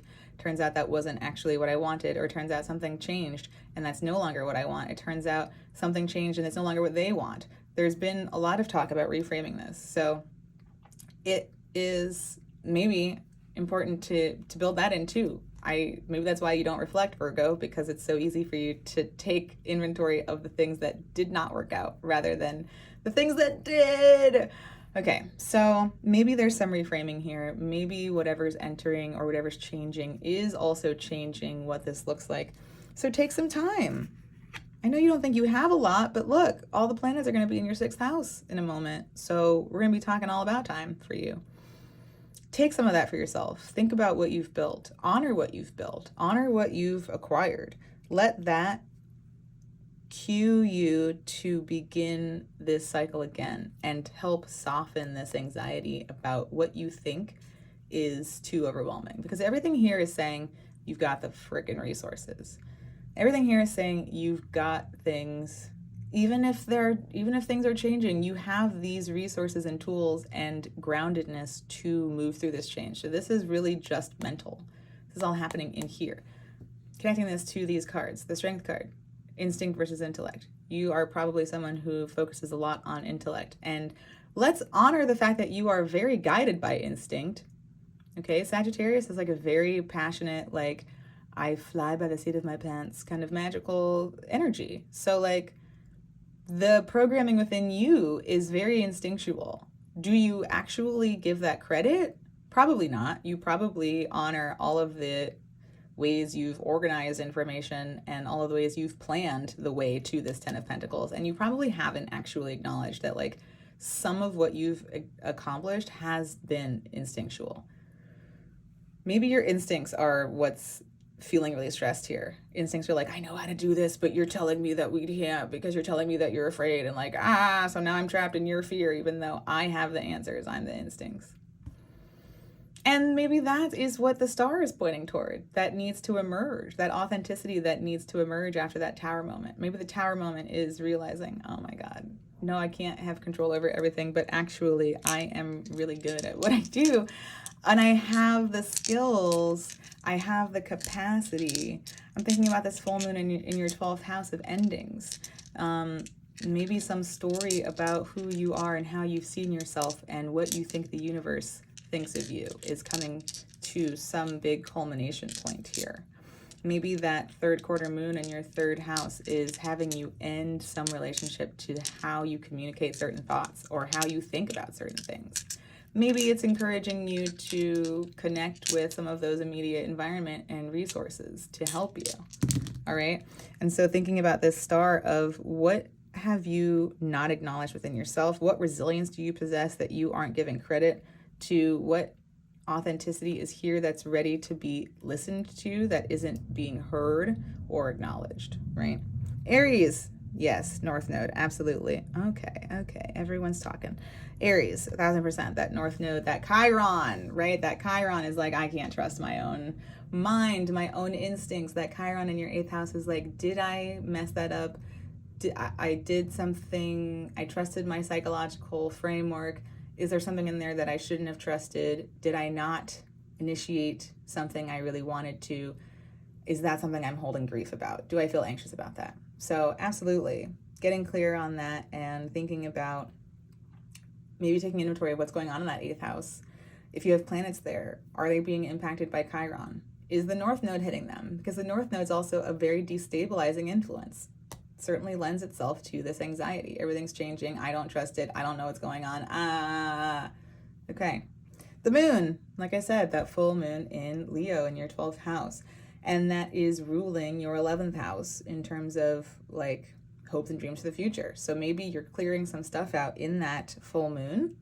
I invite you to participate in some like rituals around that in terms of who you are and what authentic part of you maybe only you see. That's a very Leo 12th house vibe, is like there are parts of my authenticity that only me and my maker, my universe, whatever that looks like, can see. What do how does that shape my hopes and dreams for the future? How does this all shape my hopes and dreams for the future? What am I able to release in this full moon that clears up space for me to feel more abundant about the future and what I want there? And 7, your 7th house, where Saturn and Neptune are. Maybe Saturn and Neptune are throwing wrenches into your one-on-one relationships. Maybe there's uncertainty and fogginess about who you share this with, and perhaps that's something to investigate too. Maybe we're getting clear on like, who am I playing this role for? What resources do I share with whom? And like, how did I enter into those contracts? And what blockages or friction do I feel here? And what can I offer that? Okay, Virgo, thank you so much for tuning in. If you enjoyed, please like, share, subscribe. We'll be back here to talk about Pisces season. So we'll get an up-close look at those Saturn and Neptune influences in that 7th house and see what they're doing. See you then. Welcome, Libra, to your Aquarius season forecast. As we explore Aquarius season, we are seeing the Sun, the new moon, Pluto, and eventually Mercury and Mars hanging out in your 5th house of true love, children, joy, play, self-expression. Saturn and Neptune have been posted up in your 6th house of time, health, routine, and the body. The North Node and Chiron, meanwhile, are moving through your 7th house of one-on-one relationships, be they friend, lover, enemy, or business. We have Jupiter, Uranus, and the first quarter moon in your 8th house of shared resources. My boss, my government, my landlord, my contracts, my inheritance, my ancestry, my psychology. We have a full moon in Leo happening in your 11th house of hopes and dreams for the future, friends and community. We see the South Node hanging out in your 1st house itself and how you move through the world. There's a 3rd quarter moon taking place in your 2nd house of my stuff, my values, my skills, and my skills and how I use them to make my money. Lastly, we see Venus, your benevolent chart ruler, moving into your 4th house of emotional body, home, family, origin story, lineage, land. We have prompts. We'll be looking at instincts that are gaining power, how I can offer realignment to these instincts, where this connects to a gift yet unseen within me, how I can honor and nourish this gift. We will be looking at the bottom of the deck to see what other stories lie beneath the themes that are catalyzed this season, and we'll also roll our dice to see whatever else we need to know at this time. Seven of Wands. All right, Libra. Pew pew. All right. So what are we defending? All right. This is giving 5th house vibes. Like I'm expressing myself in a new way. I'm going to guess that it's new because we've talked about that the South Node is in your 1st house of who I've been and apparently who I will no longer be. We've had squares to those nodes that took place across Capricorn season. More will come with your chart ruler now making its way into that square. So we might see the big shift, or like the other shoe drop, this season for you, since your chart ruler will be moving into that square, and that will ultimately change how you show up. But changes have been initiated. You are seeing yourself possibly, hopefully, in new ways. And that's certainly lending itself to expressing yourself differently. I'm thinking about, yes, this like fifth house action, especially Mars, this like, I'm defending everything I do in here. I said it, is what I just got. Yeah, I said it. You want to come for me? Are you mad that I said it? Are you jealous that I said it first? What's that feel like for y'all? Because I did it. Maybe we're looking at like, where do I not feel like I can defend myself? Libra rising. Okay. And what is that, my relationship to that, and how is that relationship changing? So, okay, let's continue and see what comes in to support this theme. Instincts that are gaining power. Who are my friends? Love thinking about your full moon in your 11th house for Leo. I love that you have an 11th house that is Leo in whole sign, because how you show up to the world is Libra, right? And we've talked all about how we are separating out some of the negative Libra traits. For you, that's obviously really important, putting you front and center. How have I shown up in ways that don't feel truthful to me? How have I maintained a balance for other people in the world around me that actually has been detrimental to me? So what I love about that 11th house being Leo in whole sign is that to your friends, you are yourself. It's like to the world, you show up in this Libra manner and you do all these Libra things, and maybe they are, again, like negatively informed Libra things. Maybe they're false. Maybe we are people pleasing, etc. But with your friends, you hopefully, and you know, I'm obviously gonna ask like, where's your sun? Depending on where your sun is, hopefully you feel entitled to that sense of authenticity being expressed amongst your friends and in your community. So with this full moon coming up, I have this feeling that we are assessing here our instincts around who I hang out with, who celebrates me, who allows me to be myself, who do I connect with when I've got news, when I've got something to share, when I've got an experience that needs to be like held by others. Who are my friends there? And coming back to that 11th house being ruled by the sun, depending on where your sun is, you may not feel entitled to that. You may not feel like you get to be yourself. Maybe you're a Libra sun, Libra rising, and that Libra sun is ruling that 11th house. And so whatever your comfort level is in being yourself would ultimately be decided by that Libra sun, which is in fall, which is where the sun does not like to be, and where that sun also continues to deepen those Libra rising traits of people pleasing and etc. So hopefully we are getting a sense of what this looks like for us right now. Do I feel entitled to that kind of friendship? Do I feel like I get to be genuinely held by my friends? What does that look like for me? Is that currently in disarray? We're talking more about our own instincts and not really about our friends, but we could too think about like, have my instincts brought me to some false ass friends? Do my friends actually know me? Do I know them based on how I show up in the world? What is that? And then essentially we're bringing it back to the self though. What have I done? What have I done to lead us here? No, but like literally, what has my part of this been? And what instincts of mine or ideas of mine have told me that this is sound? And what do I need to figure out here? All right, so how I can offer realignment to these instincts. Well, that's certainly giving me 4th house vibes, especially with Venus moving in there.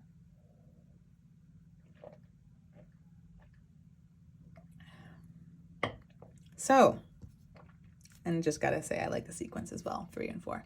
So, how do I offer realignment to my instincts around my friends, my community, the people who hold space for me?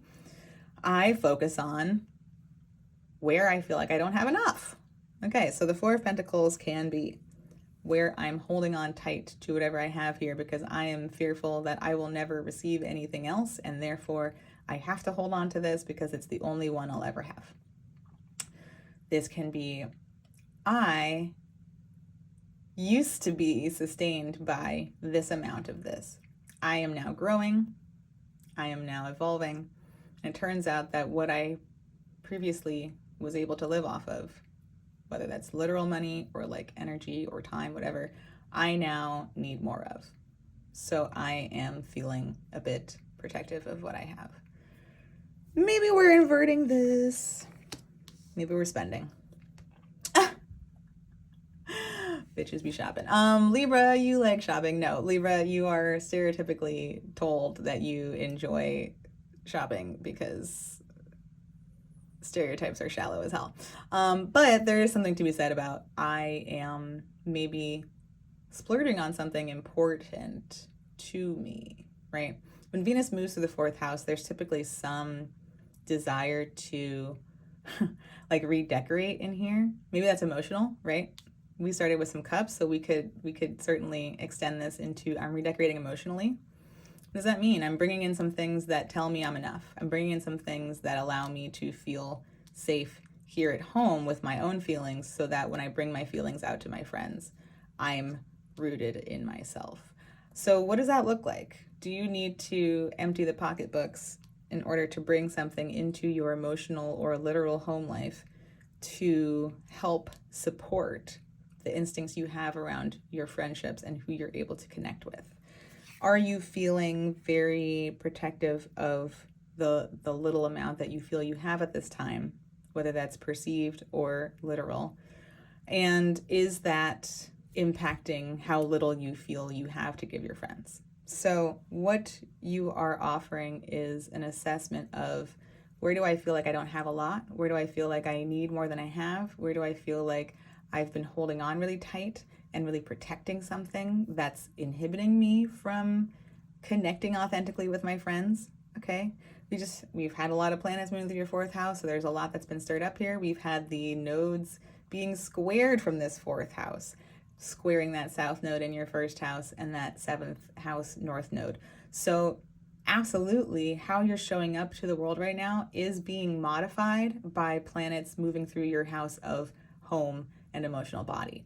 Maybe there's family stories. Maybe there's lineage stories or land stories or family of origin maybe I'm repeating myself, that impact what this feels like. But what's happening is that this is being stirred up so that you can make these changes. Okay, where this connects to a gift yet unseen within me. Well, all right.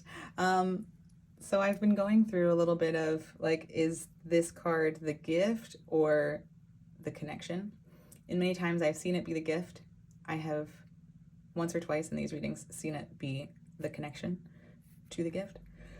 I'm thinking this is the connection to the gift. I'm not going to guess that this energy is the gift within you, although let's go ahead and say that death energy is certainly welcome and can be a big release and relief. Okay, so I'm going to say how this connects to a gift inside you is that the gift is within you, and we need to go through this tunnel in order to get to it. That means something has to die away. That means something has to be done. We keep coming back to the south node being in your first house. And I don't want to make it personal, but like something about how you show up in the world needs to die away in order for you to access the real gift inside you. Perhaps the planets moving through your fifth house of self-expression and true love are connected to what the gift is and will be highlighting for you what's happening there. Let me refresh my memory on when Venus squares those nodes. La la la la la la la. Ka-ching. Okay, that is Friday the 6th, and that's happening at 17 degrees. So that's right, not right after. It's right before. There we go. It's right before the new moon in Aquarius in that fifth house. And that's what I was suspecting. That's what I was hoping. So what I love is the timing of Venus squaring those nodes. I think that's connected to this death card. I think that something's already been awakened within you, and you've already become aware of some way that you show up in the world that doesn't feel right to you, that betrays you in some way. and that disconnects you from community and people. And when Venus comes through and makes that square, Venus being your chart ruler, that's when it becomes really real to you. And that's when this death card occurs. This is just a few days before, like literally 3 days before the Aquarius, not even 2 days before the Aquarius new moon, pardon me. So you seeing that square occur, I think loosens something up for you to set those intentions for that Aquarius new moon in the 5th house of how I want to express myself moving forward, how I want to be heard, what I find to be joyful, right? How I truly authentically express myself. I love that. And so no one loves, I kind of love the death card. Well, most people don't love the death card, but I love what it's symbolizing here for you, which is that you're being pulled through this sequence of being initiated to yourself to let go of who you've been so that you can connect more authentically to friends and peers and people. All right. So how do we then honor and nourish this gift? Ooh. Well, what truth needs to emerge from you? There have been a lot of Uranian influences happening, and for you, Libra, that's from your 6th house. That's from your house of time, routine of the body. So it might be that your day-to-day world elicits truth. It's like how you've been showing up is one thing, but like what you actually do in your day-to-day world is different. And there may be some truth within that space that reveals itself to you at this point that helps you catalyze this death process. These cards certainly go together very, very well. This leads to this. It's like this is the awakening of, oh, that's what's been happening. That's what's been going on. Just like a light bulb moment, an aha, where you realize, oh, I'm the problem. No, but let's T-Swift it and say like, I'm the problem, it's me. Like, this is how I'm showing up. This is what doesn't feel right to me. This is what is within my emotional body or in my home life, right? That 4th house space that influences this. And now that I've seen this, I'm going to choose not to unsee it. I'm going to follow it through this death portal and see what emerges on the other side. Okay, so bringing us back to the 7 of Wands, thinking about defend. I said that I thought it was about that 5th house, and I still do. I still think that it's about that 5th house. I think we are defending these burgeoning instincts about who loves me, who sees me, who knows me authentically, outside of how I show up in these other spaces, outside of how I show up in the world, who actually sees me. How can I defend that process? What am I standing up for? What am I protecting that is growing in this realization? How do I protect myself as I go through this process? Who's going to come for me and tell me they're mad that I'm not showing up in the same way that I used to be? You can make a literal list if that feels good to you. Like, literally, who is going to be on this list of people who has beef with me once I stop playing nice for the sake of playing nice? That might be a long list. You have probably been doing this a long time and having a lot of distorted engagement about you and other people and like what that means. So I want you to get clear on this if you have it within you right now about what would change. I think that will help loosen some of the feeling of tightness. I'm not ready for this change. I can't afford this change. You can. You need to. Your instincts are asking it of you. Your authenticity, your spirit, your resilience are asking it of you. It's time. Your own self is asking you to defend yourself and your right to be yourself. So, okay, Capricorn, yes. Talking about that 4th house, absolutely. Mercury is still there, right? Mercury is clearing out its retrograde shadow. It is soon to be done with that shadow at 8 degrees. So we are close, just a few days into Aquarius season before Mercury moves into your 5th house. It will then make a conjunction to Pluto, right? So we're seeing the shift from like family origin story into how I express myself. And once Mercury does that, Venus does it too, right? We know that Venus will move into Aquarius and also step into that same X-ray beam that will be the death card. Like, that is the death card, is Pluto's X-ray beam. So focusing maybe on this Mercury, I'm thinking about Okay, Mercury rules your 12th house, that house of endings, karma, what it all means in the end, and maybe there's some reconciliation there to be had. Can I connect with my maker, whoever, whatever that looks like, that entails? Can I think about the universe and consider what I think this all means, and do I feel like I'm making things worse for myself? And the answer is no. Like and if anything, you're avoiding creating more karma, right? By moving through these changes. So focusing on that. Thinking too about Gemini, which is your 9th house, your belief system, right? Your philosophy on life, how you think you fit into the world. I think we're getting a big reframe of what that space looks like for you, how entitled you feel to be in that space and to be so as yourself, to be flexible, yes, but not bendable. Ooh, like Libra can be, right? Libra can absolutely be swayed and bought. Gemini is like, I will go along with this so long, like to the extent that I'm going to figure out what's going on, and then that's going to help me decide where to go next. Okay. So yes, focusing again on that 4th house, especially that Venus, thinking about that Venus square to the nodes right before the new moon. 10th house. Yeah, what's going on in your 10th house? That's Cancer, right? That's what the moon is ruling. And so it might be that this full moon in Leo that helps highlight to you what the state of your relationships with your friends is in this moment, sheds light on what your reputation is, how people know you. Perhaps that's some of the uncertainty and the feeling of lack is like, if I change, then my reputation will change. Yeah, that's a good thing. That's what we want. We want that to change. We want you to be more authentic in what sort of nurturing you offer to others from that 10th house that is Cancer. We want you to be able to be in touch with your feelings and to be able to go with the flow of your feelings, and for others to know that about you with that Cancer midheaven. Well, maybe it's not your midheaven, maybe your midheaven somewhere else, but your Cancer 10th house, okay? And so maybe there's fear about, if I change here, then I can't control what people think about me. And that's part of this death card, honestly. That's part of, like, surrendering to that is part of how you access the gift that's beyond this process, okay? All right, Libra, thank you so much for tuning in. If you enjoyed, please like, share, subscribe. We'll be back next season to talk about Pisces. We'll get more into that 6th house space of time, routine, and the body, and we'll see what's going on there. So I will see you there. Welcome, Scorpio, to your Aquarius season forecast. As we explore Aquarius season, we are seeing the sun, the new moon, Pluto, and eventually Mercury and Mars moving through your 4th house of emotional body, origin story, home, land, lineage, family.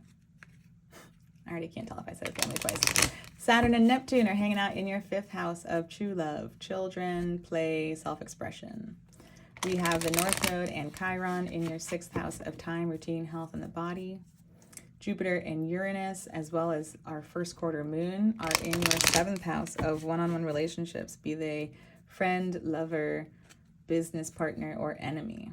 The full moon is taking place in your 10th house of reputation, career, legacy. The South Node in Libra is moving through your 12th house of what it all means in the end, karma, endings, me and my maker, isolation versus solitude. Our 3rd quarter moon will happen in your 1st house of self and how you move through the world. And lastly, we see Venus make ingress into your 3rd house of peers, siblings, immediate environment, neighborhood, communication, and the mind. All right, we have prompts. So we'll be looking at instincts that are gaining power, how I can offer realignment to these instincts, where this connects to a gift yet unseen within me, and how I can honor and nourish this gift. We'll be looking at the bottom of the deck to see what stories lie beneath the themes we're talking about this season, and we'll roll the dice to get a sense of anything else we need to know. Bam. All right, Scorpio. Cute, cute. All right, so what are you making? Okay, so we're thinking about our generative power. What are we making? What sort of creativity have we mastered? What passions are we in control of?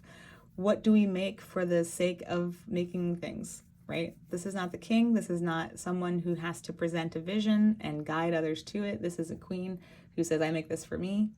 I liked it. I wanted it. I made it. That's it. I like to see what I can make. Sometimes that gets a little chaotic because it's just fun to see what we can do, and maybe that gets a little out of control.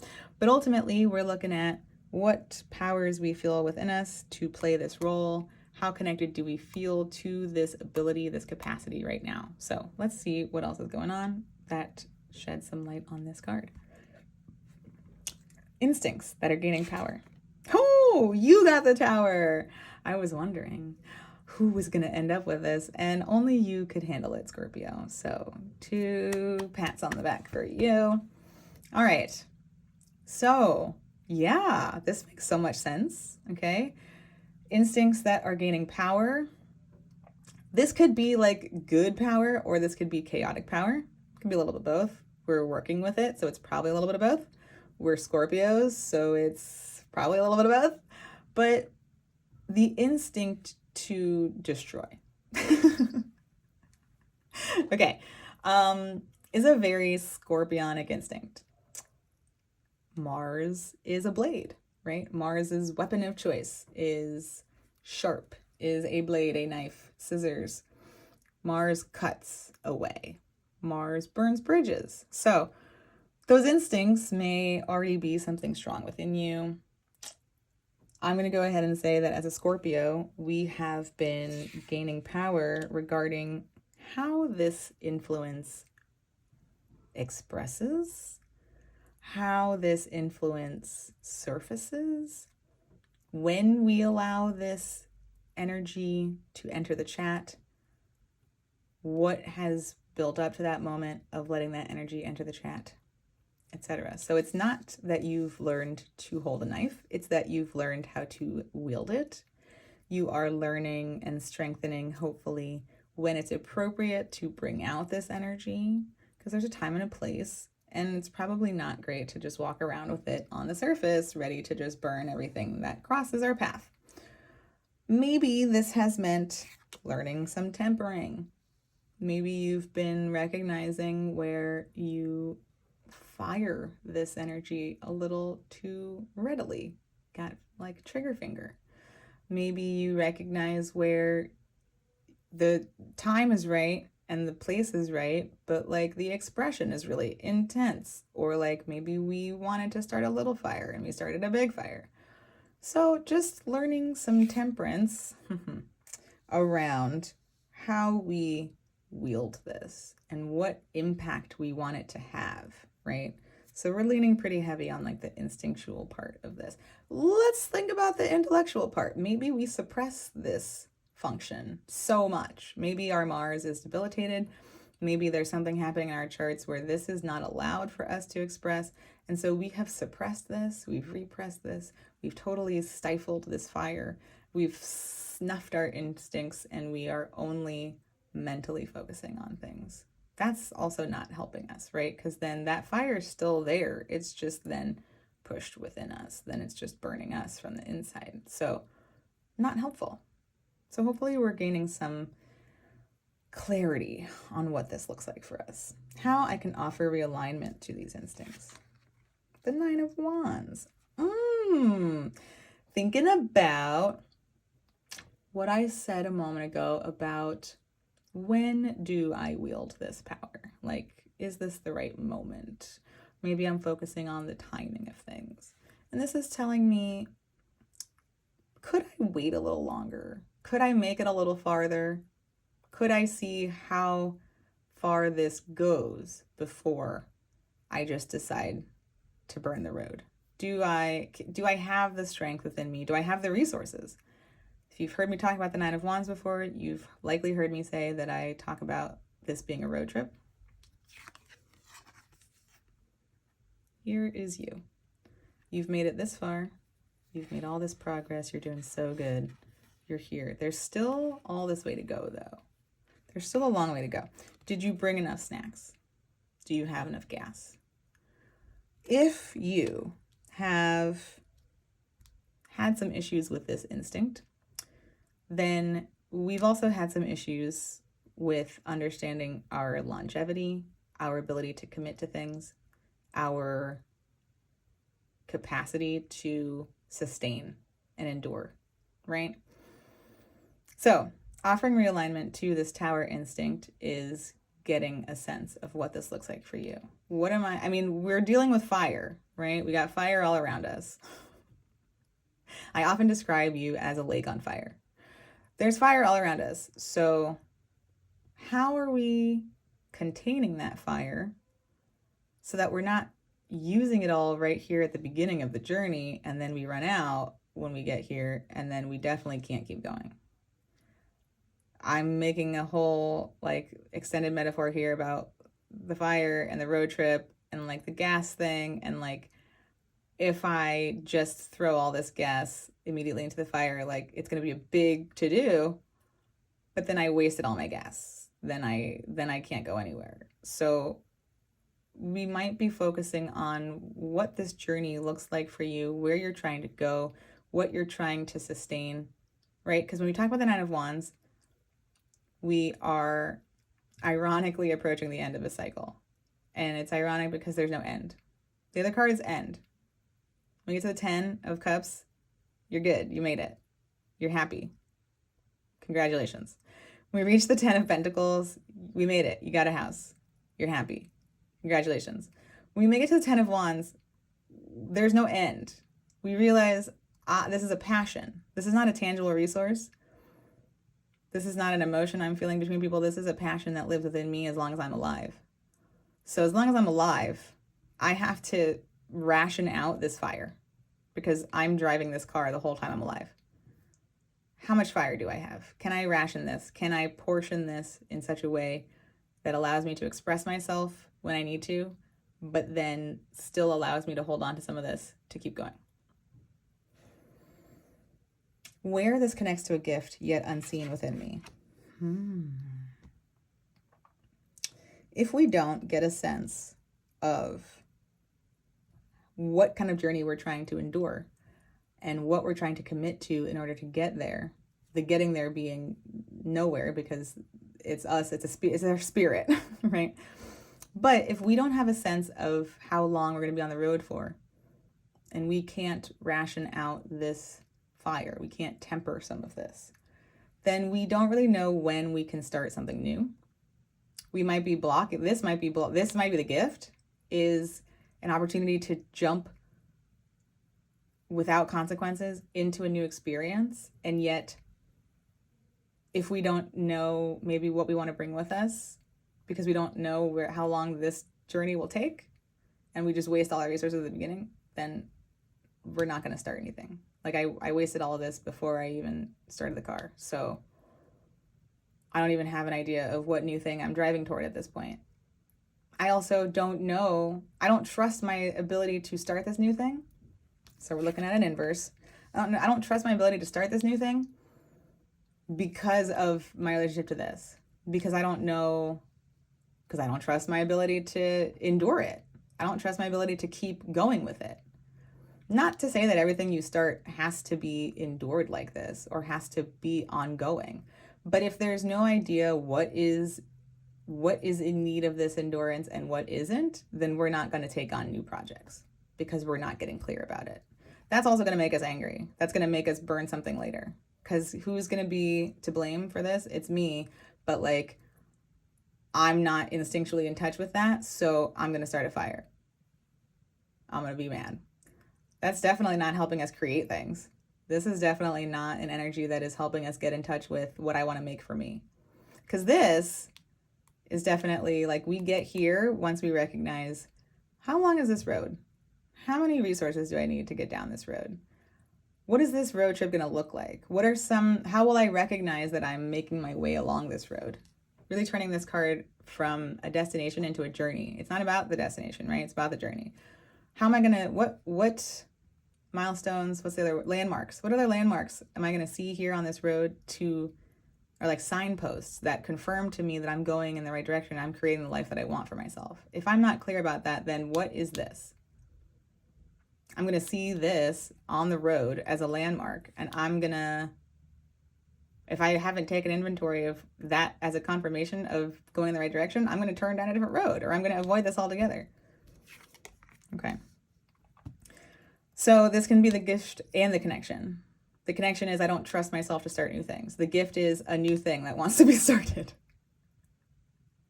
Okay, so how I can honor and nourish this gift. Oh, I love when I talk about a card and it shows up. Okay, how I can honor and nourish this gift is to put something down. All right, what I said here, when we get to the 10, there's no ending. We don't get to be done. I didn't buy a house. I didn't find happiness. I didn't, buy Broadway. Now we're turning this into a Monopoly game.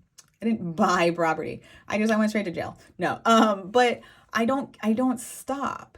I have to keep going. So when we reach the 10, we recognize, oh, this fire is big and I have built this container for it. If I'm not careful, if I don't put something down, this container is going to crack open and this fire is going to consume everything. So this is a lesson of what can I be done with? This is where Mars can pull out the scissors, right? Mars should not be pulling out scissors to stab everything in sight. Mars should be pulling out scissors to trim away the dead branches so that they don't start a fire. Or burning small fires. Gonna cite some native rituals that California only recently decided to actually honor because they realized that the native people knew what the F they were talking about. Okay, so if we intentionally trim away what we already know is not going to come along for the ride, if we focus on what is not something we want to keep creating, and we intentionally go in there and we prune, then we lighten the load for this fire, and this fire doesn't need to rage, right? And when the fire isn't raging, we avoid an accident. We avoid an explosion. And let me make sure to say that I'm not saying it's never appropriate to access rage. Like, that is definitely not what I'm saying. It is important to build a relationship to rage because it's information, and beyond that information is a choice. But we need to process the information to know what the choice is. The rage should not be a choice. Like, the rage should not be the action. That's rarely responsible. Without some sort of discourse attached to it or some sort of process going on, right? Rage needs to be handled appropriately. So, just a disclaimer, I'm not disqualifying anyone's rage. Rage is powerful. I have rage. Rage is very insightful. But we need to be in relationship to it. We need to be in relationship to the instincts and the intellect so that we can understand what the rage is telling us and not just let the rage run rampant. Conversely, we need to actually honor the rage rather than try to suppress it, because it will sneak up on us. If we're not listening to the rage and we're showing up and we're doing all this, that, and the other, and then all of a sudden we're triggered, guess what? The rage still exists and the rage is burning everything down. So we're building a relationship to that entity. And we're doing so by taking inventory of what no longer can come with us, what's slowing us down, what snacks are rotten. All right, let me go back to my road trip analogy. What are we done with? What routes are we excluding? Right? Let me carve away what I am not going to go do. This passion does not have room for that rest stop. Not going to go do it. There, when I do that, I eliminate what is weighing me down so that I can free up lightness and space, lighten the load for this journey, and keep myself from this place of I'm going to snap or this is crumbling now. Okay, let's roll the dish. Let's see what else. Certainly, we've seen a lot of the strength. Woo! Okay, we got a wild one. Certainly, we've seen the strength energy here. I think the star energy is absolutely relevant because the star follows the tower. And typically, what we see there is that we have to confront the tower. We have to make it through the tower. We have to let whatever the tower represents fall away in order to access the star. The star is buried beneath the tower. So in that sense, the rage does serve to free us, but it has to be like a calculated destruction. Like, don't destroy ourselves in the process. Like, don't ruin that. Don't ruin it. And this frees us up to then create from this place of being stripped of what is false, of being stripped of what is no longer us, of being stripped of what we can't continue to carry, right? Rather than letting nature take its course and this burn out of control, we have to do that pruning. Okay. All right, well, Neptune is where this landed when it rolled on the floor. So I love that that showed up. Neptune was like, I'm really, truly here. I'm trying to represent. All right, so we have Neptune hanging out in your 5th house. What do I love? What is my self-expression? Neptune's been there for like, what, 12 years now? Maybe making it really confusing what you even have to say, what you even are passionate about. What do you feel like creating? Whether it's procreating through children, whether it's creating through, like, I craft, I build, I sculpt, right? Neptune has been there like, I don't know what my self-expression is. Maybe that connects to some of this. Maybe it's like, am I mad? I don't know. Neptune's confounding things. Am I a martyr? Did I take on more than I should have? I don't know. I don't know how to express. I'm not sure what's happening here. I'm not sure what I love. Okay, so maybe getting clear on that, trimming some things away and coming back to this root of what inspires me. What do I feel innately called to commit to create within me? Let me help that inform what this road, this journey looks like, and help me contain this energy, which can be very creative, right? Like, fire's not bad. Rage isn't bad. It's generative as much as it is destructive, but we're just figuring out the nuance there. 12th house, thinking about that south node. Okay, what are you releasing from that Libra 12th house? There might be a feeling of like, I have to be perfect for my God, my maker, my creator, whoever or whatever that looks like for you.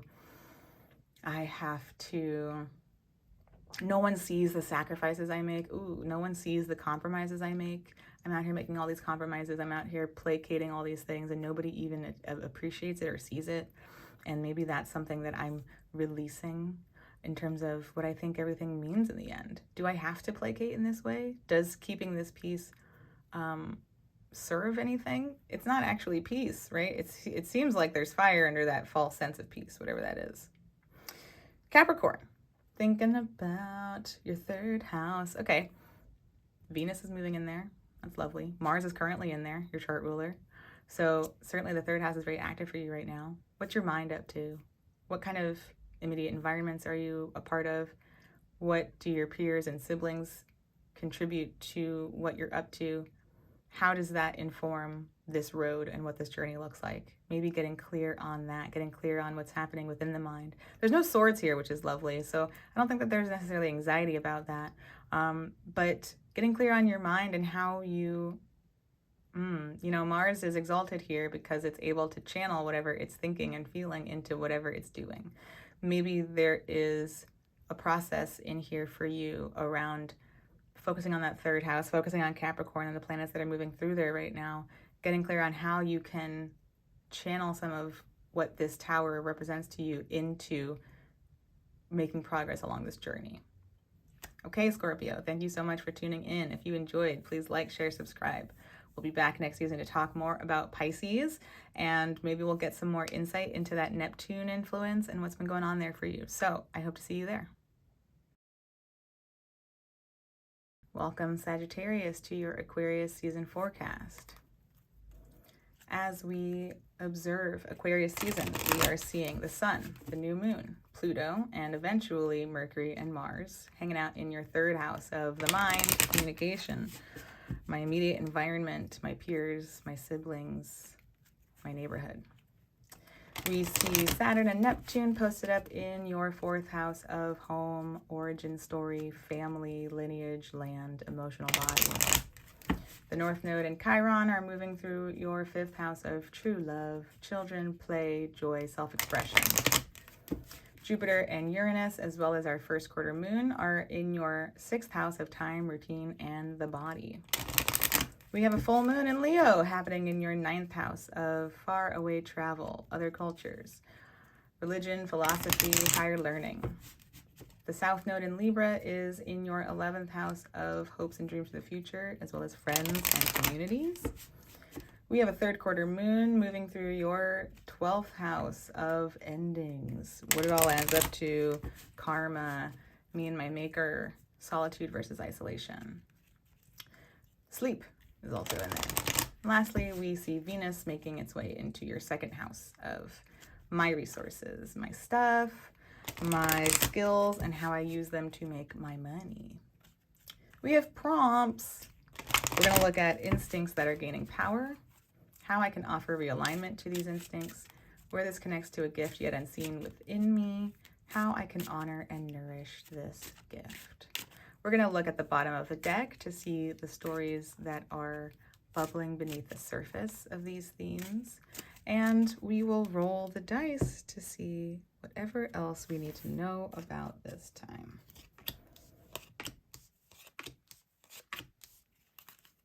King of Wands, that's so you. That's so you, Sag. I really do think of the King of Wands as a very Sagittarius card, so beautiful. Okay, so we're thinking about you. We're thinking about your vision. Beneath the themes we're about to explore is a desire to step into a role of providing guidance, providing maybe mentorship, providing access to a vision, sharing your vision and allowing and inviting others to participate in it, to help it grow, to connect with their own vision. Maybe we're thinking about stepping out of this role. Maybe we're turning inward to get a sense of, what is my vision right now? I've kind of lost touch with it.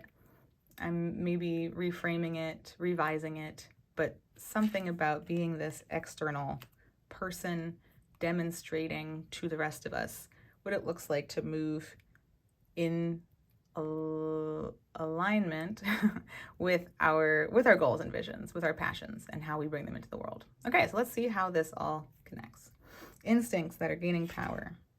Ooh, look at you, getting all intuitive. Okay. All right, boo. What have you been up to? Something is growing deep within you. Instincts that are gaining power are of an intuitive nature. You are getting a deeper understanding of who you are and what is true in your world. Maybe getting better at sitting with your emotions and weighing them out against what you know to be true, and allowing a process to unfold. That feels very Saturn and Pisces in your 4th house. Whether or not your IC is there, this is the root of your chart. This is what holds you and anchors you. And so Saturn spending time here for the next 2 years out of its retrograde and now connecting with these other planets in Capricorn, for example, is really strengthening that root for you, strengthening your emotional body. As a Sagittarius, maybe you are quick to fly off the handle. Maybe you run after whatever your initial instinct is, or for you, maybe we'll say impulse. Maybe you tend to rush after whatever just emerges. Maybe you have it like you have a trigger response, right? High Priestess here, Saturn and Neptune in the 4th, really slowing your emotions down, really, really grounding your emotional body. Maybe making it harder to know how you feel. That's certainly like a side effect of Saturn impacting such a private emotional space. Might be like, whoa, I really don't know what I feel about this. That's on purpose. That's to get you to slow down. That's to get you out of that trigger response. That's to get you rooted into your emotions, into your feelings. I don't know what planets you might have in this house. Again, maybe your IC is here, maybe it's not. But this being this home house means that maybe there were a lot of feelings in your childhood that you had to navigate, and you were really unclear on who's feeling what. And is it me? Am I the one feeling this? Are you the one feeling this? That is stressful. Listen, as a Pisces, I get it. That's really stressful. Who's in here? Who's in the chat right now? Is someone else in my family experiencing something that I am embodying in a personal way? Am I taking this on myself? Am I being asked to make sacrifices to my family that I'm not really sure are right, right? That's a very Neptune moving through Pisces kind of question. What is home? Am I developing a deeper compassion for my family line, for example? All of that is really aligned with the High Priestess. The slowing down of those emotions is to get you to pay attention to that process, is to get you to listen to what's actually happening. We have to know what's happening within ourselves in order to figure out what's happening outside of us. That might be like I don't know if that's like a hot take. I don't know if that's like a controversial statement, but I don't mean that in the same way that the expression says, you know, you have to love yourself in order to be loved. That's not what I'm saying. And I also don't think that's true. Love is not knowledge, all right? It's different. So how we perceive the world is going to be based on how we perceive ourselves. How we perceive information outside of us is going to be based on how we perceive the information moving within us. That's what I'm pointing to. That is certainly connected to strength. Absolutely. This idea that there is a me and there's a world outside of me. There is a truth and there is a not truth. I'm not going to call it a lie. There's another truth. There's a truth and there's a different truth. There is a state of being alive, there's a state of being dead. There's a state of thinking, the state of feeling, state of judging and perceiving. We're getting now into the Myers-Briggs. There's a self and a recognition that beyond the self is another. That certainly brings us into this alignment with strength. There are multiple perspectives happening within me. There are multiple functions happening within me, and I need to give space to both. Otherwise, one of them is running the show. So is the world outside me running the show, or is my intuition, is my perspective running the show, not intuition? Intuition is a blending of those things. I am blending my perspective with the information from the outside world. Ooh, I just made that up, but I love that. I think that that's freaking dope. So instincts that are gaining power is that process of understanding. What is my emotional material? What is someone else's emotional material? When I blend these things, what is the truth that I find? What is the truth that feels right within me? How do I stand rooted in that truth? How I can offer realignment to these instincts. Damn, Sag. All right, just going to pull out all of the archetypes today. So how can I offer realignment to these instincts is to reclaim myself.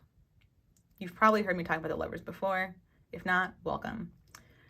I go a different route than the traditional route of a soulmate outside of us. That's also kind of we're talking about dual things here. And so I tend to focus on the self-reclaiming self. I come back to the Gemini story of the twins, Castor and Pollux, one being mortal, one being immortal. The mortal twin dies. The immortal twin pleads with Zeus to share his immortality with his brother. So sweet. And Zeus says, sure, you can do that. The catch is that only one of you can be alive at once. Like, you can't both be using the immortality at once. So while one of you is alive, the other one must be at rest. We can call it dead. We just said there's two different states of being, living, and dead. There's obviously like states in between there, but we're being black and white here. We're talking about two. We're talking about dual processes, right? So one of you has to be dead while the other one's alive. It's balance. And so we can equate this to our tangible self and our intangible self. Oftentimes we get stuck into the tangible. I am practical. I have a body. I have responsibilities. I am so grounded in this part of the process that I never remember to reclaim my ether self, the one that drifts off into daydreams and has visions and connects with the beyond and receives those ethereal downloads. I always forget that person and I never bring them down, and so I'm leaning too far into the responsible, tangible, earth, body, alive part. I don't know where your planets are, but if you lean heavily Sag, then you might be the ether one, right? Jupiter's not here on Earth trying to deal with tangible things. Jupiter's trying to make some magic happen. Jupiter's up in space trying to like get some, like Jupiter's trying to make something real. So, well, that is an oxymoron. Make something magic real, but it is starting from the ether place, is what I'm trying to say. So you might be the ether place who's always stuck in the daydream, who's always downloading the big vision, but never remembering to then anchor it into the practical day-to-day. You might be, I have this amazing vision. I have no idea how to bring it down. I have no idea how to build it into my routine. I have no idea how to start working on it in a tangible way. So I'm stuck up here in the inspiration point. What we want is to bridge that gap and to remember to allow each of these parts of us to access the immortality serum, is what we'll call it. So if we're focused too much on the practical, then we need to remember to carve out space for our freak flag self, for our ether self, for our explorer. If we are too stuck in space, then we need to remember to dock at some point. We need to build in some time to our practical day-to-day to actually begin making something real out of the vision. This definitely connects with this King of Wands. Are you so wrapped up in the leading that you forgot to do the doing to show everyone? Is an example. Where this connects to a gift yet unseen within me. Is the gift the ability to work, or is the work blocking the gift? Let's look at both.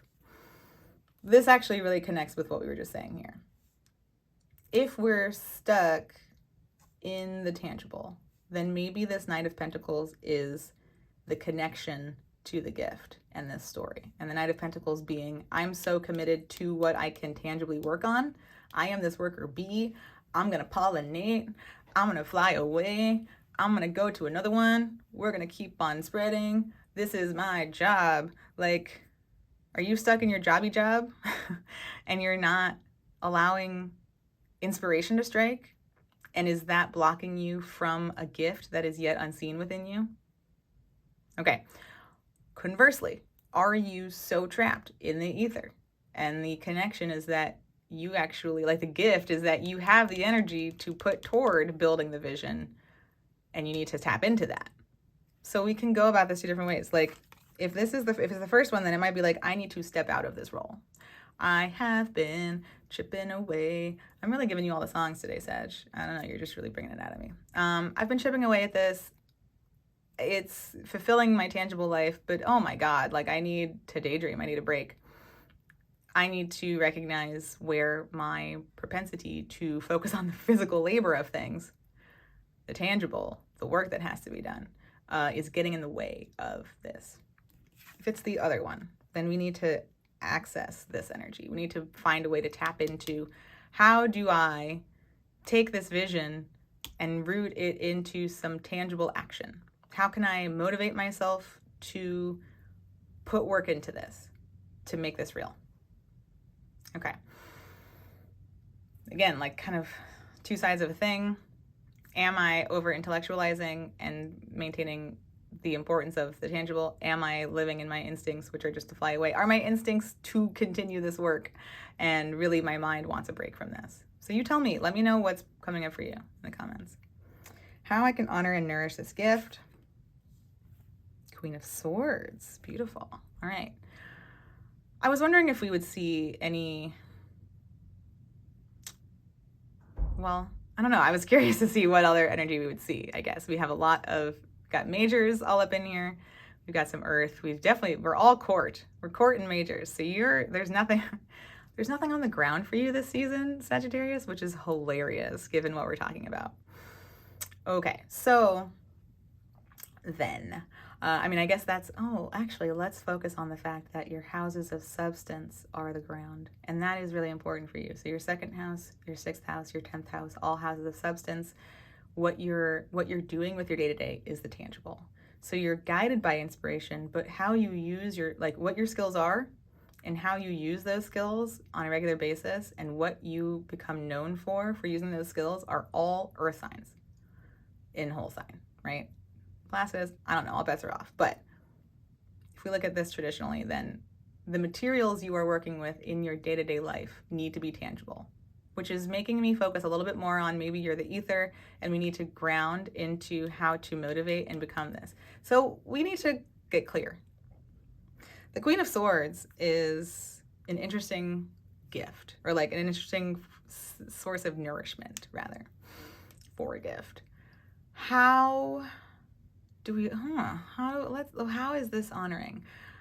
When we enter the Queen, especially of Swords, we are coming into a state of being one with our mental journey. We know the Suit of Swords to be really difficult. It's not a fun one. It's our least favorite of the whole deck. We know it. Because it starts off strong and it just spirals. We know this to be true. When we reach the Queen, we have moved beyond the spiral. We have seen the worst and we've picked ourselves up. We've opened up to new truths. We have expanded our framework, our schema. We have integrated new truths. We have recognized that there was so much that we didn't know, that maybe we were closed off to while moving through the suit, right? Moving 1 through 10, we may have closed ourselves off to new truths. When we open up the court cards, we are opening up to those truths. When we reach the Queen, we have integrated those truths. We have mourned what's been lost by being exposed to and confronting those truths. We have mourned what no longer gets to be when we honor what is and what is true. We mourn ourselves and what's been lost. There's a sense of innocence that is lost when we move through the Suit of the Swords.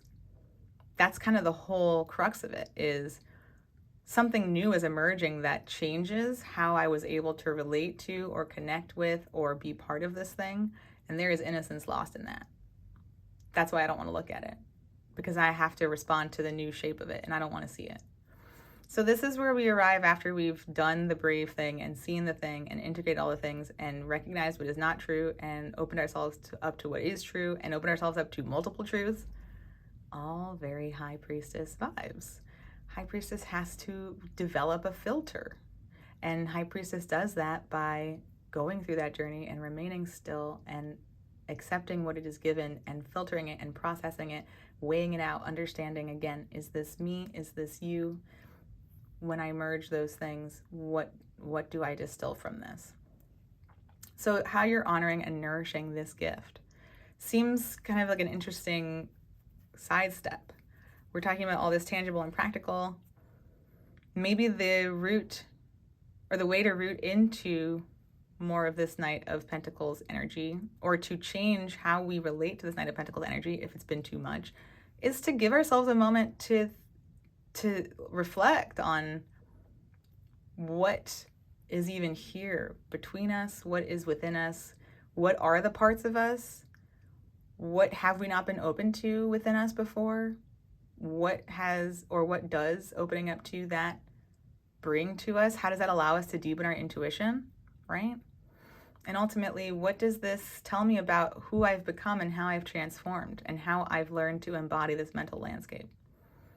I like that there's an inversion here between the shapes. It's like the King of Wands is like, look at this, I show this to you. And the Queen of Swords is like, don't look here. I've carefully contained and curated this. And those are two opposing functions that kind of go along with the Lovers here. No, I'm focusing on the vision, the output, the guiding. No, I'm focusing now on the closing, the internalization, the processing. Being able to move between these, I think, is really important, and then allows us to get a sense of what energy is appropriate to apply to this thing that I want to create, to build this vision. What labor do I need to put down because I've endured enough? What energy do I need to invite to this because I've processed all of this and I'm integrating and I'm recognizing what I need at this time? Okay, let's roll these dice, shall we? Oof. Okay. Okay, so quite literally, Aquarius, looking at the third house, looking at your mind. Bam. Looking at your mind, how you communicate, what your immediate environment is, what your peers and siblings do, say, think, like. this is very much giving me Queen of Swords as well as the High Priestess, because everything you tell me about what you like and you dislike and you think and feel and do, everything that you communicate to me allows me to internalize that information and then decide if it's also true for me. Not assuming that it's, I'm not just taking that on. I wouldn't put that on you, Sag. I don't think you would just take that on. But also not rejecting it either, right? We're not saying, oh, I don't like that, and therefore that's not true. Get out of here. I think an Aquarius third house can be very judgmental. I'm judgmental as hell, so I'm saying this with a laugh because I'm also it, okay? It's not just you. I think that third house space can be very judgmental. It can be either I have to stand out and be different, or I have to fit in to this group. But either way, there's not authenticity coming through there, right? And that might be part of this process of the Queen of Swords, as well as this Lover's reclaiming myself. I've been showing up as this. Actually, I'm more of this. I need to make room for this. We see 9, your 9th house, which is where the full moon is. Okay, so we're getting a look at your perspectives, about your philosophies, about how you kind of process other cultures and where you think you fit into the world, right? And that certainly connects us with this king. What vision do I believe in? What vision do I think is worthy of broadcasting and sharing with other people? That's a very 9th house vibe, is mass communicating something I really believe in that others can find and make their way to. And Pluto, yeah, Pluto and Aquarius, absolutely. Pluto moving out of that 2nd house into that 3rd house and really overhauling how you think about things. So that's also a Queen of Swords energy here. Overhauling how you think about things, investigating where you give power to thoughts that are not helpful to you, where you give power to ideas or other people that is not helpful to you, that detracts you from moving through this process, developing this intuition, being able to reclaim yourself. Okay. Ooh, Sagittarius, thank you so much for tuning in. If you enjoyed, please like, share, subscribe. We will meet up again to talk about Pisces season, and we'll talk more about that 4th house and that emotional body and see what is being built there that's helping you deepen this intuition. So I hope to see you then. Last but not least, it's our turn, Capricorn. Step right up. It's time to talk about our Aquarius season forecast. All right, the deck has thinned. What remains for us? Okay, so Capricorns, when we talk about Aquarius season, we are seeing the sun, the new moon, Pluto, and eventually Mercury and Mars hanging out in your 2nd house of my stuff, my values, my skills, and how I use them to make my money, as well as my other resources. We see Saturn and Neptune just hanging out indefinitely in your 3rd house of the mind, communication, peers, immediate environment, neighborhood, siblings. The North Node and Chiron are in your 4th house of family, origin story, lineage, land, emotional body. We've got Jupiter and Uranus posted up, as well as our 1st quarter moon, all in your 5th house of true love, children, self-expression, play. The full moon is taking place in your 8th house of shared resources, my contracts, my boss, my government, my landlord, ancestry, inheritance, psychology. There we go. South Node is in your 10th house of career, reputation, and legacy, which you must love as a Capricorn, because I know I love it. It's so good. 3rd quarter moon in Scorpio is taking place in your 11th house of hopes and dreams for the future, as well as friends and communities. And lastly, we've got beautiful, benevolent Venus moving into your 1st house of self. Hooray!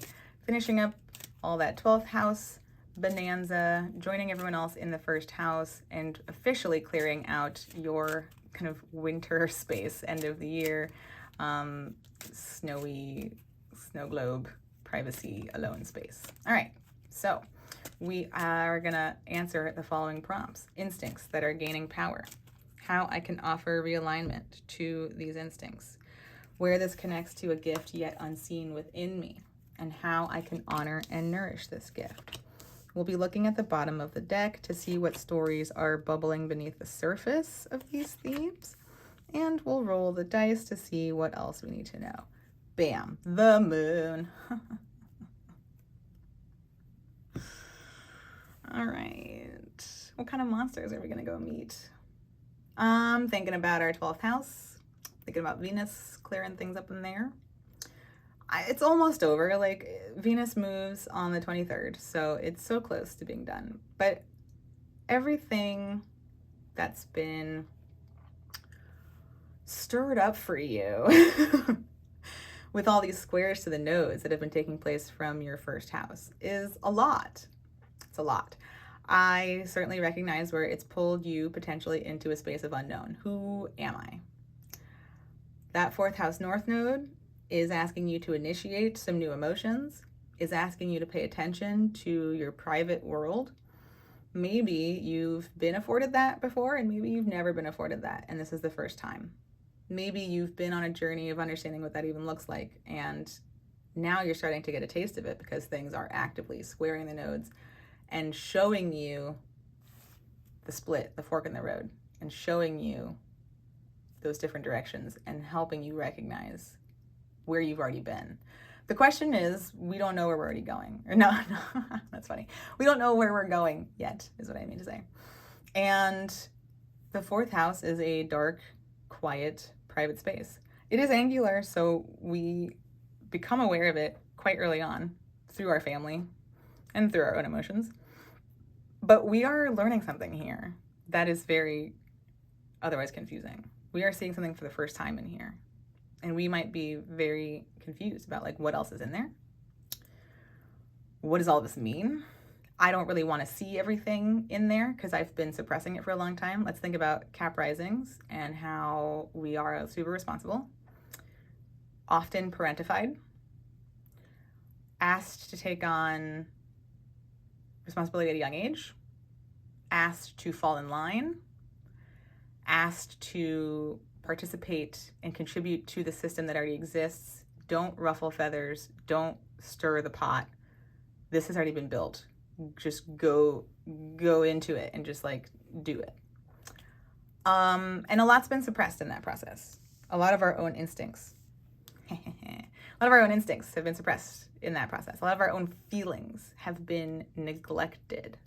A lot of what we want didn't matter. Okay? Aries is a 4th house. Whether or not your IC is there can be very lonely. Sometimes it's, I have the initiative to go do this thing by myself. I'm going to go be in my room. I'm going to be reading or whatever. I'm going to go do this thing by myself. But the other edge of that sword is, I'm going to be left alone. I'm going to be expected to do this by myself. I'm going to be expected to take care of things on my own. No one's going to be here with me to help me do this reading for school, is a thought that I just had. No one's going to be in here supporting me doing this. I'm going to have to figure this out. That's really uncomfortable to bring to the surface. What's in there that has been suffering because of that? What is in here that's been suppressed because of all the responsibility we were asked to take on at a young age, or of how we were expected to fall in line? There are things in here that might be, like, maybe we've seen them because they've lashed out, because they've, like, roared, right? And we've just tiptoed back from that. We're like, nope, don't want to. Oh, I did that. I don't know where that came from. I don't really want to know more about it. I'm just going to keep suppressing it, and we'll deal with it the next time it surfaces. There's a lot of introspection going on right now. And again, it started with everything moving through the 12th house, right? The end of the year for us being when those planets were sort of wrapping things up. We're getting perspective on what we were up to and what was going on. Venus now wrapping that up, maybe bringing our attention to any lingering subconscious, unconscious material in there that we need to be aware of. So let's see what else is going on here that helps us better understand this. Instincts that are gaining power. Oh, okay. Did I talk about endings or did I talk about endings? All right, so let's keep talking about endings. What is ending? Welcome to the chat, Saturn. Also, always here. Okay, so yeah, what's ending? Instincts that are gaining power. We are learning when to end things. Okay, so we're learning when the end is here. We're learning to recognize the edges of the end. We're learning to recognize when there is no more to be done. That might be hard for a Capricorn, because Capricorn keeps trying to solve. Capricorn is like, I will initiate this. I'm going to start something. We don't know how to end things. Okay? We don't. So we're gaining instincts on that. Potentially some Saturnian influence from that third house, from Pisces, which is a sign of endings, which is a mutable sign that knows how to end things, right? So we're taking some lessons from Saturn in Pisces for one layer of that.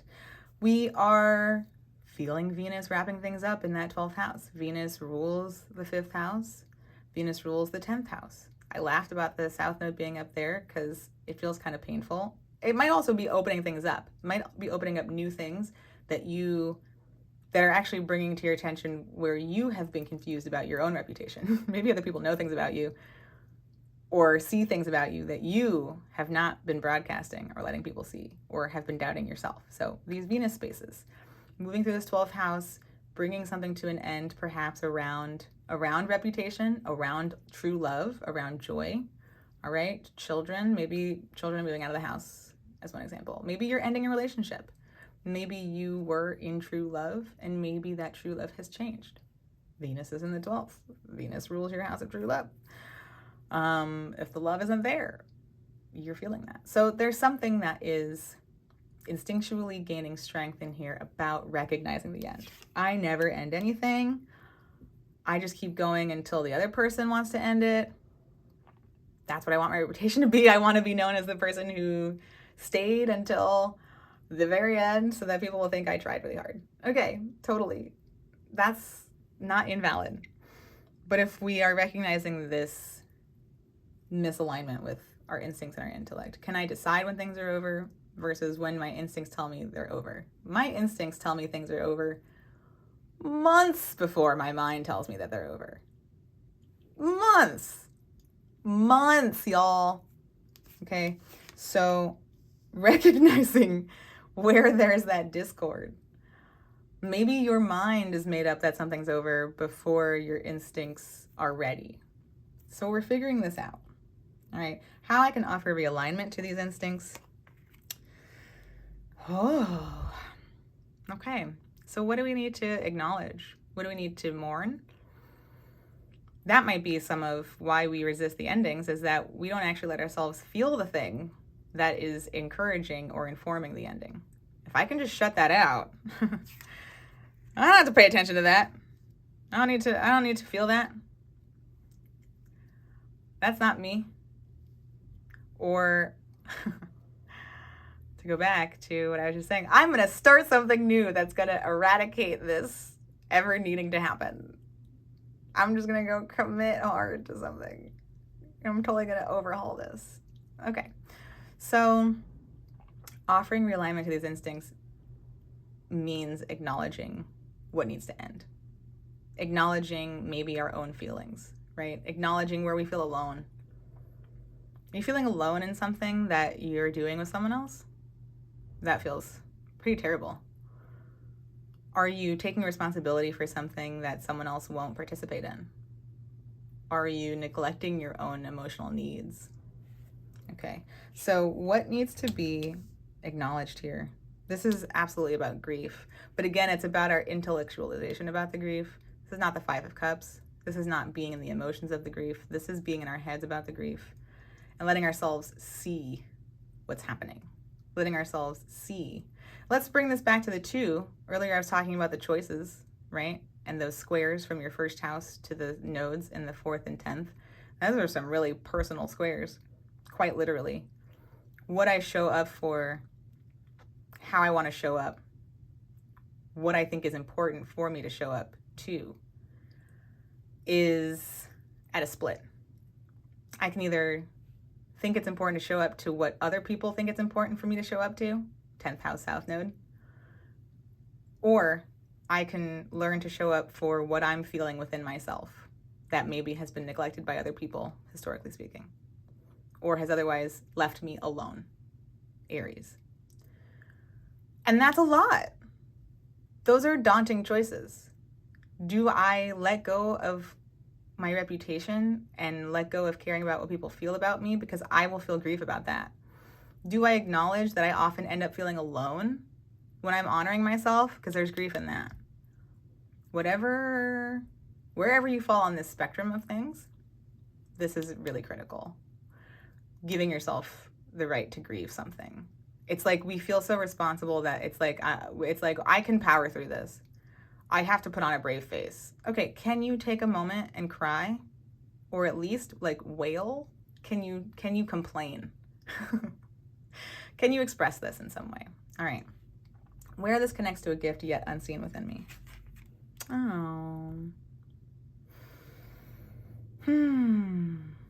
All right, so thinking about this both as the connection and the gift, because that's what's been showing up across the readings. It's kind of been showing up as like this is either the gift or it's the thing that's blocking the gift, or it's revealing to me where the gift is and I need to go in there and get it.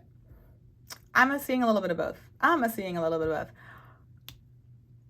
Is this not knowing when to end things, not allowing yourself to acknowledge what has finished and what you have completed, not allowing yourself the space to mourn all that comes with that?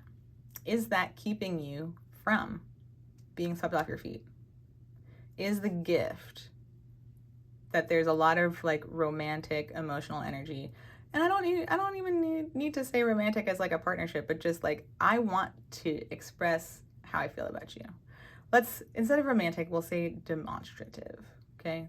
Is this keeping you from experiencing a situation where someone wants to demonstrate how they feel to you? Is it keeping you from being able to act on your own emotions? Is it keeping you from being able to share how you feel with someone else? This is a card about taking action on our feelings, right? And typically it is seen as romantic. It is like, I love you, girl. I want to show you, girl. And like, listen, Jupiter and Uranus and this first quarter moon are in your 5th house of true love and joy and self-expression. So let's be real about what sort of fun you could be having that Jupiter and Uranus are trying to encourage you to have, right? And once Venus enters your 1st house, Venus and Jupiter are on. Like, they're gonna finally get to see each other in a way that's helpful. So like the energy is here for this type of self-expression. Again, whether you're receiving this or giving this love, whatever form it comes in. And Jupiter and Uranus will make a conjunction within your 5th house. Not yet. We're gonna have to wait till April for that, but something's coming for you. Something wants to be expressed here. And whether you consciously make room for that or not, those planets will form a conjunction and something will erupt in that 5th house. So you can choose. I mean, let's connect back to the moon. What's in here? What's in here? What's keeping me from seeing endings when they appear before me naturally? What's keeping me from acknowledging this grief? Because that's keeping me from experiencing this joy, all right? I'm not even gonna flip this because this is the gift portion of the reading. And so I'm not even gonna think about like, I mean, okay, actually, I completely just changed my mind. Because maybe that's the connection. Maybe the connection to the gift is that it's time to step out of this role. Maybe we've been offering ourselves emotionally. Oof, that punched me in the gut. All right, maybe we are offering ourselves emotionally in a way that needs to be over. Like maybe we're doing too much of this, and this is what's keeping us away from the gift that remains unseen, because we're playing this to a fault. We're doing all of this emotional giving. And if it's not meant to be, if it needs to be over, if this is because I feel responsible and beholden and I don't want you to think badly of me, that's absolutely keeping me from a gift. That gift might be figuring out who's deserving of all of this affection, who actually deserves my showing up like this, okay? I know, these are hard words for me to ingest. how I can honor and nourish this gift. So this is making me think back to the Sag space, right? King of Wands always gives me Sag energy. But let's think about all your dark houses. Let's think about all your fiery dark houses in whole sign. Let's think about that Aries 4th house, that Leo 8th house, where that full moon is going to be, right? And that Sag 12th house. And all of your emotional spaces, all of your feeling spaces are fire. You're driven by so much. You're so motivated. That's why Capricorn risings are given all the responsibility, because deep down, there's an endless wealth of motivation and drive and passion. But we do need to know what that passion's for. I think this is asking us to reflect on what this vision is. Honoring and nourishing this gift, which is that you can love so hard, Capricorn. I'm telling you, that 5th house is so abundant. I don't know where your Venus is. Maybe there's a struggle there, but that 5th house wants to be really fertile. That 5th house wants to be really giving. That 5th house really wants to care and offer softness and sweetness to whomever it loves. Who is that? What is the vision of your life? What are your dark houses asking for? Where are you feeling out of alignment with your sense of passion? Are you drained from being able to carry out this vision because you won't let things end? I'm sorry, that's so rude. Are you carrying someone else's vision? Is this even yours? Is this even yours? Maybe it was yours at some point before things ended, and now things have ended, but we're not aware of it. And this has flipped. This is no longer ours. Maybe the vision has changed, and that's so painful, because Capricorn wants to, again, like Capricorn doesn't want to finish things. It doesn't want to end things. It wants to it wants to commit. It's like, I want this in the long haul. So it can be really hard to say, like, oh man, like my vision for what this is or was going to be is now completely flipped. It's different. It's not what it was. It's not what I thought it was. Maybe we spend these final days of Venus in Sagittarius surrendering to where the vision has changed. There's a Kimber song I'm thinking of called, I think it's called The Way We Were. And she talks about, like, is this the point of no return? Is this where you fall out of love? And in the chorus, she says, I had a vision, somewhere it took a turn. And that can be really hard to acknowledge. And maybe that's part of the moon. Where was I wrong about that? What have I been avoiding? Oh, gross. What have I been avoiding by avoiding closure and endings? What's in here that I'm allowing to remain unknown to me by staying firmly in avoiding this, right? Okay, so let's roll these dice, but this makes a lot of sense. And what I said just there at the end about, like, what am I avoiding about myself really connects with the star. The star is who we are after the tower, after everything is broken, shattered, carved away from us. What's left? And the only way to know what's left is to let that destruction happen. And if we're avoiding the destruction, we're avoiding the end. We don't want it to happen. Can't control how it's going to happen. And that's a lot. That's a lot. But we do need to reach this place. Uranus in the 5th. Okay. So that makes me think back to what I said about, like, if you don't make space for what that is, it's going to find you anyway. Think about this. If you don't end this now, what happens when this conjunction takes place? Because something's going to end. Uranus breaks the mold. Uranus shatters the structure. Kind of like the tower, honestly. So if you don't consciously let yourself end and move through the grief and allow yourself to revisit what this looks like for you, Uranus will do it for you. That's not meant to be a threat. It's kind of meant to be a promise. Like, Uranus will do it. All right? Uranus don't care. Uranus is so far away. Uranus doesn't care about your feelings. Uranus will do what needs to be done. 8. I knew something about this Leo full moon was important. I looked at my note right before I rolled these dice. And yeah, that 8th house space is where you are meant to be yourself. That 8th house space is where you, in the company of those you are deeply bonded with, are meant to be your most vibrant, truest self. So is that currently true? Are you allowed and encouraged to be yourself? Are you honored and respected by being yourself? I don't know where your sun is, but where that is certainly dictates what experience you have in that 8th house. There's also maybe something in that 8th house that wants your attention. I actually want something else in this 8th house. I'm not looking in there because I'm committed to this. But really what I want to feel in that 8th house space is this.